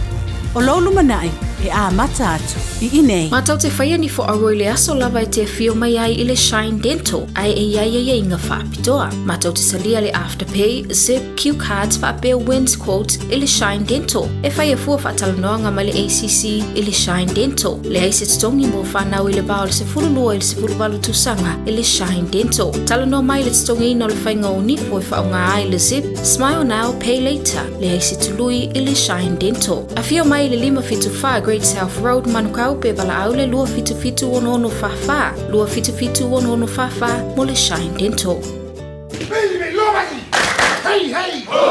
O te fia whaafelo i atu i le nei fo i tae au ma lo le soifua manuia, alo mai o Talala Radio Samoa. To mua atu i tala o le nei tae au. E o mai le tau nei wo o i le se fulu whātanga ta mali li o Vanuatu ono le mafui e. Fitu tesi ma le tolu lona ma losi leana lulu waiana nafi. Whaamauninga nei mai le malo Vanuatu, whaamawina i le poa na po ma e silia ma le lua se lau tangata, ma nunu au lea wa maua. O loo whaawau pesa i linga o tangata ma ua wala au mai ei fo i malawhai ngā malo Vanuatu i atunu i whafo, e fesoa soani atu. Le aise malo longa i le poa na po a o whaawau ei peo na lavea i mai tangata wa tānu mi ei whale o solo. Ma o loo alu pia i lunga le whainu umera o tangata mali liu whaapea tangata ma nunua. Whaamatalaina i tusi tusinga tusi tala, o le mafui e sili leona malosi wa moli mawina i tutono le lua se fulu tausanga i Vanuatu. Ma i reporte le ABC o lo ta wai, o le alava e wha wau na whaalongoina e Vanuatu mafui e la iti po aftershocks. Ma ia New Zealand au se talia whaapea fiti, Ua whaailoa le ua sauni fe soa soani a Vanuatu a o mawhati ai. Ma ua whaamauti no mai fo'i ua whaalea ngai nai ma le whale o lo o wha o ngā i le High Commission New Zealand i Vanuatu. Tu whaatasia talo tai au, o lea fo'i ua whaalea o ngā i na uma whai ngā malanga waalele na wha moe moe mō Vanuatu. I Vanuatu lava, ua whaamauti no mai le Minister le vai i Whafua New Zealand Winston Peters i le tai au nei, e to a lua sui o lau whai ngā luenga le matanga luenga le vai i Whafua o lo o tau sa i lia pea. O tangata whai ngā luenga nei e le i ai le ofisa le haikomisi le taimi na lulu wai le mafue, ma o nisi fo o tangata anu Vanuatu o lo o wha whai ngā luenga ai. Whai mai ele Minister o lea ua tā pena le vaa le militeli ma a whai ai ma whai o na tūlau ele i le so, e alu nei lava i le awauli. O le malanga fo ile nei o lo o alu ma le uta wha apea tangata e fesoa soani, ma o le ana tā pena uma wha avave ana po e tusam wha maoninga le Minister. O le whai ngā malanga le nei e ese mai le isi wa alele le militeli o le wata pena e alu i le tau nei e fesoa soani so eso enga o lo whaia. E le o whai ngofia le tau ma whai atu e fesoa soani a Vanuatu, ona o le motu sio i tū tau feso ta inga talu mai lava le taimi na whaalea ngai nai e le mafui e ana nafi. O le aso ana nafi na whaelo mai ai o le ai le si itanga i le tutongi maa walalo i New Zealand. Ma i whaatusa tu sanga, o le si itanga upito i la ititi lea u whaamawina, talu mai le lua afe se fulutolu. Lua se fulutolu ta la 5 sene i le itu la le tutongi ma walalo leo le a amata aloa ia mai le aso mua mua o Aperila. Ma whaatusa ina e tasi tesi 5%. O le pasene upito i ma walalo fo i lea, talu mai le afe iwa se lau iwa se fulu. Tau sanga le neina si ia i le 2% pe ona sa wha ia nei. I le 2 ta la se fulu 5 sene i le itu la. To e mole mau nisi i tala le tio wha vau maloa New Zealand. To e titi lava a le eisa si itanga. Ai fi nau le pule sili o le Infometrics Brad Olsen, e ui e la i titi pe a wha atusa e isi si itanga. O le alava i maa walunga pe a wha atusa i le alu i lungo le inflation talu mai. Le tausanga i lua afe lua se fulu. Mai le Employers and Manufacturers Association, o se wha asili silanga wa tuu mai i a lava ta pena i whale whai ngā luenga. Ai i whaamaumaunga le ofisa o whaamaumaunga o loo i loai, o le tausanga o mai le masino se tema, le ana tau whaita sii umai totongi le tusa, ma le tolu tesi valu pasene. Ua whai ele malo swinga i visa wa ta ua accredited employer work visa, ina ia whaafai ngō fie ai i pisinisi o no whaafai ngā luenga tangata mai whafo. O le ua au tasi le kāpeneta i lalo o ai inga, ia whaia visa fo wa ta ua seasonal visas, mai le whaai ungo le tausanga fo, ai mo accredited employer work visa, o lea e aloa ia swinga fo a mata mai le masino mati. Swinga nei au fiele ave e seo le median wage, po o totongi whaatapula asa ai le nei visa, whaato a mawhai ai lea o nā ngava. O le isi o lea fo i o le atu uatu i le tolu tausanga le umi e au ngai, mo tangata whaato a whaatalo sanga, mo visa ai e mawala lalo anga wa asuia mai ai mai le lua lea o lo o iai nei. O le ai fo i suinga i le awala i whaasala lauai. To e whetu utu una i le ta ialo lo o whaatalo sanga i nai, whaapea i matotongi e tatau o na iai na ia mawhai ai, o na lango whanau a tangata o lo o whaatalo sanga. Saunoanga le Minister o Immigration Erica Stanford ananafi, o ni suinga i le ngata ia whaapaleni e le sa ili i whafo matotonu le atunuu, ai whaapea le mauti noolo o lava tapena le whainga e whaao ngā ai visa whainga luenga nei. Matala whaaiu, ua fesilingi e sui o community au kilani saute ngā luenga whaalelei o au wala te tele lea ua alu atu ai malisilia male lua se fulu wawa noa o le kāpaka. O se tasile neo fuafuanga le Auckland Transport ma e whaapea i whaititi ai ta amale la vevea Hill Road, McLeod Road i Manurewa, la taila on-ramp le motorway. O swinga neo o sa wai fo i male whai o mōli whaasinoala. Peita e o leo ofisilingi ai e nisi i Manurewa pe ai se awa ave e seile luas fulutolu kāpaka. Ma ua whaali ai fo e nisi le fia ona o leo nau latu langolangoina le neipolo keti a o leo ua umane walu atu ai ma le luas fulutolu a vanoa o kāpaka. O Talafona ala Radio Samoa, manuia le nei asa. Radio Samoa, tasilima i vatolu, amo. Radio Samoa. Tasilima i vatolu, amo.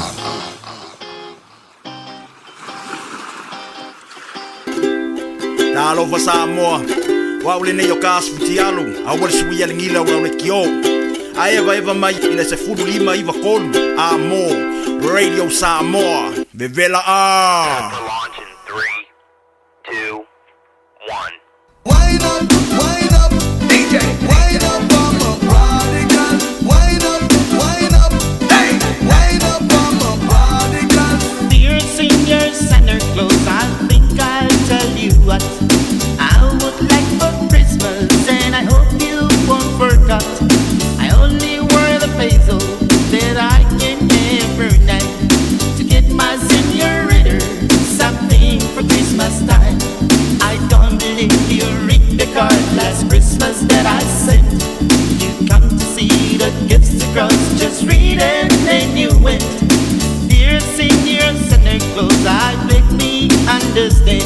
Sometimes the buzz don't come before you're rich, the real grand. Wind up, wind up, wind up on my body, girl. Wind up, wind up, wind up on my body, girl. Dear seniors and their clothes, I tell you what I think. I know got no stocking, I get out my piggy bank. Please bring your peso that I can never night to get my senorita something for Christmas time. Don't believe you read the card last Christmas that I sent. You come to see the gift girl, just read it and then you went. Dear seniors and their clothes, I beg me understand. Sometimes the balls don't come before you're rich, the real grand. Wind up, wind up, wind up on my body, girl. Wind up, wind up, wind up on my body, girl. Wind up, wind up, wind up on my body, girl. Wind up, wind up, wind up on my body, girl. Wind up, wind up, wind up on my body, girl. I don't know what I'll buy for her. I think I'll buy the rose, so she can wear in her hair most everywhere she goes. Please sing us and her clothes this Christmas be so grand. If I get peso to buy ring or my low little saint, I don't believe you read the card last Christmas that I sent. You come to see the gifts across, just read and then you went. Dear singers and their clothes, I beg me understand. Sometimes the balls don't come before you're rich, the real grand. It's about to go down. It's about to go down. It's about to go down. It's about to go down. Long time ago in Bethlehem, so the Holy Bible say, Mary's boy child, Jesus Christ, was born on Christmas Day. While shepherds watch their flock by night and see the bright new shining star, then hear a choir sing a new sing to come from afar. Up now hear the angels sing, new king was born today.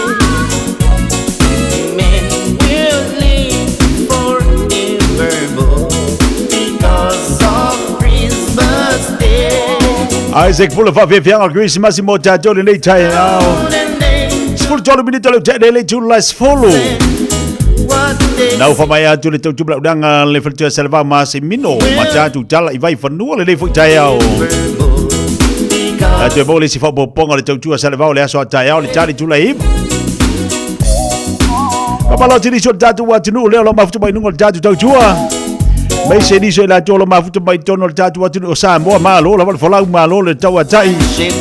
Yo, a little ma want to talk tele tattoo and now don't want to tattoo what to know. Shining star. Yeah, Nangaya. Never pay now what to know to what you are. Don't know Manuel Finger Malang. Malo for Lau Manuia, Malo la to the airman la to the Tai. They are last is in Messi on a cow. I was thinking Malu, Maridi, Capipili. Ya, al kay milang ile pisi lau fa lau vanga fu ye ngai samo. Orang yu malulu. Ya a o se fasipua ala. se whaarifu. Ia o kākula le malanga ku ngi ngal ka pili ala le mela fai. Ia ma le mati aki o mati mai ala mua ki o ala mu mai. Ka ola la wa waku a singa fo ilai. Le pila la ka mo ikua le aru Samoa ai. Ka ka mo etu aru Samoa la ka mo ikua le fai le kuru kuka. Ia wa fo mo kanga kala fo ko o le hasi si ainga. Le fo ko e alu le hasi se la ko ainga. Ka mo ikua le. Le pila la ka mo uripa. Ia uripa penga sa wingi vi fo ko a se fulu mo ku ka usanga.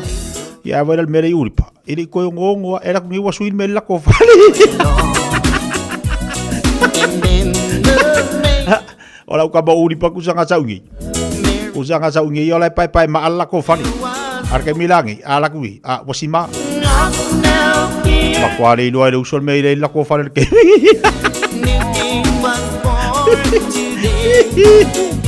Porque ile uso. Ke ka ko usol la ku a peso ma ko fani e ali ngo usawari o fola i ma ali ala ko la ko fora si ma so ya wala ngalo usau ngere ko vi ngo ngasisko. Malo le bafto le tatu wa tru. Wa swangi ya wore fu gime alo fa ya ka ku karie maka ku akaka.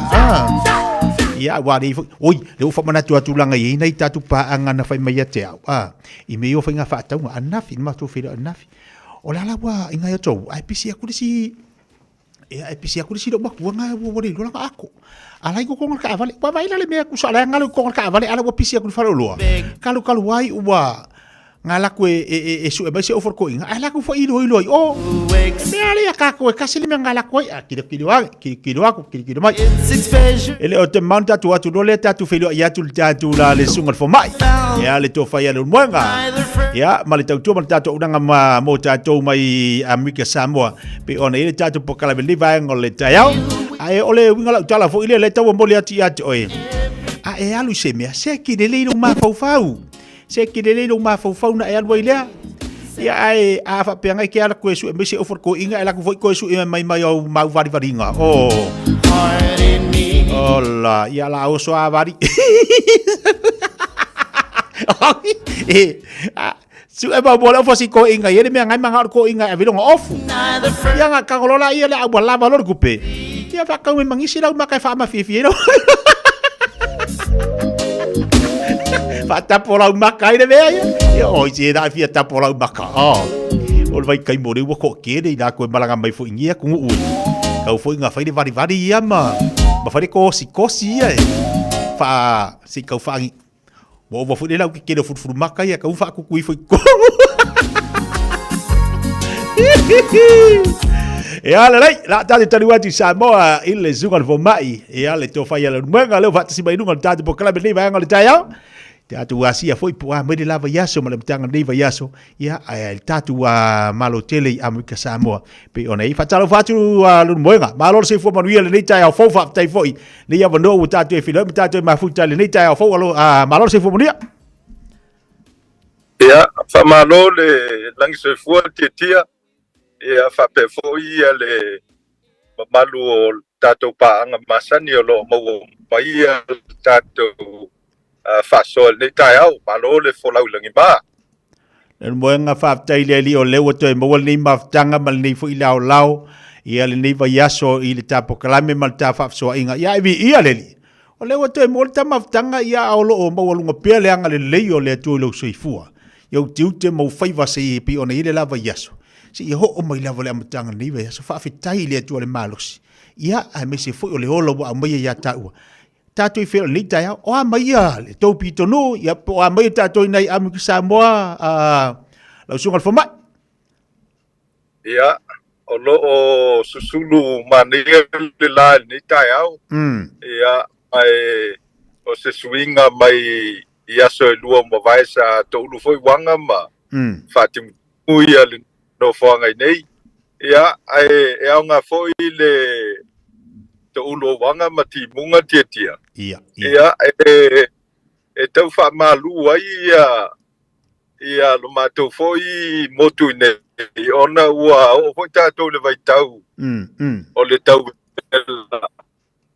ia mai e mana mia lava le fai ma timu ia ia ai o le tau ia ua tulanga SFO ia le mai tau i le lofa fasoa o le tua pe ona e sauno foi ma tomua le tapolo kalama ia o le langona le na e momoli le li le faftai masula lona alofa ia pai e ui lava i tavilinga o le soifuanga le nei ia ai fai e o mail maliu maleoti ma fai na foi na yo tatou tangata ia i ngase o le tino ia e leo se te mi fia pe a fai e tu la ia to tu nga pa fitau ni fa pena ia fa tai ile li ia o lo solonga manuia ia le falsfulu nei ma le motsa ia ai mai se le lautele o na yo tatou tangata ma o na yo tatou ainga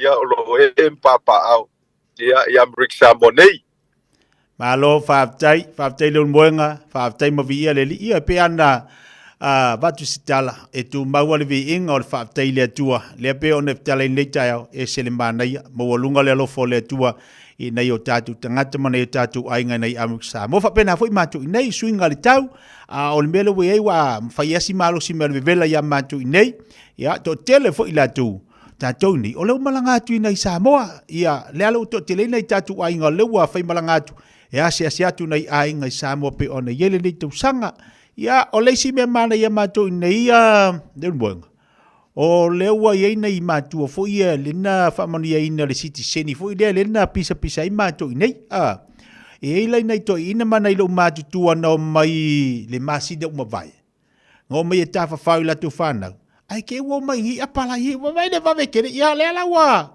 wo ile si ko inga ma si do baku nga fo fo malanga tu le matanga tu sang ala fa mai mo ke malanga lu Samoa ngale ko ka penga mai lo o nga ngai fa modianga il seni bona ia tatu tamam tina matua ia ona itala fia na mole nei Christmas pe ole melo fasili la na to ina malo matua o le wanga va ai le fa modianga le ia le wa mo langa siksengi la kulo inga le ko e le ko sa fue inga ia le salu fo ile lu boinga pe ko ngofo lo bakua langa konga le la sa o ngi e la kulo inga va pe kalu bakua ko kinga o nga ia konga manga me o le la wa ni sino ki ngofo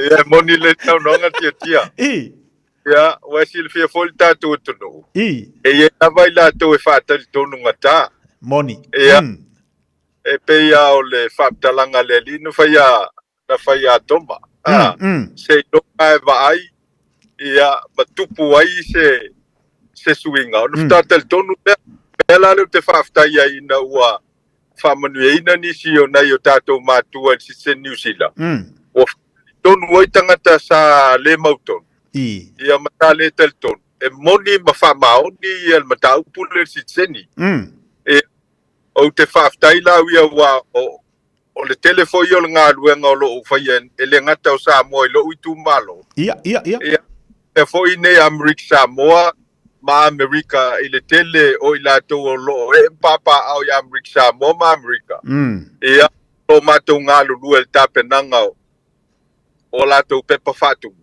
ia morsi teni New Zealand ia o le me foi la fafta ia o le o telo o le aso foreile o le vaso le nei Samoa e ato ia ile lua vai aso talu ona talo sanga ia le sitseni ele ngata tama alto tele o nei tangata sa mato nga lu e faila ile tato office of malanga inga a New Zealand le Samoa ia la to ta ia o na winga la ia ele to mamau mai na o na famanuina lava o na tato matua ia i New Zealand ia ele to misile siaki no lo email vo lele ia pe to mai se email ia a meua o famanuina o te loa sa failo mai lo office o New Zealand Samoa e pe tulu fava ia so ona o tal sanga uma ia faila Samoa e la foanga i New Zealand e fai mail fai unga lo na winga ia e le lope o tulvaya so le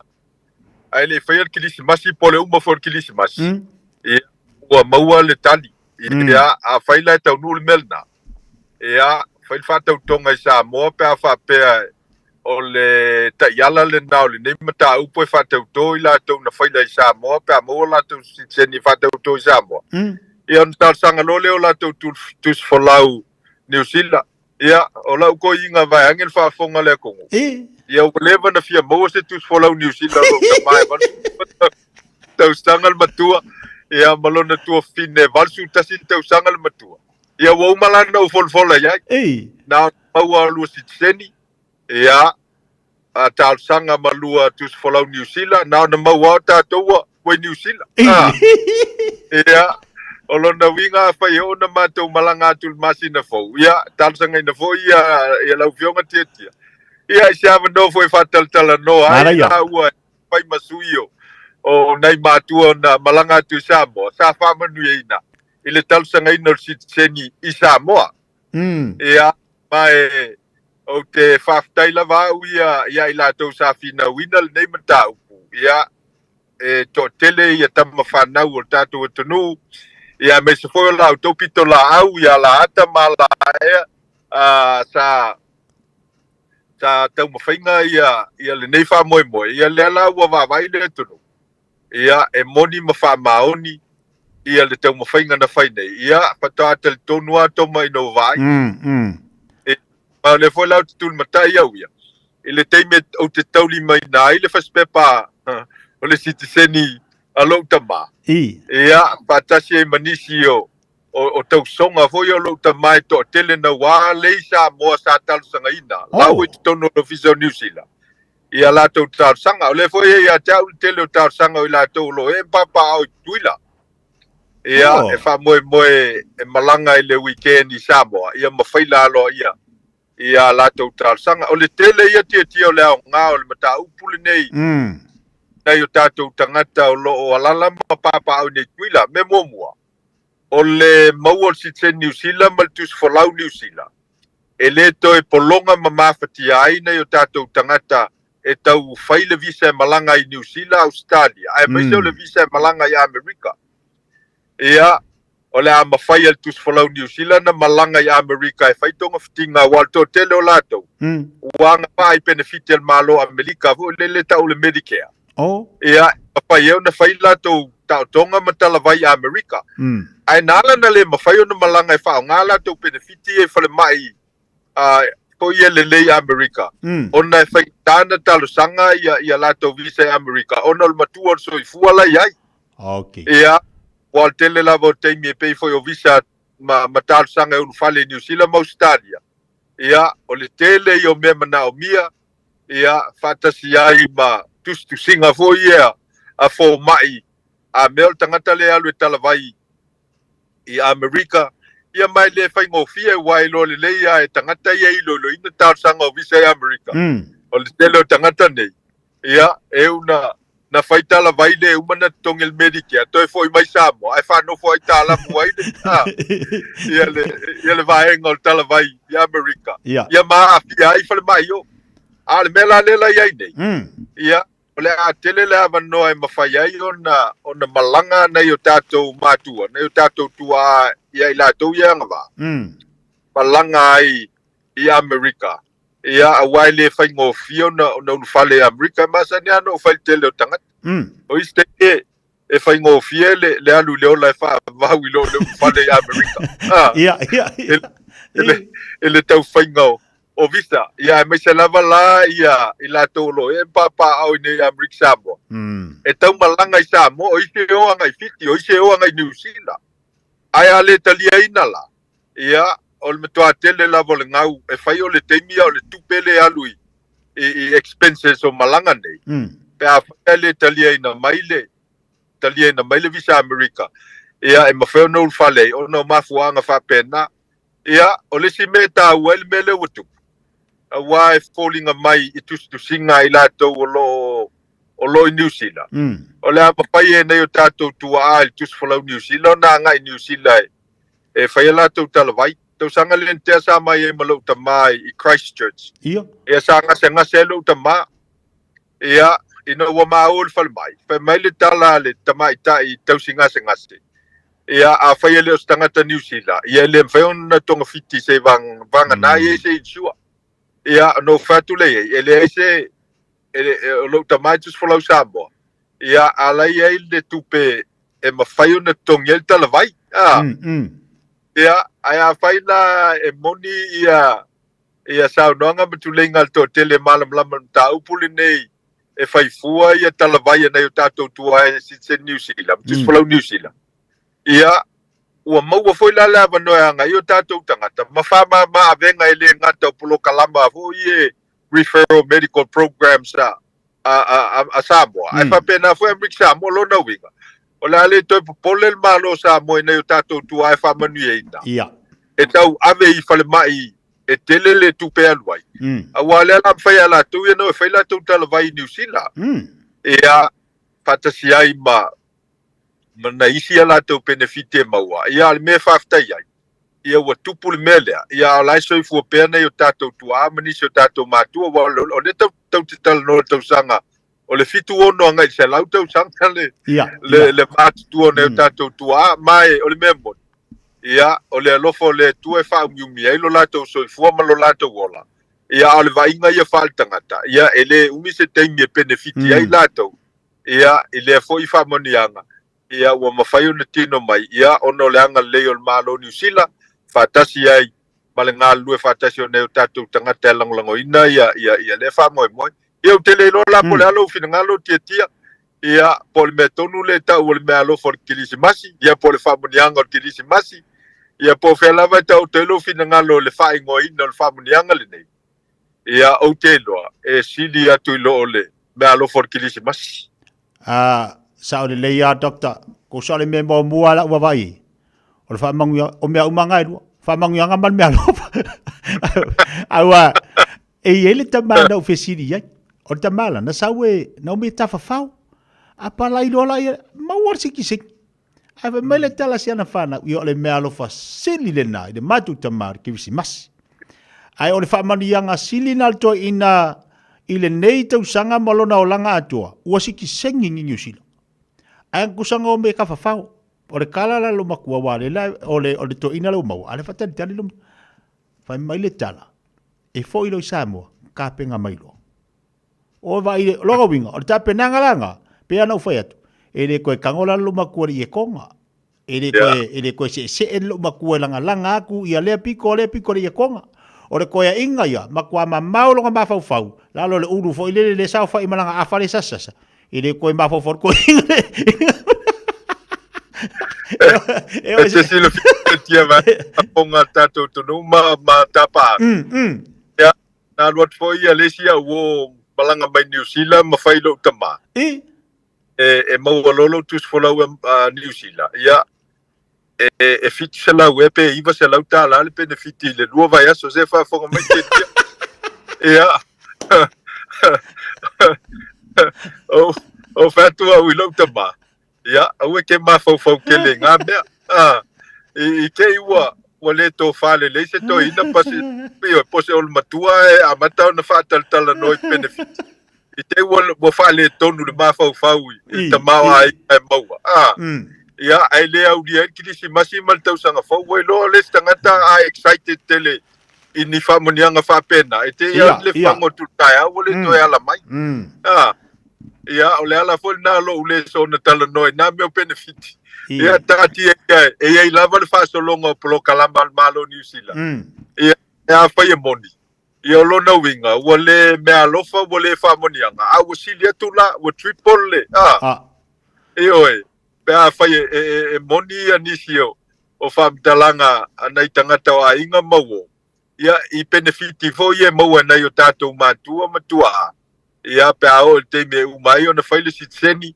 ia faile tus folau New Zealand ia ma faila loni sio famaniang ia leo lo sapia ia to tele la to lo ala papa au New Zealand o la to lo ngava ia tatou tul mata ia le na fa moi tia a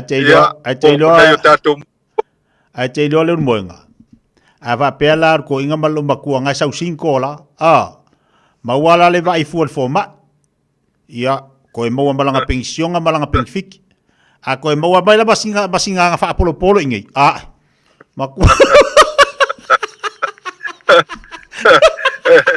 Exilfiali Tietia, o lo tamala la bel category tonwal na te sa no ya.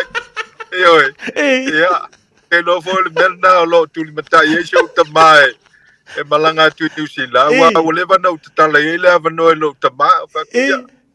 Le wa maliu sio tina. Ya. Te make pole with the tala le va no yo talo to ya. Pa wale mea, ia, o le whai loa mai, ia whakaria mai interview, ia mapasi, ia, o le lei, ia elea, ia, to sa ili se tasi, ia lona winga, e mateo atu lava ilo ofisa e vai ilo sunga ilo ofisa, ia atonu atu nata imi, ia wa whaminui nel vai nga tonu ale te sau no ai. Ai, foi lá, ia inga whapikoa ali, dokta, ia makua. Ai inga fa pito me nga ka kango fe vai de le wa nge ke wa ma wa se fa bang yang o isi fa bang yang fa poponga ya ke wa ma wa ku fa bang yang ia saunga o la fe ka ba fai pe por ga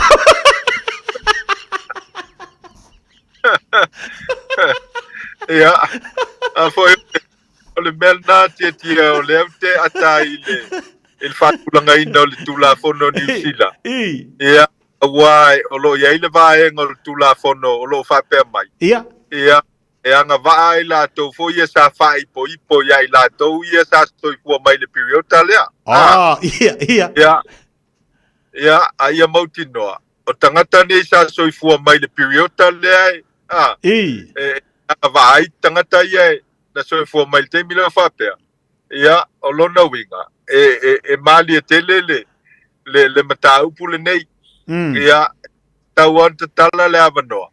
Ia so se tangata e whai poi stesi o tangata nei. Po le alava sanga na soifua mai ai. Ia anga vaa. Ia tau si la fia lau whai tula fono. Ia e to tele la tau fo le e ono whai poi tangata nei anga vaa. E le soifua mai le piriota lea. Ia te tau ona whai se fua voi le le. Ina ia tele ni tangata e tal sanga ile. Le sitseni New Zealand ia faapitola vanao i latou sa soifua mai le piriota lea ia e moni lelau saunoaga uae e vaene le faafofoga mai a le atonu ia o le tele lava o taimi tatou titoe foi e ma atatu faalafoga foi lele mataupu ae e galo ia i tatou e maise a fanau ia ua ona i o tatou matua foi ua no fatoatasi le taimi faigatā o le olaga ma le soifuaga mali o le taimi foi lele ua tuua toatasi ia mai manaomia le tagata e talatalanoa ai ma mafuta i le tele o taimi ia u te iloa e au ia ua valusulua tausaga lou tamā o le tele o lou taimi ia u te alu e faatitia lou tamā ma matalatalanoa u te iloa ia e te lea le suiga pe a faatalanoa lou tamā foi lelei i le tupa tamaitai. Te vai ai te fia o toina o le va. Ele aina e si diala le te tau mafai e failsa e dinga le na. E fia ilo na lotu. Ia o upu fai e maasani ai ia tangata e ngafa ma tau singa o tangata mātutua. Ia e ia le mangeso foi le mafai e whanauna. Na tako iai.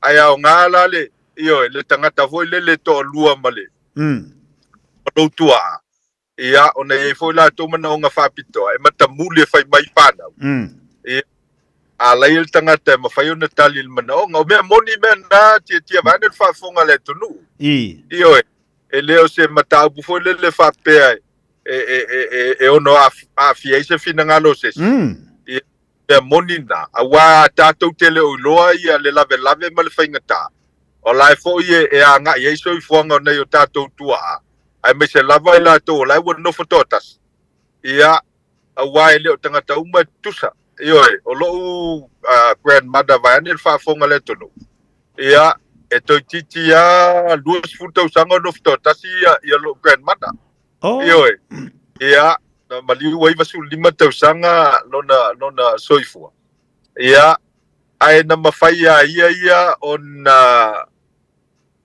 tu fatasi on langona fa ma popon on langona ia ma fai on soifua to tasi ia alto tele na isio tato matua ia mana tato tua ia e mana mial tangata foi lele ina ia fa alu elo na tai ia fa elo na tai ma ia mautino ia fa tino le tausinga tala fe ngai ia mo ila to le tausanga o matua il so fu pe no fa ia ia e fa pe na winga o tato matua sa mo ele lele e so ona to load fa fonga mele to no so na pa ia tu se si ia te ia pe so na tango ai me se la pe o la mata u polo tama ia ele fa ngo fielo tama na fa yo tu fa fina mana nga fa pena ia ia ila le tangata fo lele se tama ita e mafuta malto ina i te mi to so fuanga ia o me fa una tali mana o ngole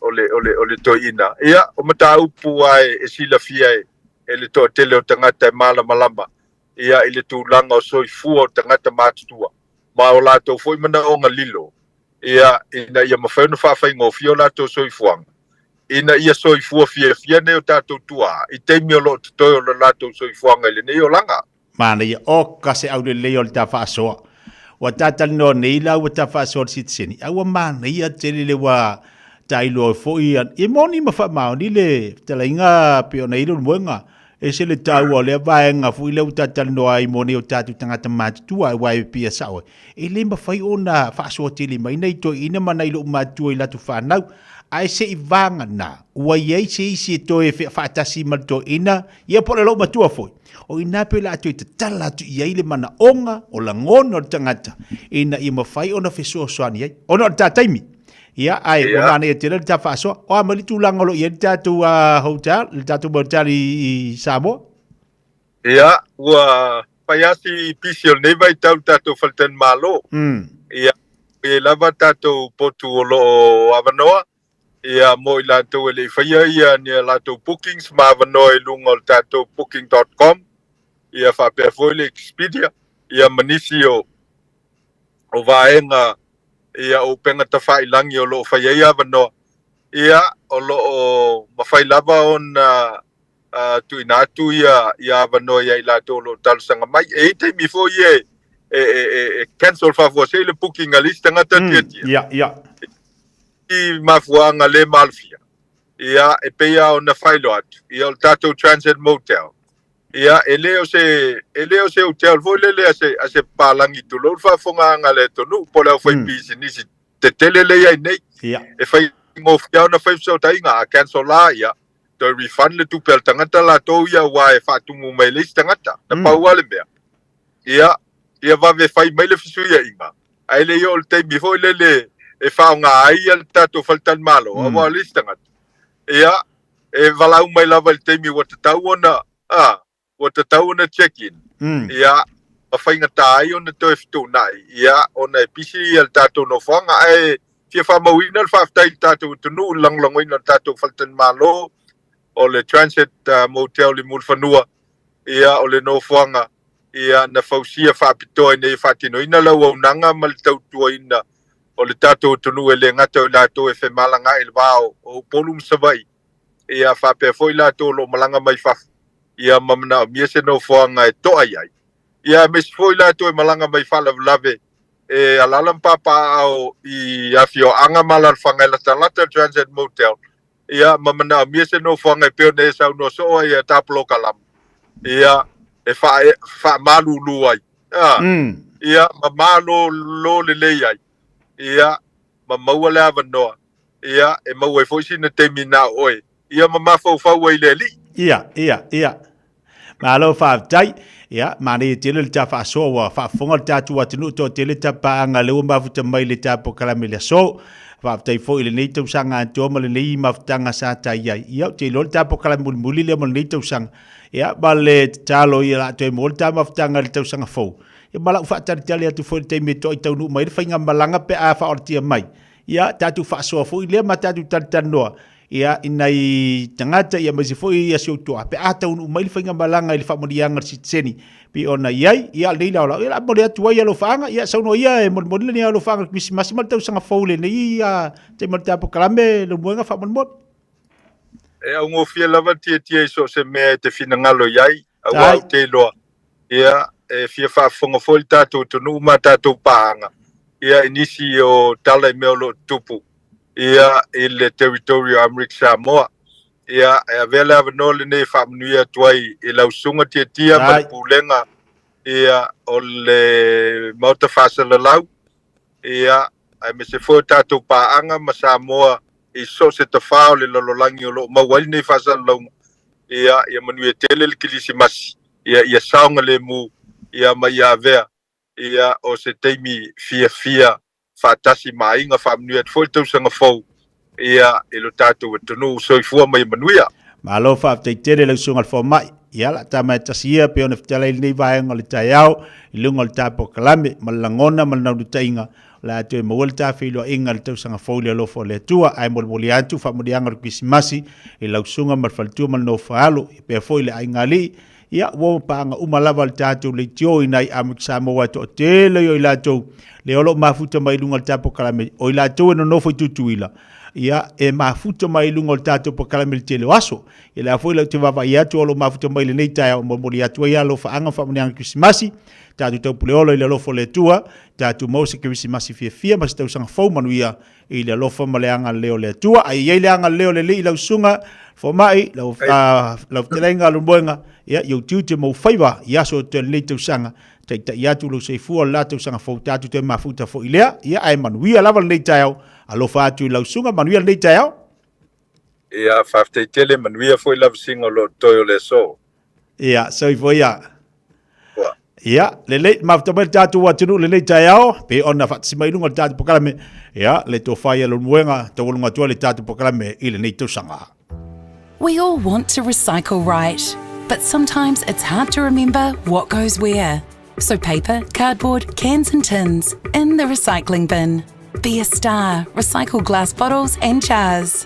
And recycle plastics 1, 2 and 5, help keep the planet alive. Let's waste nothing. For more, search Auckland Council recyclable items. Recycle right, it's in your hands. All together Auckland. Whaongare tautua le Pacific East le masina toa te sema. Ma mawa i loa manoa te ono mana malo ai whailonga tupe whaase fulu o saunia mo ana paanga. E lua se fulu whailonga mo Samoa, e lua se fulu whailonga mo tātou i New Zealand nei. Se ina whailonga se fulu i aso tona i o vai aso te tasi. Manatua o loa whawau pia le tātou whapitoa e nao le lima tāna pia e whaongaina le Pacific East mobile app. E whaatino ai au tupe whamoboni mai lau telefoni whawe ai. Loa manoa fo le tātou direct transfer e te posi mai e lau tupe le tātou account. Ma whamoni ina fasili lungo le telefoni. Ma whaatino la foina o lau tupe ai nga whapitoa. Mo le tongi no pilio le mai, mo li pe teu tupe tu stupe iso se whare tupe mai si au nanga i Samoa. O lo ma whaina whaatino ina ile au nanga ale Easy Pay. Asi mai roa i o tātou ofisa i o Tara o Tāhuhu ma le taulau whaatau i mangele. Pe wala au mai le o Barsalau o tasi o nono. Mo se la lata atu i ante oe. Pe wala le tātou Pacific Easy mobile app po le direct transfer. E whaasawa i lo teimi ai mese o tangata fo i le pensini. Ia manuia teletresi masi ma le tausanga fau i ainga umo Samoa. Ma le pulenga ma la whainga renga le Pacific Easy o lau paanga mo tupe whamomoli i Samoa. O mana o mie oe po se isi lo a inga se fisosoani tau whi malanga inga mo New Zealand. I mata au pui pei o le vaita mai no whanau po ngā luenga. A whai o lau tali o le ioe, wala au loa Ken Fernieho o le Fern Immigration Services e iailana lai sene. Ma ua silia ma le se fulu lima tau sanga o lana tau tua. E toa tele tangata o fisosoani iai Ken, i mata upu tau whi malanga inga. E au fi ai mata upu na o atu le tribunal. Ma apili le minister. Tanga iane le mato Facebook, ma le upenga te whailangi i moli mau. Mo nisi whamtalanga, wala au mai le Fern Immigration Services, ma tala noa ia Luisa, i le oiva, lua ono lua, tolu lua lima tolu. Lua ono lua, tolu lua lima tolu. Po le o lua tasi, tasi lima tasi, o lima. O esi la fia e iwa te si ma le tolu wha miliona tā la le se leni a le UTOS, ua toi whaasafua atu i ona sui whai unite i le lua o lua wha. Whai sau teu ngā tupe e teu wha whainga luenga ai lau se leni ina ia wawe wha tau nuu se wha moe moe tā ua a lau a inga wha pe e ka le sia. Wha o ngā au nanga le ANZ po le talofa voucher, le M tā la, ma le My Cash e ala i le Click X. Wha afso tai mai le ono valulima lua ono iwa wha iwa, le www.utos.ws, po le emaili o le info@utos.ws, po le Facebook, le UTOS, le wha putu ngā tupe teu wha whainga luenga o le mawaenga tau sia Samoa, teu wha whainga luenga e mātou lau se leni, ai sele e oe le manuia. Talofa o lau ingo e mele palamo o lau ngaluenga o le sa i le awala ma faufautua i tūlanga tau mo kesi e owa le luas fulfale tupe o mātou ngā lulua i le taiminei. A fia whaatau sau fale pe whaale leilo maota pe tuu whaatasi ai tā lafu pe whaatala nofo i tūlanga o lau mo kesi i le taiminei. Pala au mai loa au le telefoni o le olua fitu, valu tolu fitu, valu wha, valu o, po oli emeli emele.palamo@loanmarket.co.nz. O le tutongi o lea au onanga o loo kawa umai fale tupe o loo mātou ngā lulue e fuli ai mo oe. Pala au mai loa au le telefoni olua fitu, valu tolu fitu, valu wha, valu o. Lei tu tali mo tatu pokalame nei bangal taiao o le tatu pokalame pe masari ai le ufatisi mai ia le afia ngal manmana vai fangalona seri mali tautua a le tatu family health group mo tatu le taiao fatalo fatu ngal manmana malo si fomo le taiao fo ia fatalo fatu fo i lo sunga te le taiao fo ia fa malo te fo manwia na tu o tatu ngal renga ia fatalo fatu fo i lo fatu nganga Samoa sungai whawhenga mo la tau whatua tupu matamali ai mai selpa ia lasi o Samoa i ona tūlanga whaalupe tālofa lava. Whaatai le tua wa tātu iele nei masina muli o le tātu wholaunga ia o le tautua whoi ma launanga pe ona iei lau a whionga ngal manmana nei tau sanga atoa o le tau nongolongo ma le fsoswani longolongo pui ali ili tātu wa tūlanga pe ona iei le soifua maloloina tele mai Tele me olo tupu nei vai taimi ia ai whawhitai dau tautua. Leo a ta pena tātou le whai unga le tausanga la tau. Ia la tele fui na fsota ia inga. Ia maise nisi o no whanga la anga ia tuali to tele le tātou atinu. Ia amoia se whasoa, amoi foi se whautuanga. Ia o la foi se tūlanga o la iai ia nai poklame. Ia so tau au atoe mo le tātou atinu le whai unga nei tausanga lo whionga manmana mo le nganga whaaloalo.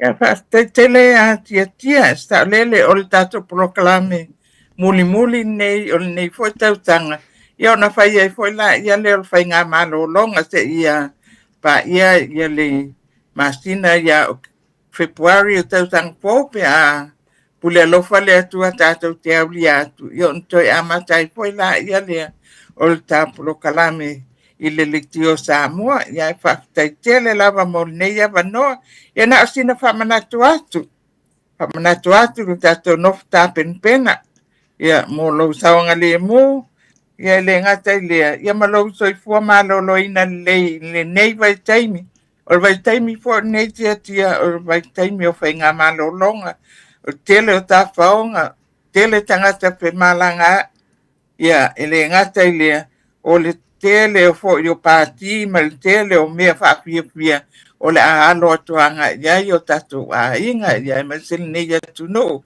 le ngate ne ya Samoa ia na pa manatu atu lava ia te uto mantua o lo pepestipel fa ma ia televini ia male misela a mesela va pui ngol tatu fa nau pe a fa yo le atu fiwa em fa vea ina ia fa yo la tu pui siaki umatamaiti ia va ai me tawona fai ina ia awai nei mai se tamaiti va ai le vai fiva ia ole insect repellent te fati te ai namu awane tur te namu tamaiti ia potata matua po ia e se ia neo first aid kit tau lava ona fai ona tamta te le ia me fa pena i Samoa ia lenga te lea ia o la tau uma e inu whala au.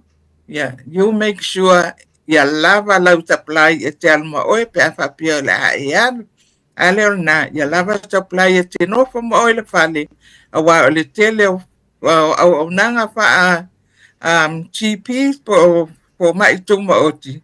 Ia, o le amalolo fo i la tau, o le aloka fo i a tele o tatou au nanga i tua. O le awhawhengta o na maua taini e whai yellow script. So o le ia lava ia wala a wete nofu ma oe. Ia mtapen pena fo ia tatou a inga. Ina ia wa ai ia a whai on ta elenga ma mea wha pena. Ia mata i tū leia mea o lo iai ia whai loilo fo ia a wale a nga iai. Ia ma wa ai lava tamaiti. Ina ia swimming pools fo ona o lea fo vela ina ia awane ma lemos tamaiti tasi leva ainga te tia tele lava whalaulave tupu. O tu la whai o tamai, a mai se fo tamai swimming pool la ia e whaatau le warehouse, ia na mai la ia le tu i tua, ia ia le pai whaatu mo, ia na tua ia la ia le, a le o ia se fence po te pa, e pui ai, ia te valvale atuale sta mai titi o to ia ma le mo ia la pati ia koe lai le o i loa atu tangata matua. O tua inga whaalawe whaafose i laia ma mea tūlanga whapena i tele lava ina tupu i le neiva i tau. O lea whautua ina umai tātou i tātou mata i tū, tātou mata ala, ia ma tāpena pena i mea e tauan tāpena ina ia awane i tupu whaafose i mas whaalawe. Ia ona wha le manui ai la ia le ma le fia ai i le vai taimi o vai tuwanga nei. Ia ai ona o tato polokalame mulimuli nei fo tautanga. O lea ia whaia ia o masuri o le Pacifica Family Health Group e mole atuai la mātou whaftai i le mamalu o le tato watunu.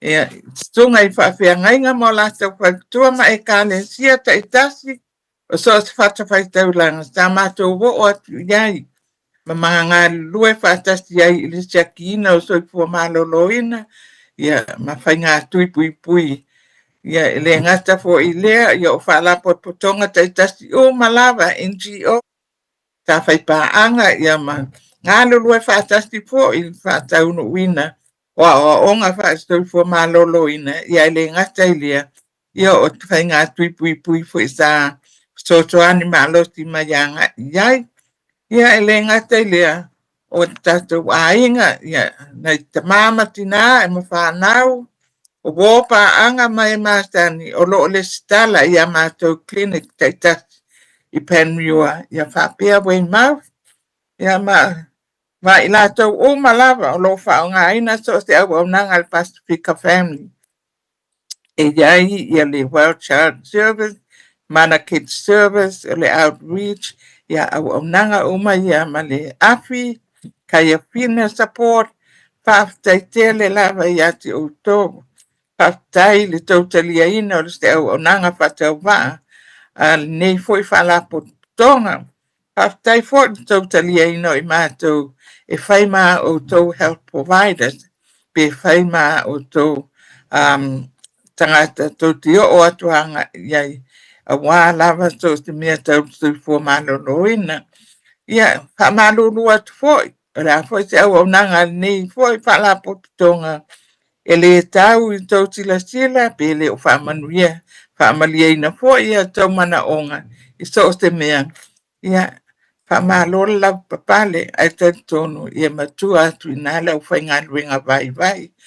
Nei taimi ma nei tu la ia avatu ai mato moonga malo whaanga ia maua tele o tau ia le te kiristimasi fia te kiristimasi mas tau tang po taonga le mu ia ai maise ia lo whangia le atua tato tabalinga atu mai nei atu te ia o e tātou la astia ia le aso mua o tautanga fōu ia ma toi whaawawai fōi la ia le o tātou au nanga pe o na masania.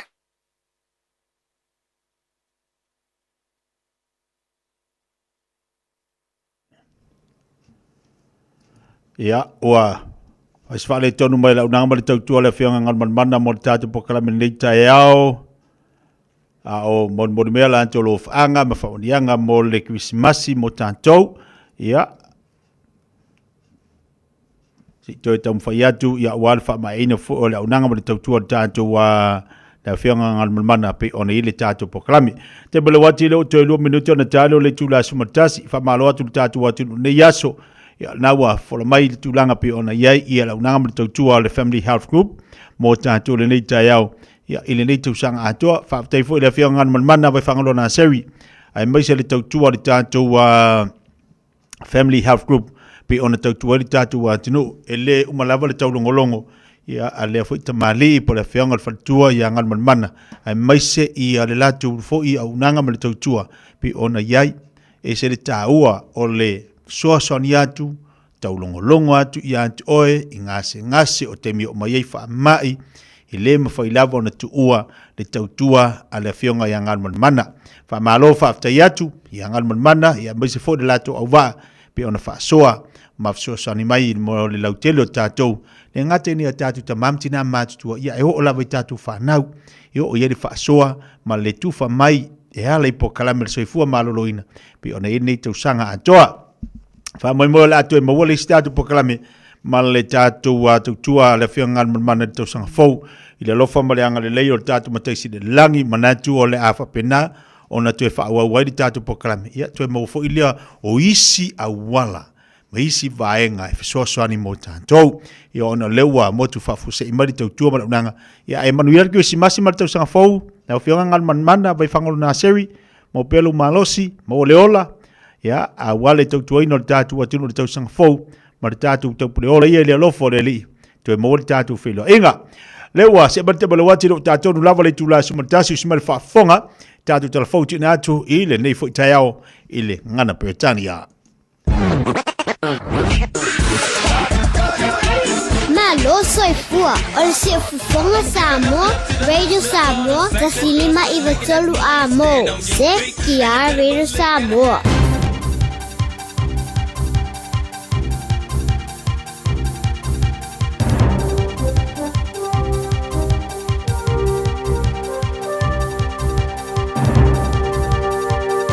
In this update, aftershocks are still rattling Vanuatu as rescue teams scour collapsed buildings. The German Research Centre for Geosciences says a 6.1 magnitude quake struck at a depth of 10 kilometres this morning. It's one of the largest aftershocks since yesterday's deadly 7.3 quake. The Red Cross is reporting 14 people died and 200 were injured, and 2 Kiwi Ministry of Foreign Affairs staff are unaccounted for. Local Mike Thompson says they're still working to pull people from pancaked buildings. We've got a number of deceased people in the building we're currently working on downtown, and we know that there's 3 people still alive. A New Zealand military surveillance plane will help assess damage this morning, and more support will be sent once Port Vila Airport reopens. Luigi Mangione has been indicted for the murder of United Healthcare CEO Brian Thompson. He's been charged with 1 count of murder in the first degree and 2 counts of murder in the second degree in connection with the fatal shooting on December 4. His lawyer told CNN he won't fight extradition to New York. Kiwibank's top brass is pushing back on the maverick persona thrust upon it by the government. Today's the last day of the Finance Committee's probe into the banking sector. Chief Executive Steve Yurkovich has been in the hot seat being grilled by MPs this morning. His appearance comes a week after the government announced it was exploring ways to inject more capital into the bank to make it more competitive. But Yurkovich says the bank's already doing quite well. We are very competitive. So in the last couple of quarters, we would have taken 25% of the new home loans. A hot air balloon crashed just after 8:30 a.m. and it's taken out multiple fences at Queensbury in central Otago. Fortunately, there are no injuries. And police are investigating a suspicious death in Napier CBD overnight. Police responded to a report of a person lying on the street near the intersection of Emerson and Hastings Street. They were unable to be revived. And a person has died at a worksite in Mapua, west of Nelson. Police were called to an Iwa Street address just before 2 on Monday afternoon and say inquiries are ongoing into the incident. That's news. In sport, the winners and losers are out for the government funding dished out by High Performance Sport to national sporting bodies for the next Olympic cycle. Cycling have bagged the biggest boost, up $770,000 per year, while canoe racing's up $497,000. Easily the biggest blow goes to hockey, who have lost $1.4 million per year, more than $1 million of that funding for the women's side. Auckland FC's hopes that key import Louis Verstraete would be fit for Saturday's home match against Western United have been dashed. The A-League clubs confirmed the back issue that kept the Belgian midfielder out of the draw with Melbourne City will keep him out for another week or two. And the clubs also offered a clearer timeline on 2 other injuries, with Cam Howison out for 4 to 5 weeks with a calf injury and Dan Hall out for 2 to 3 months with a broken bone in his ankle. That's sport. I'm Malcolm Jordan. Radio Samoa. Taslima Ivatolu. Amo.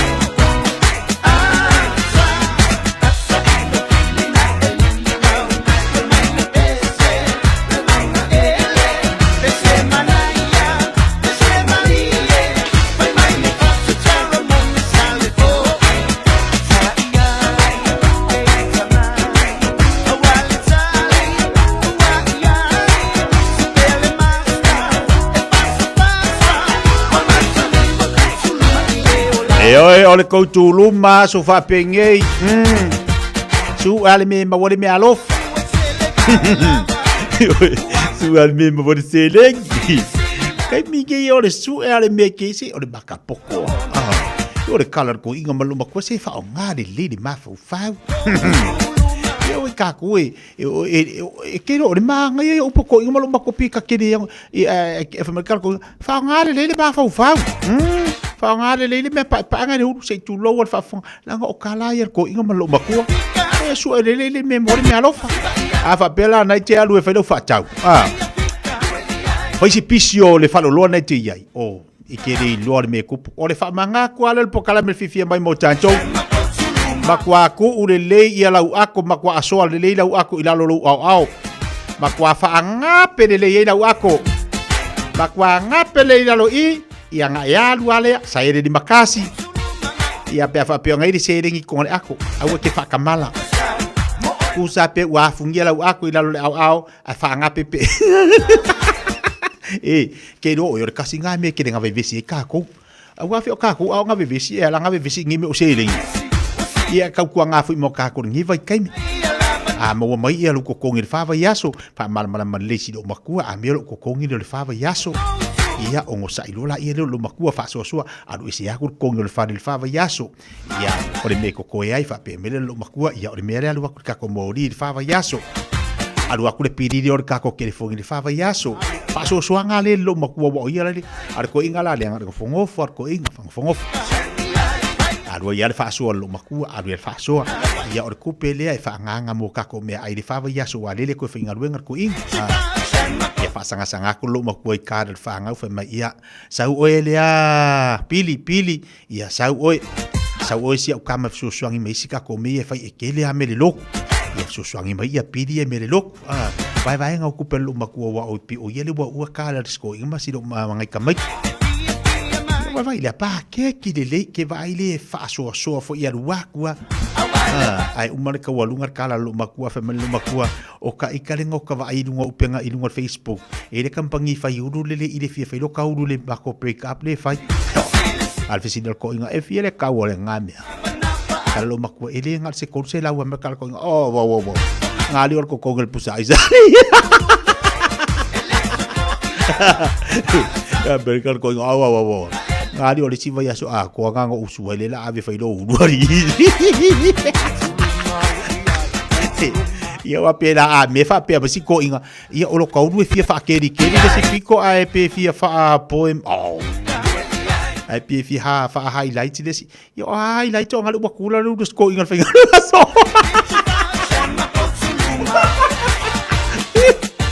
e vai a ko ore giro la udo si ko inga le usu de kaya wa fa me ke le fa la kurse la wolo se ka kosi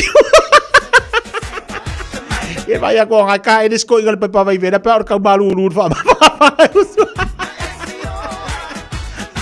ala fa me a vera ko se la e fa ye ro o kai ke o fo kai yo le me nge wa ke nga so la ngai ko inga le fofine o so makan e fa ko skabalo o so la ba el fofine ya sawia le fofine o so ya nga for kini si mas ko riri mar fofine pe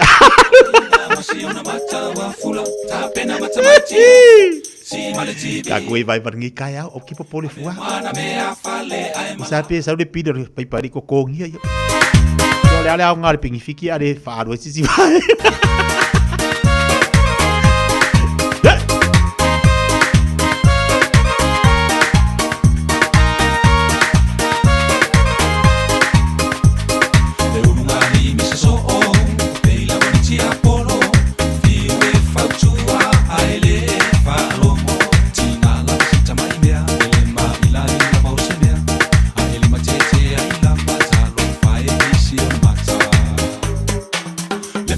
Sola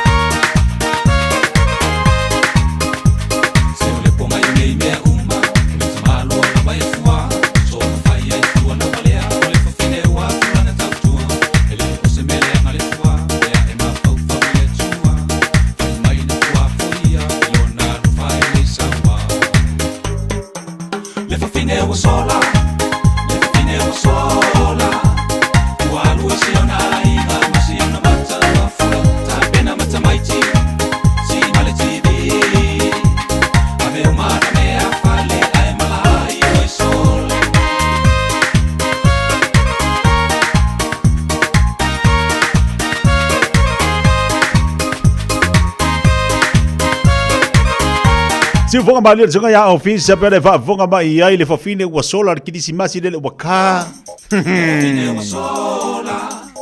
Alu ngila fa finge a kar ki simasi ala le mela fa. E ko ya or kamalo e mai pele ai. Ya si mela e sola i fua. Awale mea e sola la lon mela ka wori apo e kausa.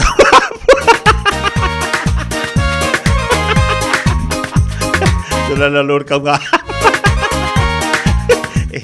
Ai lo sola ko ai ya la sola la fa fia ka uska mai. Sola la lor me ka wori kiwi mo se leng. Fatalo fatia mai Saudi fatalo vatu le tau Maria Wilfred. Fatalo vatu Saudi le fa mo le udu ai ku nga pidi. Ai a fo ya. Fa de fa pe ma fa de udu nga mai la yero de udu nga fa mo mo di.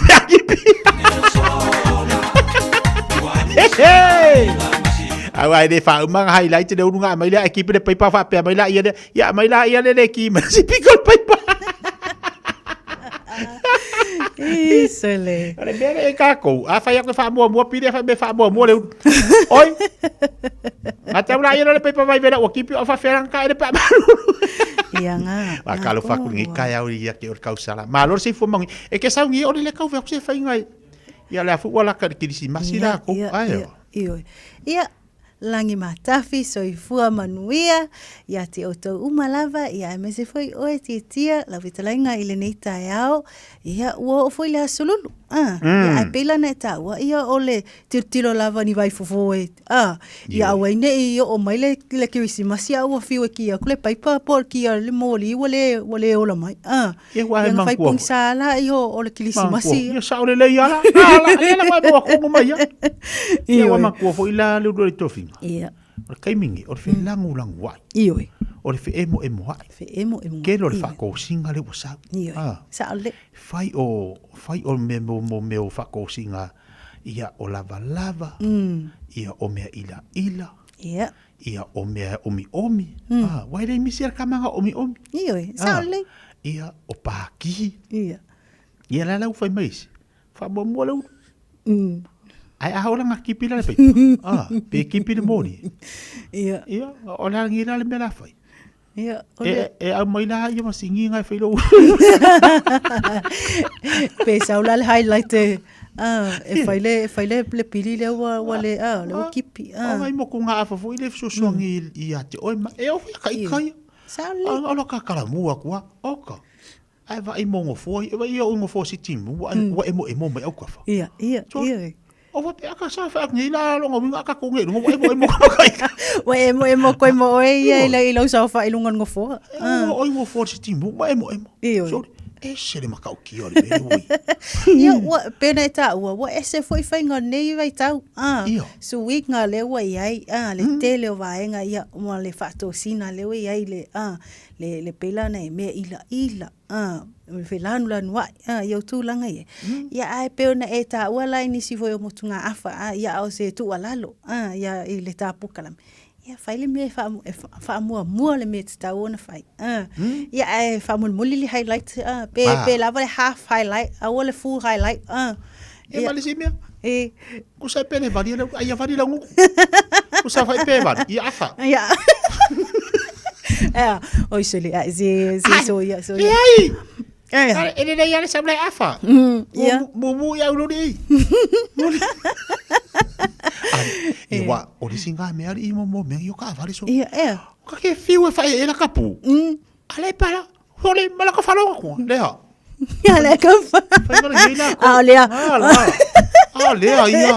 Oka. Ia. Ale fai ngola mala kele. Ia ngola o lo ka kope. O ngala le o fiu o fiu le ai kai fa ngora mo kwa mo lo ale o ke me ale paula le me mo. Ole pali aku ai vari. Que o se coi fu le ala fa wia ma ia paua ia un saia un saia paua winga ma fika o kangaka ia le o ia fia ia o anga faile le lipstick ia o se coi mo le siku ia ole o fainga ole o fia o ka mau anga le sido makua mai o ka fia vari le se me vari nga vari lau fala Wali lo palangai mo pa. O kisi o makua le fia vari le ua. Ale ma se kupe. Ale se kupe. Pa mena hal makua. Ka fia vari ai nga vari la. Kusanga o nga vari la ufala ai. E vari anga la ufala fanga e fa yanga fala. Ya o ke le fia vari le ua di se me vari. Usala le me apa lo vari la ufala. Ai po le me o ngi. Mare po oyo. Awa. Vai se si ia fia pa ma Yanga. Afa.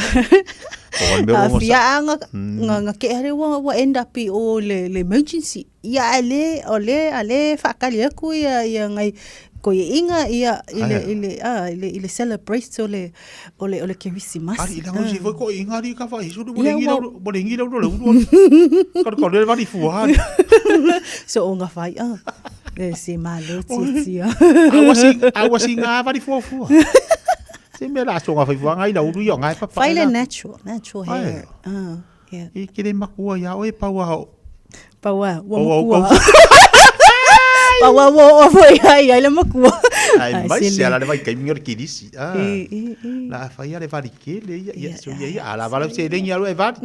Ale se le awa. Awa fai. Ka fio fi le vari. Awa le fosia. Ka fia fil ka wa mau. Ava pe wa mau le me alofa. Wa ele tupe ia fai. A fa longo atu i me o lo mau e olima. Ele ma fai. Au al fosia.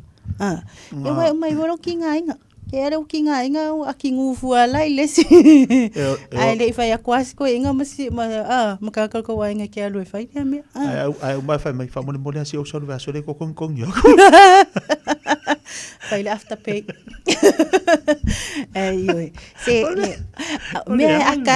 me aka ko kakali ai wa me ai wa ele ai se tau sanga o tato leva ai we ia Sofia fia umma o lo wala ke la so ya ke alo fa pe ya lo walo o la me alo fa le mo la walo fai lo ulu la walo ulu ya fai o kinginima fai o king vai fa kaungi make up fo ali ya nga isko inga fa penga ko lo fai la ko ru ali wow ava pe o lo fa na o le tama ia o lau tau tonga ia te o ia ora mera aku wai fu au le alu lo ko inga ko fila ko ya awale baringa o le alofa tu lo ana io o le alofa le umma o le alofa le me vai o le alofa ngau kai io wa langa vari wa kwala alu ne ko sa le na ka ko kani ye fo yaringi ya so po se kere fongi e po saka kere fongi le vili mai po saka kupea fa me ko kongi ko le kala fo le pi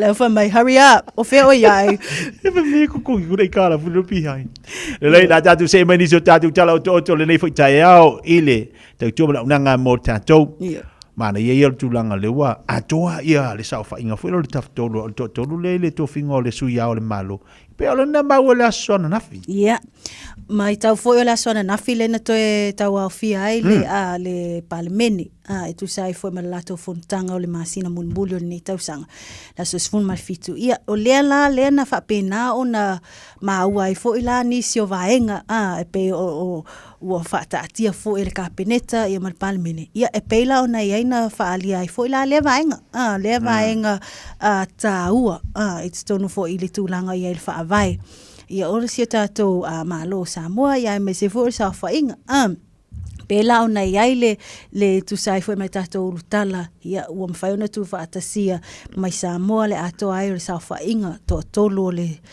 to finga o sui au ale malo Samoa ia le ala u fa pena ia o to tolo la to le u fa pena ona fitfilia e fai sui o le fono sui to fia ia al malo Samoa ia pe ona ia le ai inga ila lo fa vai ina ua fa pena ona fa ilo ai la le fonga fitalai tu langa ia ole tu o ila tola o tamali ila le fitfilia ia o fa pena ona to tu sia au ila pale mene ila fionga le tu ia tua tu puta msese ia o avea mse tasio sui o le fono Ia o whapena foi pe ona tātou ma moli mau ma tātou i loa uma. Ia o ia foi lesa whapena o na whai ma le ao le malo. Ia moli se fulu tau sanga lena whapena ona se ei mai lua o luafe ma le fitu, anga ele luafe simu mai fitu, se fulu ai tau sanga.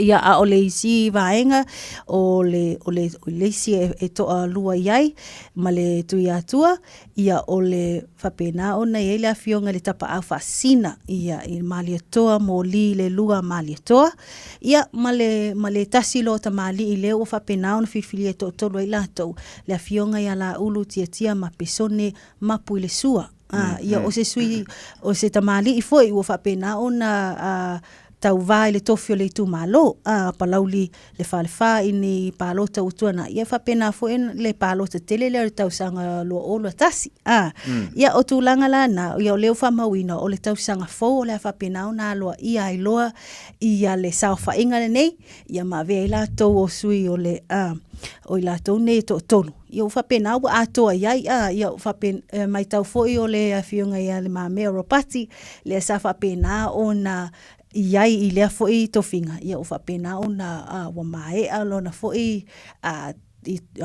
vaenga ia po le term foi ia i lea foi tofinga tau ia leo se e mai lai la tau tolu ni ia wa foi le whaawa wina o lea foi tofinga tau ia mo le si foi painga titi le batelena tau abeto tasi mai le fionga ia le mamero patito finga ina ua tumalo le fionga ia pulela meko. Yes, sa ole o tulanga na peona iai ua whailavasi na umi o na whapena o na se e mai ma whaatino mai ela na fionga ia le mamea ropati lea vaenga ta ua o le tato malo tuto tasio Samoa ia pe lana e ta ua iai na o tu malo ia tu iloma pule la meko ele tau sanga lua o tasi valu ia ua whailava la sina umi ia o lea foi la vaenga ia o lea ua whapena o na aloa ia ma tu ina mai foi la ia le filifilinga ale palmene tu sai foi mai la tuto tonu o tamali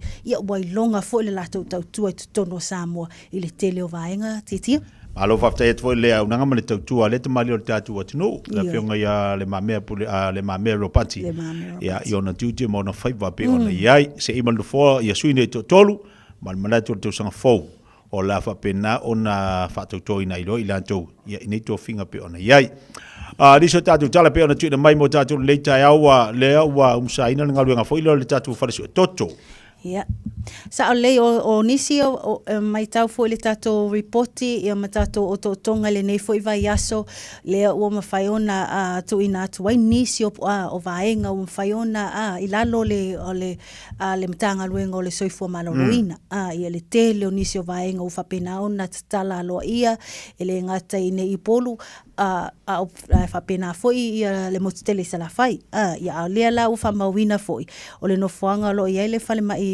tuai mototua i le vaenga le sa ia le fale mai o tamaiti le ua fapena ona mai ona fausia ma fafou ia wa foi la le fatino le au nanga le nei o le fale sue toto pe la ona umsale nei ngaluenga ia o le famawina o se ngaluenga faailo ele minsta o le mtanga ngaluenga e valu se la wafe ta la le tau sa fausia ila el nisi o le vaenga o le au ka muta mtanga ngaluenga o le soifua maloloina i le nei ngaluenga e famawina e sfulfa potu ua iai le nofuanga ia ma o ia potu le ua fapena ona vai uma i le au nanga lea se ese o le fale sue toto le nei ia ma ua tuina mai e foi la se tu alalo le minsta i ale soifua maloloina le afionga ia valasi ta fito sele i lana afainga ina ia tautua le a puti le leo ia o ia foi vaenga ina ia mautu le lei ia fale ia tausia le lei foi ina ia umi foi se taimi e faonga ina ia le ia foi vaenga ia ina ia mauti noa le saunga le mu o le malolo ina le lei foi ona i latou o le anga ia toi faatino mo miele au nanga nei ua whapena fo e ona iai nisi o ngaluenga na whapena ono msa ia i le whale mai o mali atoa tanu marfili le lua, ma le whale mai whaitu malo i whailalo i savai, ia le whai unga le vai aso ni tēnei, ia ma le te le lavo vaenga ua mai tau wina le si tia e peo o tau mawhainga ina ia le lei, ma saunga le mu, soifua malolo ina le o tātou tangata e autova atu i whale mai, ese le ngata i whale mai, main hospitals i mto tua whapena fui i tua sivi. Ia ahe le ngata i leo o whale mai i tua i le whaitu malo, e peo nei ai fui o vai fui nisio vaenga ia nga ia toa to telo i la to tau savali nga iai. Ia au le tūlanga nai iai le mta apu lea titia. Malo whaftai. O lewa wawa atu a matafonto ngā yoile malo ia e whatulanga ia i tūlai te talai matapunia ia tātu whare kalapo whai po whare whawhiawhia. Keu si masi ma tau sanga fau. O le vaenga tau ia te ulu pokalame lea ma le vaenga lo talano i le malo. Ono to telo tātu a inga mai mese i latu e fia tele meni o whare kalapo so le pe atau ni o Samoa. Sa o lele lava o tūlanga ia wa o le whaatūlanga mai ai i la tau e na whamaleva enga e pūlea le amamalosi i whaatino ai ma le whaatūlanga ino o taimi e tatalai e wharkalapu. E leo se mea fau o mea o lo whaatino lava i lea tau sanga ma lea tau sanga i le tilo lava ina i mauti no le saunga le mu le pui le leo tātou tangata. Ai mai se lava la tūlanga e pena e tā ua le toa telo tangata mai i mai nei New Zealand anga i atu tono Samoa whapena fo i nisio atunu. E fia anga i whatkalapo e fia e whape experience po a se fōlinga i whatkalapu. A o le tūlanga lava ia le tilo a i la tau e pūlea le ava malosi. Ia ai mai se lava le malo. Ina ia mauti no le saunga le mu i ao alo atua i lai whainga malo longa o aso fia. Ia awa lava ne i tū vlai mai se wha alavlave ia o tūlanga foilina. Ia ua whapena ona au tasi ai fo e male mtanga luenga o leo. Ina ia tilo ia le puipuinga. Ia o lea la ua whamawina ai o le ua wha loa le komiti e pūlea a maro si tū lai tata lai la whatkalapu nei. Ia o le mai tauina o le amata atu e le tata lai le se fulu i le tae au o le aso lua sufa o te sema ai tapunia i le lua i le vave au o le aso lulu luasu lima o te sema. E whapena foila i le aso tosu tasi, le aso mulmuli o te sema, e tatala i le sefulu i le tae au, anga i le ai tapunia i le lua o le vave au o le aso lulu o le aso mua leo Januari lua olo lima. Ia o tūlanga fo ia i nisio o porkalame ia o alpuipuinga o tangata. O nisio vaenga pe ona masani ai i nisio tausanga, ia o le whaia leo me whapapa po fireworks display. Le mai tauina ua whapena ona tu ina mai e le Minsta o Tupe, ia po le Ministry of Finance, ia tūlanga iai o le a whapena ona whapawhala le vaenga e le whaia le nei tausanga. Ona o le tilo iai le taungata, ia o le tau o ia vaenga le mai tau atu silia malwha se lau wafeta la e whaalua e pūlenga o tangata tawhau. Ia le seleni e mauai ia nei fireworks ia po o me whapapa ia le ua whapena ona ta oto ia atonu ia isi taimi ia ona toi whai lea a mori tausanga lawale nei ua le mawhai ona whaatino. Wawai atu male whanonoa luloi tofinga lantalata mai Christmas. Male tausanga fō to ni na ia sona mai a tala whanonoa male tala whau nei o tātou a inga ma tātou so i Vanuatu. Ioi. Ia, e leo to e pose lilo le whaafonga le tātou atinu ilungo penga te whailangi. Mai se fo ia tala o pe ona ia. Sfuru whātanga ta mali lua no le nei mafui e. Mahalo si te le mafui e le pe ona lului nei Vanuatu. Sa o le tala whate ia na tātou maa la sona nafi pe tu sale ma le lata le tolu. Le awhiawhio la sona nafi. Le ana whapena ona maua ele tala mai Vanuatu ia o le Pasifika. Ona o le tūlai mai le o le mafui. Le mai tau atu o le fitu tesi ma le wha. O le taimi nei o i te tia o whai lava sina ese o i la tau i le le malosi sa ole mafui fitu tesi mal tolu le si vaenga fitu tesi mal fa le si vaenga ole temi nei o tulanga na ole malosi le na ole mafui ia ole na fa mawina lena tula e mai la sona nafi lena luluwina ia ilata ane o Vanuatu lena tato mul mawina inisio ata pue ia ma nisio faasalaunga na maua ai le afio Vanuatu ia mese lava i tūlanga i Port Vila le i fale te tele ia o fale si ma o whapena o na whaaleanga ina ia o collapse o male tele o fale te tele ia ma whapena o na tanu mia ai le to tele o nisio tangata le whamauina la le o mai le nei aso le taia o na le la o whapena o na se fulu mal wha le a whae o tangata ua mau soifua ono le nei whaalavilavi wha natura ai si lia ma le lua se lau i lato ua whapena on wha mnua lia. I le taimi nei o lo wha awau pia i ngā luenga lawe ai a le toa tele i a po rescue teams ia Efesoswani e tau sa ilia pea nisi o tangata ia awalawa ina ia whaasao ina mai pea i lato ia au le titilo lavo i lato i le saonga le mua i lato lae ua o lae sao ina ia awane i toi o atu se isi i zones nei leo whapena o na maitawina le aafia ia i le earthquake nei ia po le mafui e malosin lea na tula i mai o na o le maitawina lai mau lai o whaalongina pia aftershocks ia i lea taimi ia o le tūlanga lena a lo whaatino pia ia ngā luenga lawe ai la tau Efesoswani e mai tauina foi o le a whapena ona tu ina tu foi tau au Efesoswani a New Zealand ia tu sai foi male le Efesoswani atu ia Vanuatu ia male tūlanga ua iai le afia i le neia whaalawilawi whaanatura titia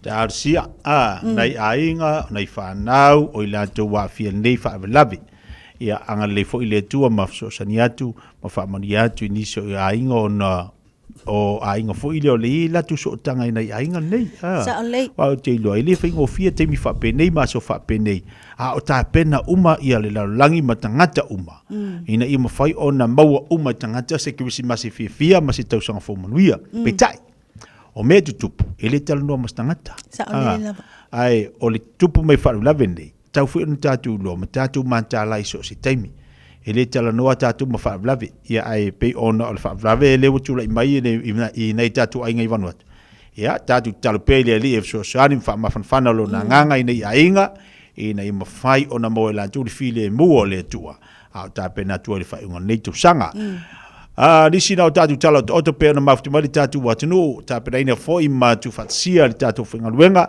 ia awale fai tau le tatu watunu i lunga o penga te whailangi ia anisi vaenga whamai tapo kalame le ure tofinga le nisi o vaenga tia whaftai lava molo a Vanua ia au nisi nao o tonga ia o tala fōu mwhaiona tu whātesia ia wala wala o whafonga anga sa mole nei tu la mana tua e whai tau manino i ai i lunga o penga te whailangi le Radio Samoa le website ia whapena fō i le api o fōlinga po le Facebook page ia a wala wala le whai tau manino i ai sila i meo lo tupu i Samoa New Zealand nei ia a mese fō i le Pasifika ma lalangi atoa e whaftai lawa tia mo loa Vanoa munu te leina fai vole nei aso so i fuama i manuia. Alo whaftai o le tautua ma launanga na le ngatuna nei vai aso a le tausala le pokalama le fifia mai le urua iali i tō whinga ai sa houtu mo tātou pe ona mawhta mai ai fai tau manino lunga o penga ta whailangi. Taibila wati leo toe se futbol le lua minute toe lua se lua minute tale o le tu la se futbol le lua mai anisi neo tātou whalinga tu inatu pokalama le mo oe. Auckland Airport's new transport hub gets you closer. Closer for warmer welcomes, longer goodbyes, and those special moments. Park closer with new P180 short stay parking, just steps away from the international terminal. Nā puta inga lona lua mō mātua o Pepe Fong. I le taiminei o loo whaatupula iai le talibivini i Aotearoa New Zealand. E silon pipisi mai mawhai o lapati lama ti ai Pepe Fong whaatu a whananau mai. Ai mai se lava i le ono vai aso mua o le tu e ina ma le tina au la ititi tele mo le tui. O lea a whai o le tina po se tausitama caregiver o le whai o le tui pui o lau pepe mai le whooping cough i le taimi te tau o le awala sili le nae pui ai mai le pisia infection ma whaititia i a fianga o le whaamai. O tui e leise te tongi mai whaia pe a ono vai aso le matua o le pepe fau, o na tue whaia le tolu masina ma le 5 masina. Ia whaafso o tai lau fo mai masani e whaamau pe poka aso mo tui pui pui. A whai o misia le tui mua mua lau pepe, po o tui uma, a wal popole ai tala noa lau fo mai. Tātou pui pui a tātou oloa po taonga sile o na tāua. Tau tua nā le tui pui pui, immunize. Tala noa lau fo mai whaatua tuaina i se taimi vawe. Tala whalawa Samoa o foi nei o eni ma le tatou whale tā wale lau iloa o le Car for You. A whailawa ta sa ili sau tā wale, le aise lai sene pe maua le lai sene a o e whaingaluenga tū mau, ma le leilo suafa. Whaingo fia lawa le Car for You na fisosoani mo oe, maua tatou cashback pe a mana mia le fisosoani. Tala whalawa Samoa o a whaile nei o lofa, awa nei ngalo le tatou Facebook page le Car for You, pe te su mai le mato tuatu si tolu se lao Craysel Front Manrewa, pe fraso tai mai le mato telefoni, over te lau rolo a fitu whaiva o na walu, pa fisili mo en po alofa. So whasei fua.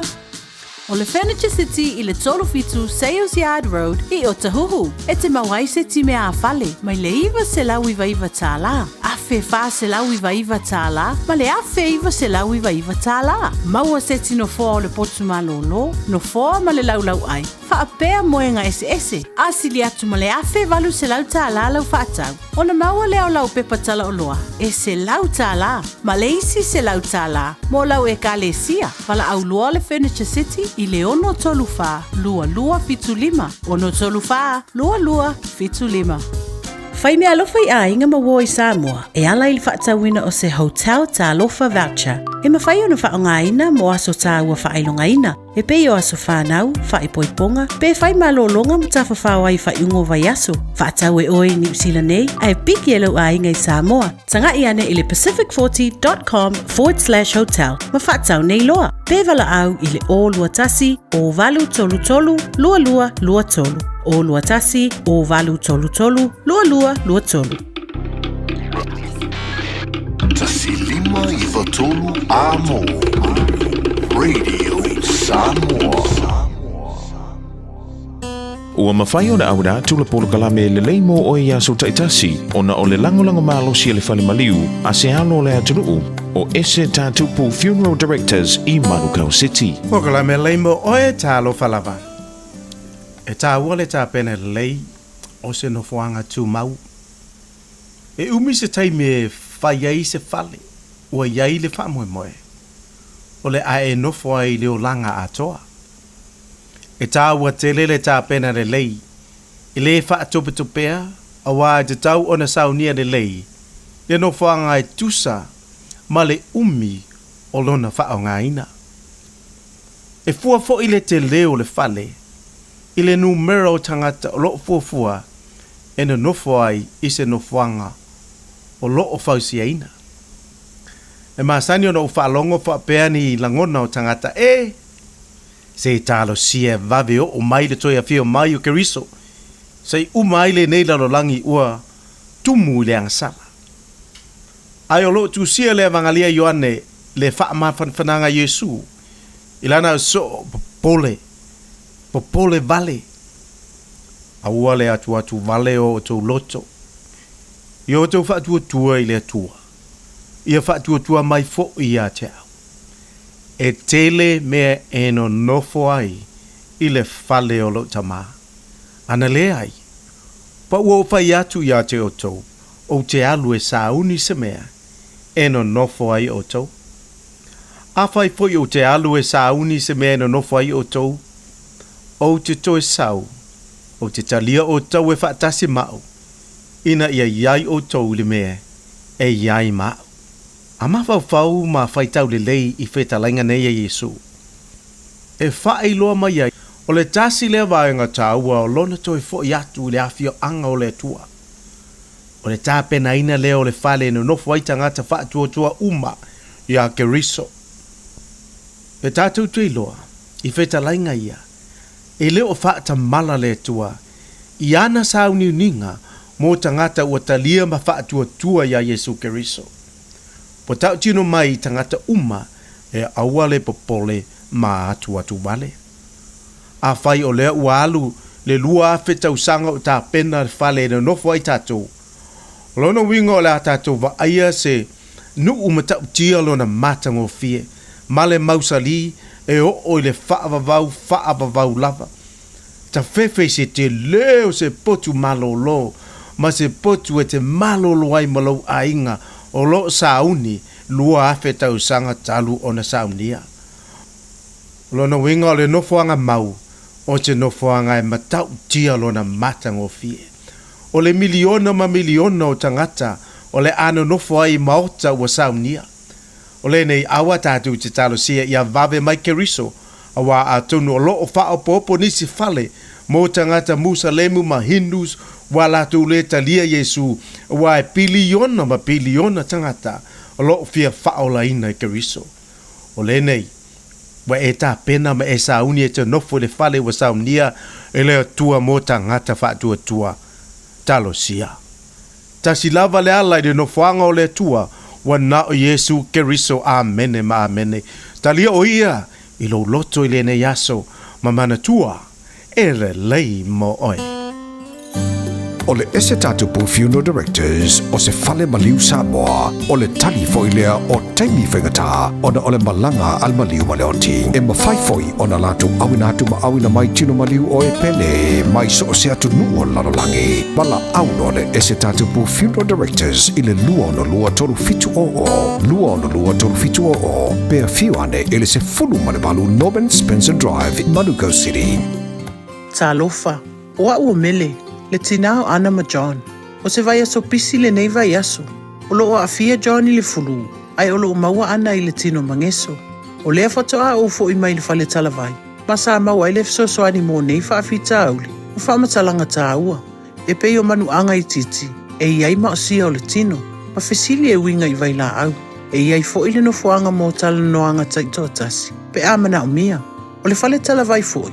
E mawhai no la tautu uina mai vai la au. Mo isi ngase, ma whaatino e matui pui. O lunga o le housepoint.co.nz e te maua i whamtalanga o le whale talavai i le taupito nuu. O le R-Dash Travel o le company numera tasi le taungo fio pasese mo whemalanga inga i Samoa whapea le malanga bai i Samoa i New Zealand ei. A whea de loa i le ofisa o le R-Dash Travel tasi valu lima Great South Road i Marurua. Pe vili mai i le telefoni tolu iwa lua o wha o. Tolu iwa lua o wha o mo le R-Dash Travel.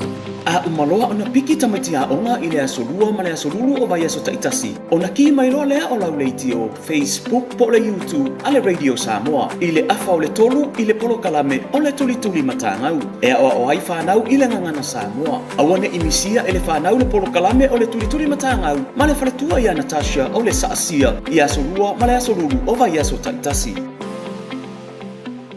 Tala falava Samoa o foi nei o eni ma le tatou whale tā vale la wiloa o le Car for You.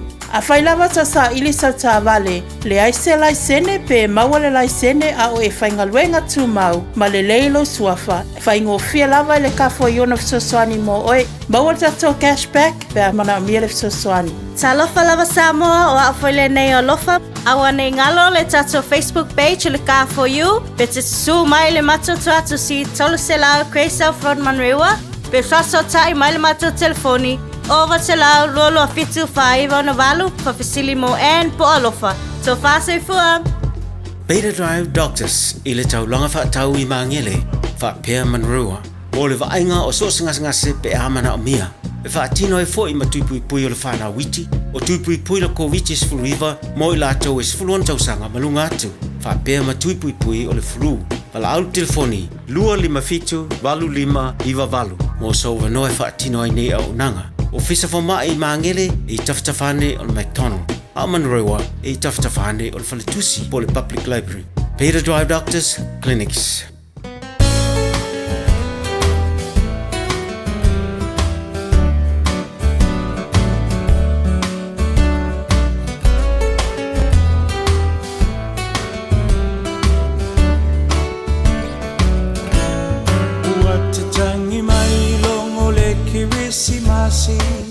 Le lalo langina fa tali o ainga mawo mamai ua feilo ai a ole nei lava o te whaatali po a whea e sawa i lauhani e kisi mai ma wha amanuia le kirisi masi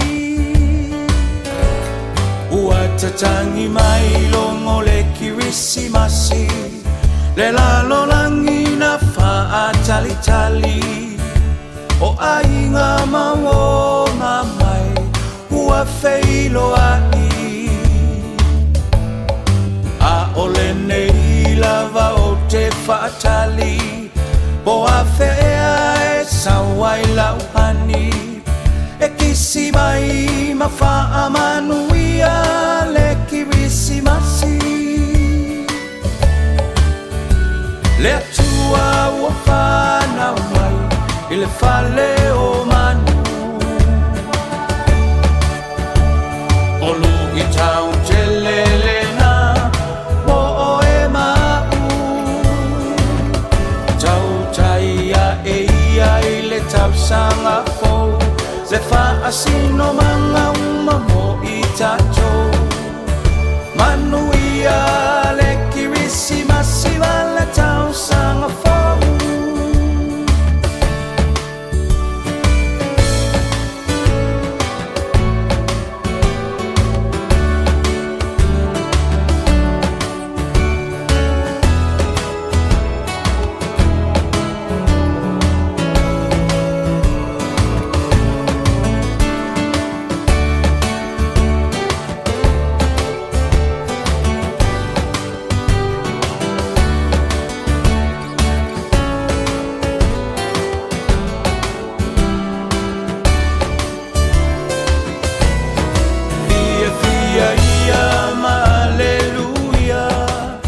le tamalea na valo ia e lona ua le malo o ia foi o le mesia le mealo ya le bafutu bali tatu watu le nei tai au si fonga balia le sunga ia edi tawala pini be pesenga Greece masi tawala ngotol pa kala me le mo oyo no tantu taimi ya i tulanga fo lo ye tu ba udanga di sutamadi al tatu wa no awde ngalo le udanga tu tu al tatu tano lo ye la tu fa to mole di Christmasi ya la e o le fa now ya ba si tatu mantua ya le fo ye mai la tu tu le fina na itali tu le fitu la ya fa to o kala e le mo o mala inga se la i mangi wo ke le ka ko afu ke ka ko fa fianga yo tatu ya mangi ngai mo pa uinga tano ba si ba le una ba tu ale tatu o me kakas leo fa tsi male sunga tu sia mo tanto le nei taiao fa ile fo la tu nanga masani pe ona yai ta lo fa le sunga le pule tu sia ma lo se fo mo le taiao fo ya langi mata fila o sunga te tia ile tu lai mai le foi por tau tai por tau por kalame fi mai ya wa por pa anga sa mo po kalame pata tia ale radio sa mo por si fonga sa mo te fili mai to lo amo ya pata lo por te le amo pa lo se tu man mia te tia ma lo fa tem vi ele li lo tatu mo lo nga tono le va ya se tu te manga luenga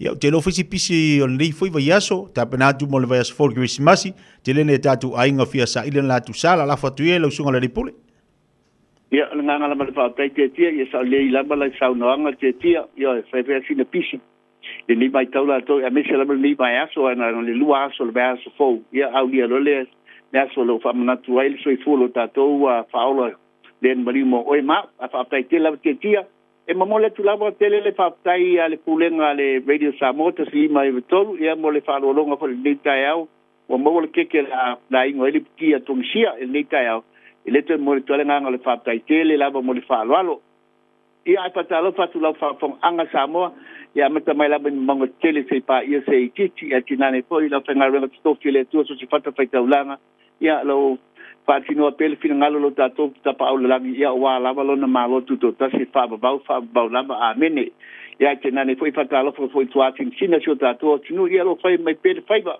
o le po mai pel fala i moto malawa mtapo ia al faiba alo ma fa nau ya ai u fut man ia o nga fa nau le te usanga fa malo faiba pa malo lava matua uma lava tatua tlu ia tinane fo i faiva alo filima o e nga lulue ia wa lava tawa tina ino ainga to ngingo ai talafu pa onga fa nau ma tau si ainga ia me se tau tu tono e kalesia e mo le tu fa malo tu sia ma fa tai te le mo le tu atunu tu fa tu no ainga ia mo le tu malo pa malo fo ma vi so atunu pele na mo Samoa ia mana tu ala wa tu al tato falta bale io e poi be asina pisa to tele la ma malo tato atunu ko Samoa la ba ia to la iti la na inicio o maoli ma palalangi ia ma lau Filipino ma tulanga pa penga ia to tele la tato atunu no fa inga tu fa ta ba al tato mega kas leo to atele malo tunu o fa maniaina ia fa maniaina la to tal sanga fa maniaina foi a foi tu pe maua tu pe fainga me alofa pe fo le ainga le na mo ana nafi watu no fa mo nafi pe tale se me po le tale ono ai fai ele la sto sa fo la por piti apu o le for ranger la mumu mo le ta bale mo la to lua fe li ma se la ta la io le reserve mo la to li ma se la ta la o le pa como se piseta ko se pisi tang fatonga back and say ia na abi cash la tulanga pa pe mo fa la tol to sanga io e le tol to sanga le matu te bai fu el tabale le bon fitness ia e puri fu mo si tol to sanga ia le service na tabale fa pena fo tol to sanga ia ma lista la ina la tabale la le ai la was met por isa mo io e na fo mo le mau to tele la tinu lo te tono promotion ka company ia ngalo maya vidi mai pai puki sanga mai fatino yang pasia ta wale mau yo e to pi fianga langa to malo tatu nu ya awala ni ngalo samo fa mama benga le nai to mo to tatu lo toalo me ke kas ya ti nani foi mana tu ele refer ti e fe lima salata la societa vale ye papo poi ma le lima salata la ilungo le ato i fatonga le foi le pack and say po le lima salata for you to ta vale ana foi ava peti le mana wa ye ma fai prana batu le cash tu sola na elua fe cash ya foi societa vale elua fe lima salata vale lua fe lima salata la be tato piki apu ta vale mai on te ina tele tato piki apu o tato Benz o tato SUV la porto tele SUV la porto sia ta vale o alumia e tono tato lo toa ono vai taule nei ma nei vai taimi o feo ai foi ta pena ainga o wasi singa i ainga i lunga i up no fa pe lolo itself ia fa pe fo ia feo inga le foi mata fanga i ta fonga ma malo longa fa pe fo i kent ia fa me fa tongo na fa ta wita bal mi piki up ma tato SUV la porto yo nisi tulanga Samoa yo ai lava se mea te tifa sile mana mieso songe tunsia mana tua o tunsia e mo fa mama tu me to finance fa mama tunsia me to finance ai le fai ala tal sanga na matu le sile tunsia tu e te mana ai fa wa tal sanga mana tu sa molta tu sanga le na o tato o meka kansela ba lo fa tingolta tu le e pa ai oe mo le tolu tal sanga tal singolo sa i auto polei sumai tala mai au ele lua salau cabin stripe nei papa tu lua salau cabin stripe nei papa tu foi po manukau po tau enis au nisi po ira tato landline pai foi nai bala aumenta tato landline pe ai smith pa side foi ile oiva lua fitu lima balu tasilua oiva lua fitu lima balu tasilua e telefone to sia to ina oi Samoa lua po ia fitu aso la bayaso 24/7 ia ole olwa tasi Papituono lima fantasi oluatasi Papituono lima fantasi mania tela paso sanga Samoa tia mania tele le tu yo fai balu film le nyaso ai mo nei pato fam paso fu eto eloso tia malo fa tai ya malo fo le tawa tai malo ngalu dia so le o le suka toksia mal tatu tua pe ona fa ilo mo tanto le nei fo ya taiao ya to wolu ngai le tatu po kala to tolu minuto talo le tula suma lua fa malo fa tai tatu wa tinu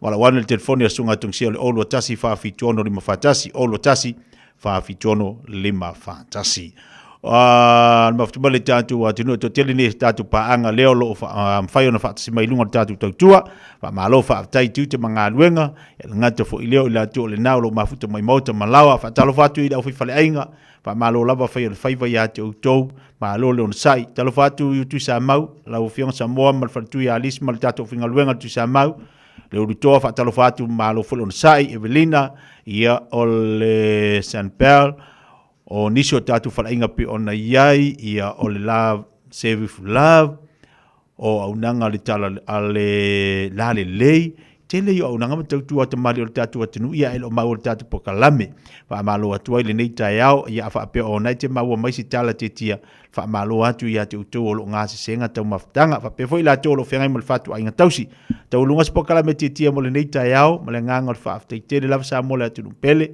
la tatu toi filo e fo le aso tai au tuli tau ma tatu pakalame tu asin sina le aso tai au tau walunga tatu pakalame ia isi tasi o tamama tua ia o ia lea o lea a whaia le tatu pakalame saunia le tatu pakalame a tai au ia tau walunga ilo le tatu pakalame a te utautu asin sina manlei tau sanga ia ili wha moe o le ato e mawal tatu wha poponga ni pakalame le e tau sanga fau le lofo le li ia tuli pea le tatu pakalame le alanga ta ua tele e tali masina ia ifo ili tapua inga o tau mātua i maota malawa lela afa aufili tatu waa nei tau sanga fau ia matali tonunga o lau tatalo ma lau tapua inga o le amwhai eon tatu maota tau sanga fau le alofo le li ai whaftai mo le tatu maftanga nei asolulu anga le fo ile atu famuli atu ile tau maftanga ma le tofai a fonga mua se umanu Francis Yone ta pena mai mo tatu proklame ia ile nei fo iaso alofa tele atu lava tia Manuia lava le nei yaso soifua mai manuia.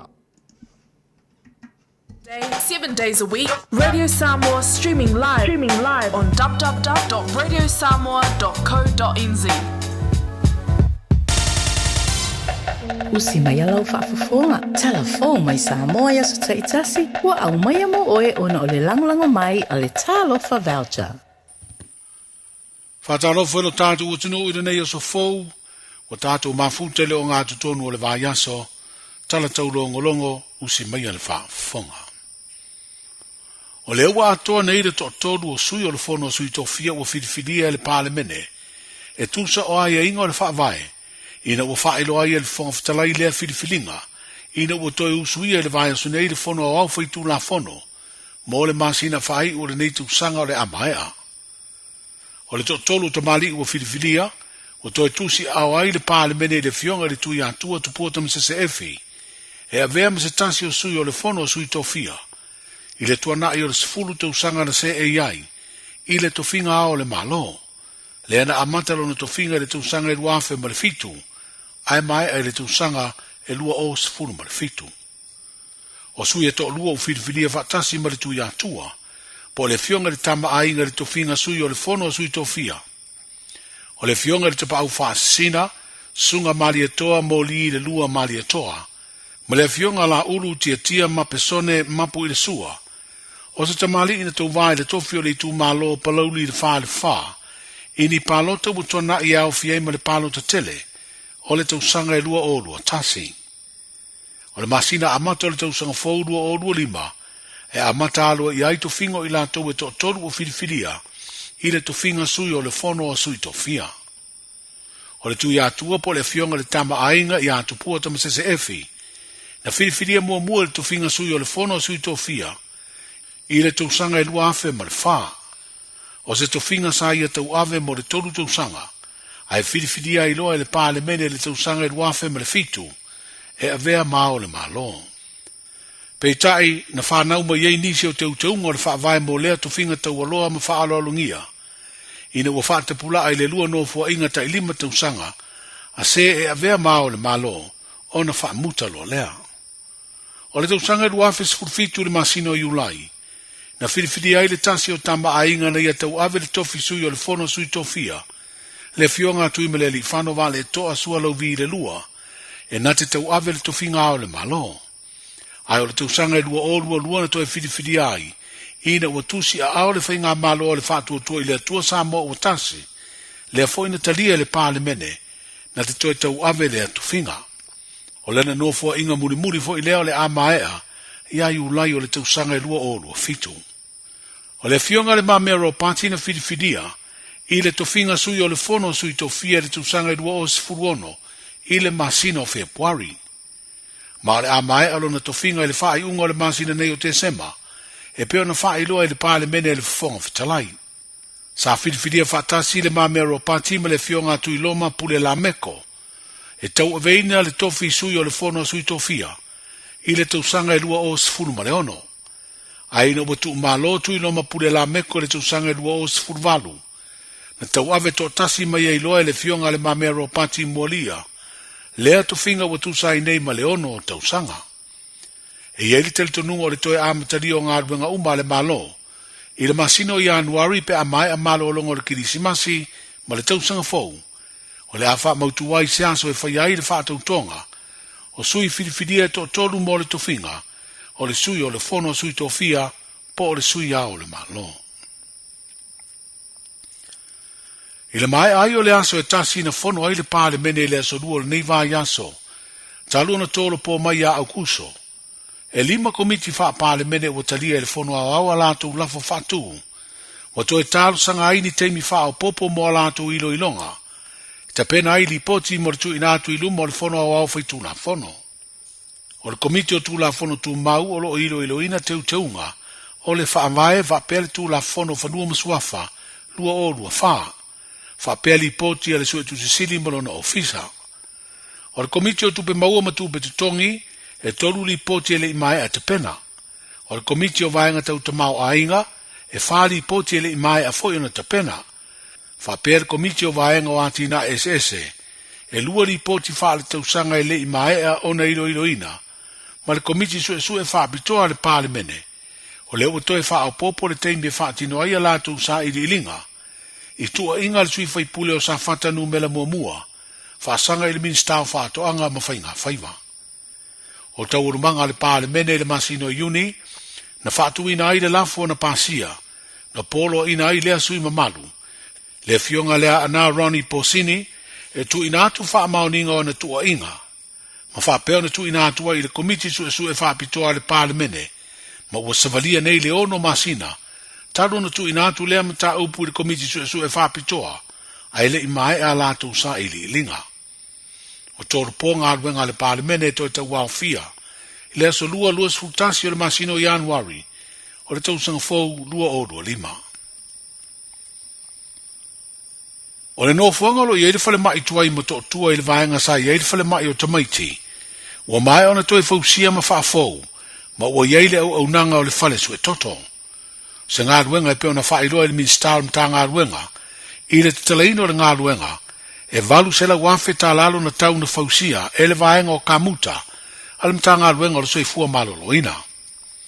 E se furu wha potu ua iei le no fuanga, ma o ia potu uma ua vae ia i au nanga ese, o le fale sue toto. O tuane le no fuanga o fausia i se fale fau ua vea ma no fuanga, o suenga o wha mai, leo lea whaatino ai le tuino o toto ngase, whapea le mamalu o lea tunu e o foino o lātou toto, mō ngase e fia tonga whitia. Wa ave le tu alalo le minstalo sui fua maloloina, le fio ngā valansi lua pito whanua to ngā manga tā fito sele. I le ufai ngā ruenga le ia tautua nae a puti le leile wa aia, ma le whao ngā ina o ia mea tō tino e le ngata o fale, a o masini. O nisi o ngā ruenga ua musā mta ngā ruenga ua pine ai ngā ruenga o le amae o le neitu sanga. E pei foi o na sā musā ma te tala nisi o ngā ruenga. I le whalemai o malia toa tanu mawhiri lua. Whapea le whalemai whai tu māloi foi lalo i savai. I le whai unga o le vai aso o mawae. Ua wha o popo le umusanga o le whale sue toto. Whapea le whale sue e ai wha amai. Le fōa i o ta vale toru o le tu ainga o le van. Mo le au nanga le soifua malolo ina.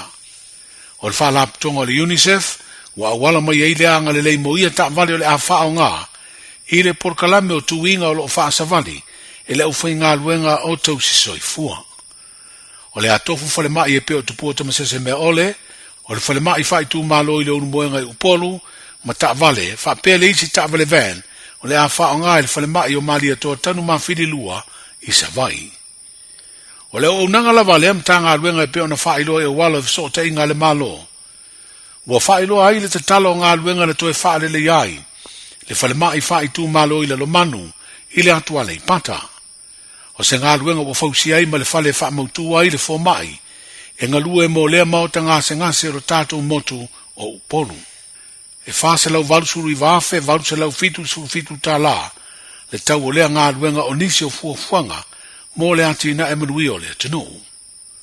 O le toe whaale leia fo i o le whale mai whai tu malo i pautasi whale alili, ua mae ama ua o musa, le tusa le tau na whai ai lea ngā luenga, ma le whase lau valus whaafe, fitu se lau valus fruiva tā la.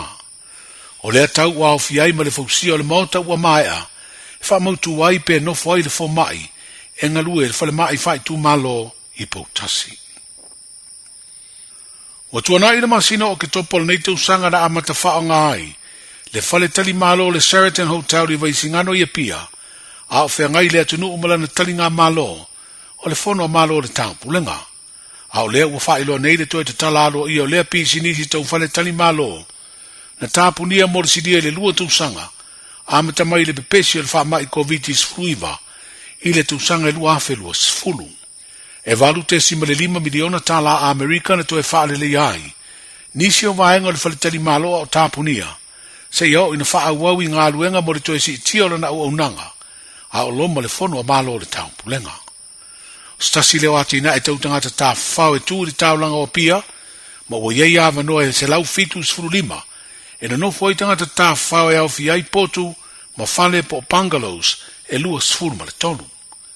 Wa umia nei e le malo Samoa le tolu sfuru pasene o sea, o lea fale tani malo, leo o whaatau ma umia se tangata whai pisi nisi mai a sia. O te pena leo o nanga leo i tūte masani o aso fia ki li si masi ma le tausanga fōu. E peo na masani ei tausanga te tasi. Ma o se teimi tāu le nei e mata ali ai malu o le malo. I le pui o le saunga le mua le soifu o tangata malato mea tino. O le teimi o fia e tū lai ma iei wha le velave. Pe a le wha utauta ma tausia le atunu le saunga le mu. A o alo i malo longa o aso fia. Le ai tango fia tele ai le awa malosi. O leo o whailoa le komite e pulele ava malosi i tū la, e te tala i whale kalapu ma whale whawhiawhia e peo na amata te tala, i le se fulu le tae au le asalua lua suru whao te sema, a e tāpunia i le lua le vavao, o le asalulu lua suru 5 o te sema. E whapena fo i le asalua tolu suru tasi o te sema, e te tala le se fulu le tae au, a e te puni whale kalapu i le lua o le vavao o le asalulu, le aso mua Januari o le lua afe lua suru 5. O isi aso e se maiai, o le atatala i tu lama, sani. O le tausanga nei o le ale aini whaalinga o mea whapapapo o fireworks display, e whaafelo i eri tausanga fau. Mo wo whaailoa le minister tupe, le fionga lau timu ia a fua wele se wa ai se li poti, o taunga tā tele si ria le whaasela wafe tā la, e whaalu e le pulenga o tangata tā whao, mo lea fuafuanga. Mo wo tā tia ai lea se leni mo nisi fuafuanga tā ua, e wha o ngā i ai. O tala i o